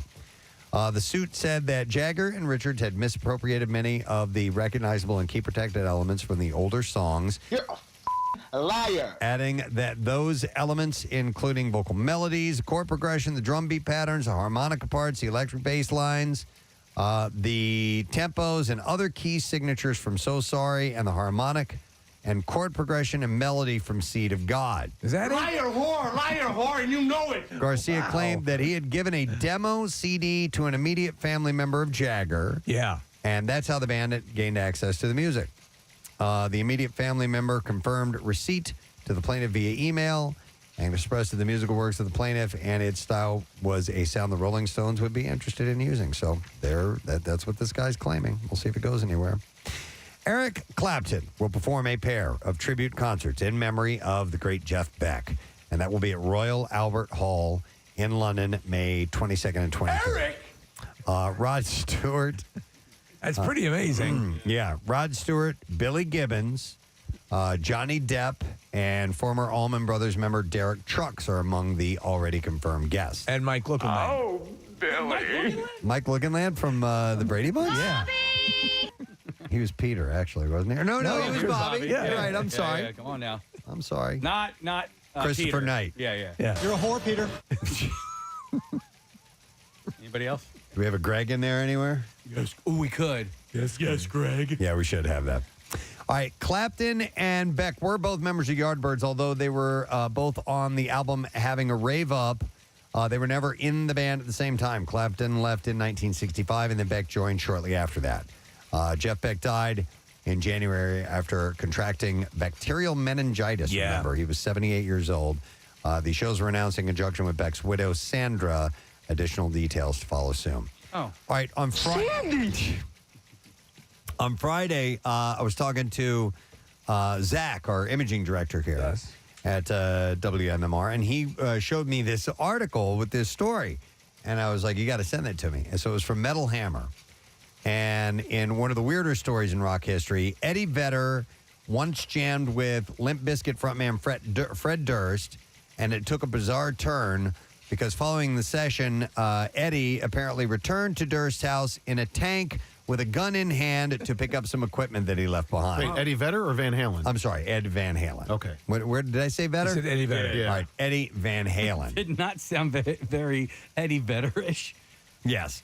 So, according to details in the photo book called Eruption in the Canyon, 212 Days and Nights with the Genius of Eddie Van Halen by Andrew Bennett, the altercation took place outside, I have a tank. Following guitarist Wes Borland's departure from Limp Bizkit in 2001. In the search for a replacement, the new metal band held auditions, but were shortly distracted by the prospect of jamming with a guitar legend, the one and only Eddie Van Halen. Durst reportedly met Ed at a party, during which a record label executive suggested that they team up together. The Limp Bizkit vocalist was thrilled by the idea and said that would be hilarious. The greatest guitar player ever plays with the worst band ever. In response, Van Halen said, F it, let's just jam. So the pair met up at Durst's house in Beverly Hills. They began jamming, and although Ed soon found himself disappointed and described the experience as like, quote, being a scholar amongst kindergartners.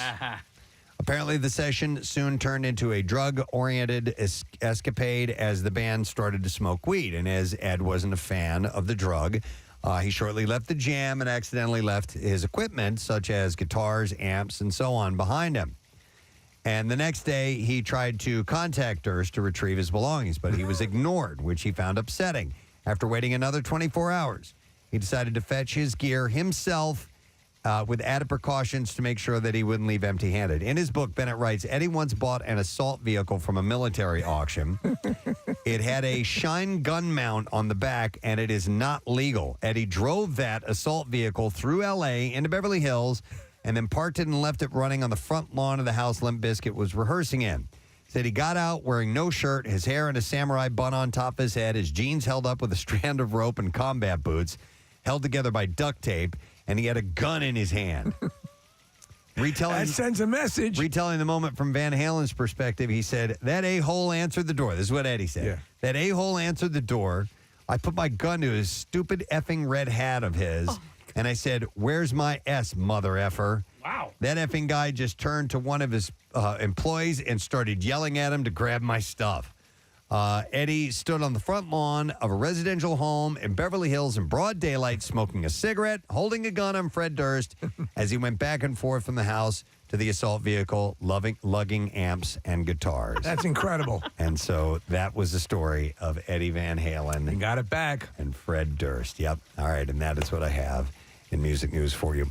All right. We will break and come back in a second, and we'll get the letter of the day for the Word of the Week prize, tell you all about that, and hand it over to Pierre. Stay with us. Won't be gone long. Preston and Steve on 93.3 WMMR. 93.3 concept, but it's pretty cool.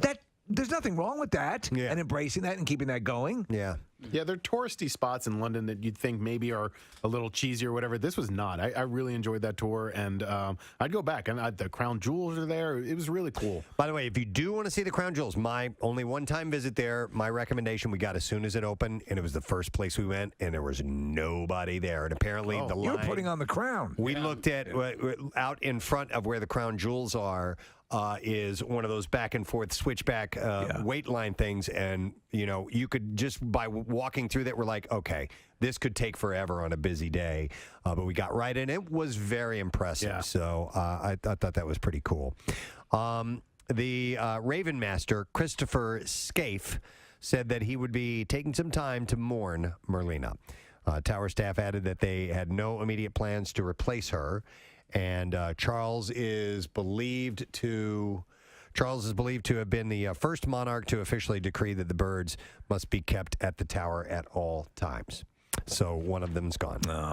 And, apparently when numbers fell to just a single Raven Guard, Winston Churchill had ordered that the flock, which is known as an unkindness, that's a flock of ravens. An unkindness. Yes, was increased to at least 6. We want to grease the flock. Yes, in 2018, the tower launched... Get the flock out of here. A raven breeding program. Of course, quoting Lethal Weapon 2. After his story.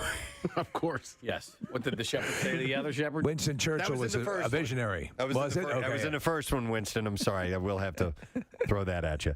But anyhow, it was becoming increasingly difficult to source the birds. So, all right. And that's all I have time for, I guess, in my thing that I just did. What was it? The junk drawer. Whatever that was. And that wraps up tonight's thing that I just said. I'm Tom Brokaw. It's called the news.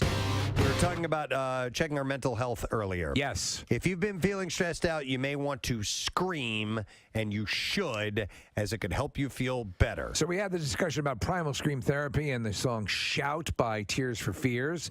And the jury's still out as to whether or not that was actually a song about primal scream therapy, but it used to be all the rage for a while. Yes. Avi Klein, a psychotherapist, says, I think every emotion... You should do it! we feel... A little reverb on that, please, when if you're going to... You should do it! It's so therapeutic! He says, I think every emotion that we feel has a kind of correlating action that goes along with it. It feels really good or even healthy to discharge that emotion.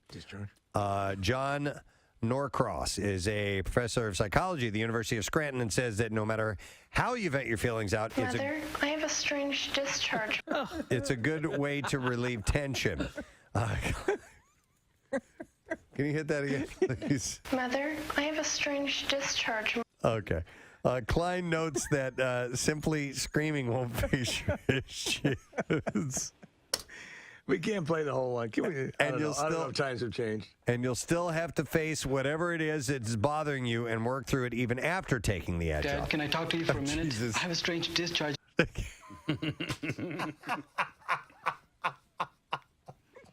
I'm just clipping the... Well, yeah, the rest of it tells where the discharge came from. Yeah. And that's when Bill gets a little nervous. It's actually worse this way. Is it? I think, but by his reckoning, it would probably be better. Well, maybe he got let out of the army and it was strange, and he got a strange discharge, and he Dad, wasn't... can I talk to you for a minute? I have a strange discharge. I'm sorry, I was trying to read a book here, but yeah, please tell me about your drippy weenie. Yes. Can I finish my steak first? Dad, can I talk to you for a minute? I have a strange discharge. Wait, I nailed it so much better. I'll have to edit that down. I want to hear discharge. All right. Dad, can I talk to you for a minute? I have a strange discharge. There we go. Nailed it. Nailed it. And then, Mother, I have a strange discharge. What would a normal one be? What would a non-strange discharge be? You know? Yeah. I have froyo coming out my ass.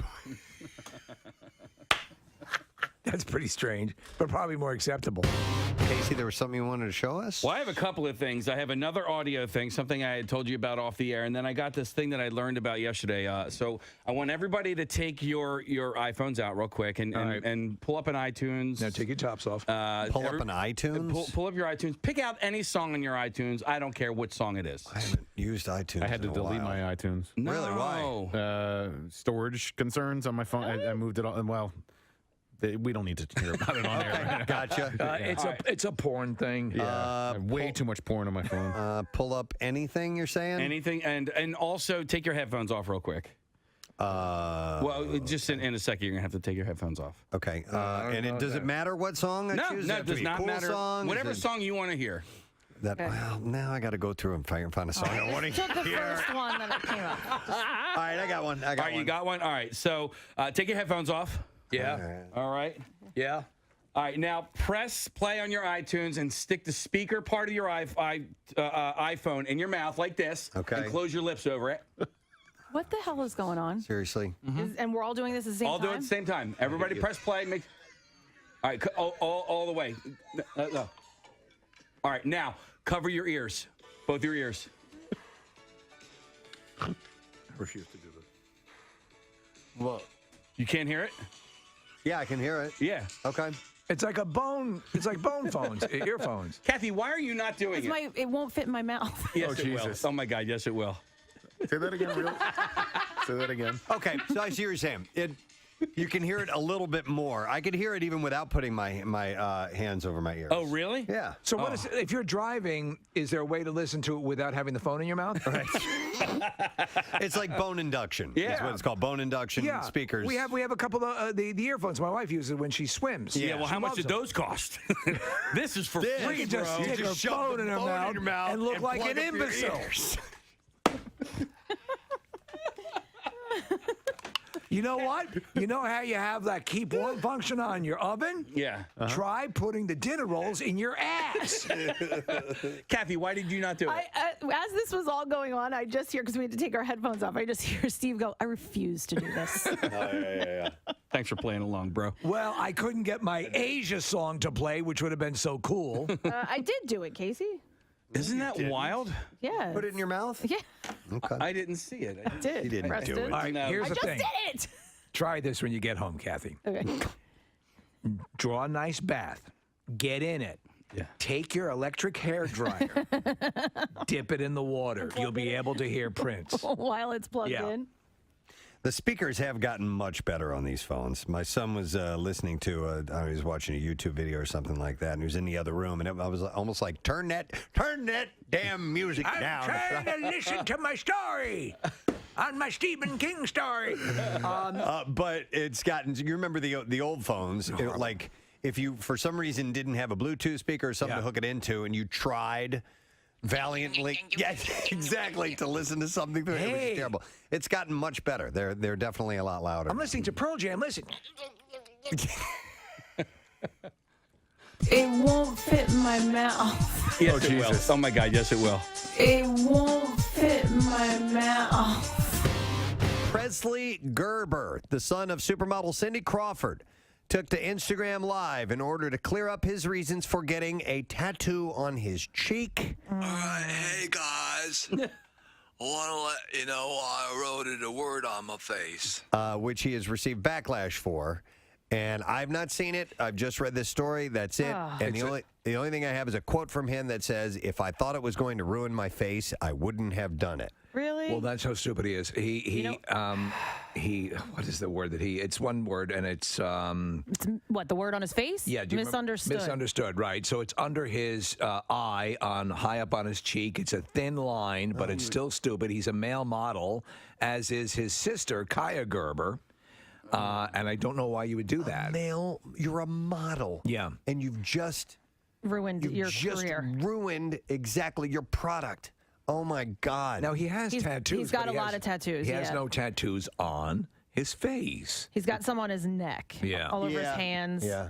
I mean, I don't know. Okay. Did you see Amber Rose? Amber Rose has a tattoo along the top part of her, highest part of her forehead. Her hairline? Yeah. So Okay. her head's always shaved, and it's sort of calligraphy. It looks lovely. But what are you going to do with that? I couldn't even read what it said, but it's big. Okay. I'm sort of coming around on face tattoos. You gonna get one? Though. I wouldn't want any of my children to. Listen, if you're, I met these guys at the tattoo convention, right?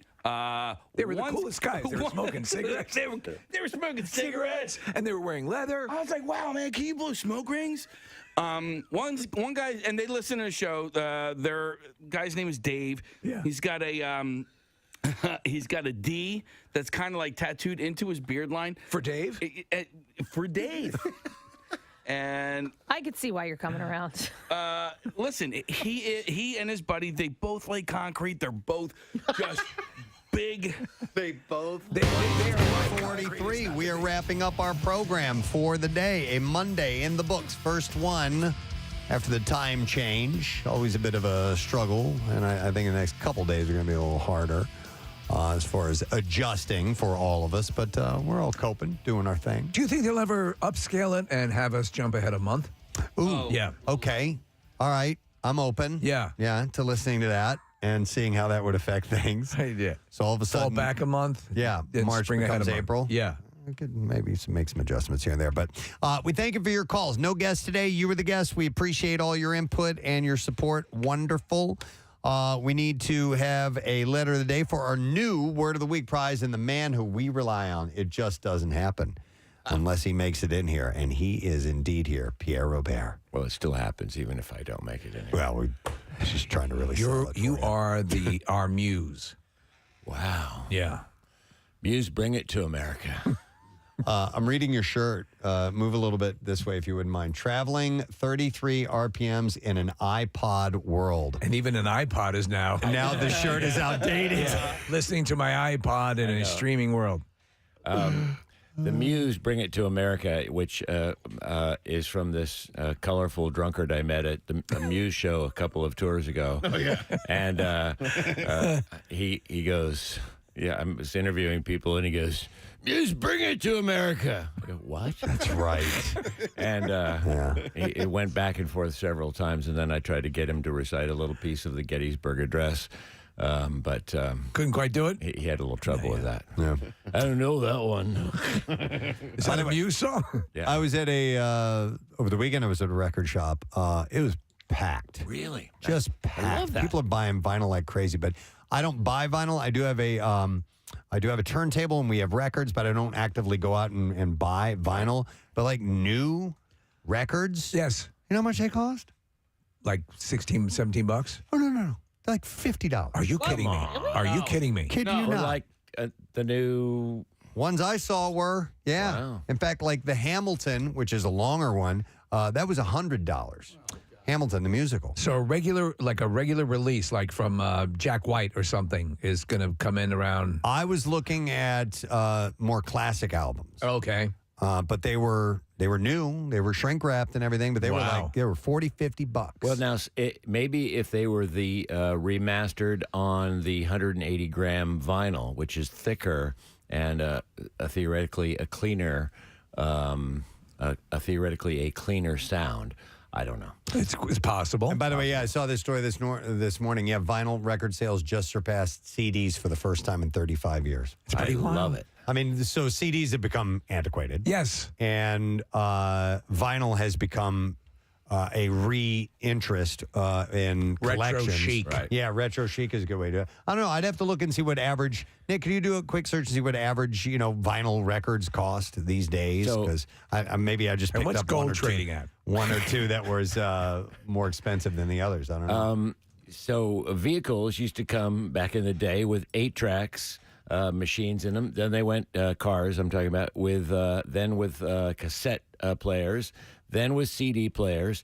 Now you can't get a car with a CD player. You have to have a flash drive, which I call a car key, And so I just learned that they're now putting record players back in cars. They're putting the record players back. Record players. You would think that they would skip, but they don't. Okay. Yeah, in the Pierre vehicle that's about to roll off the assembly line. All right, we're looking at some prices. Like Queen's Greatest Hits, $35. Fleetwood Mac, I assume this Rumors is like $22. Okay, so that's more in the neighborhood. So do you remember in the days when you were actively buying records, Preston, occasionally they would have the cut bin? Yeah. So they would cut a little bit out of the jacket, and you would get it on discount? Right. Yeah, absolutely. And I'd get that stuff. I'd be like, Absolutely. Well, we used to get complimentary records from the record companies, and some of the record local promoters would go sell those.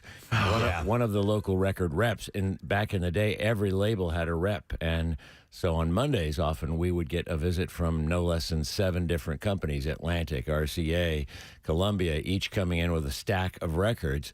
And they said, "This is the best ever." And they talk to the music, "This is the best ever. And this is the best ever." Then they come back the next week and that record wouldn't be in the stack. I go, "What happened to that one?" We don't care about that anymore. Yeah. This is the best ever. We've moved on. We need you to add this. And that's what you call it when the station takes on a new song, and they call it adding a record at a station. And it used to give brownie points to the record reps if they could get ads. That's all they went after were ads. Yeah. But they had these cut records, and a lot of them were promotional free, and they would kill. One guy had a stack of them in his trunk. He shall remain nameless, but he's quite a character, and he would sell them on a regular basis. Sure, why not? There you go. Yeah. All right, well, we do need to get a letter if you are prepared, sir. Here we go. Preston and Steve on 93.3 WMMR. Now, the Daily Letter. Preston and Steve show is brought to you today by the letter R as in record. Perfect. And we got 5 to go all together. We have a Piezeek round barbecue and fire pit kit from Landis Block. And Landis Block, you can start imagining your own backyard paradise by looking at the photo gallery online at landisbc.com. So we'll give that away on Friday while we're in Clearwater, by the way. What's happening on the show today, Pierre? We have tickets for Government Mule to give away today. We have workforce blocks of the Killers and the Cars and REM. It's going to be a fun noon to 1:30 time with us today. All right. Please spend some time with Pierre. I'm going to thank our sponsors. Please. Preston and Steve show is brought to you today by Duncan.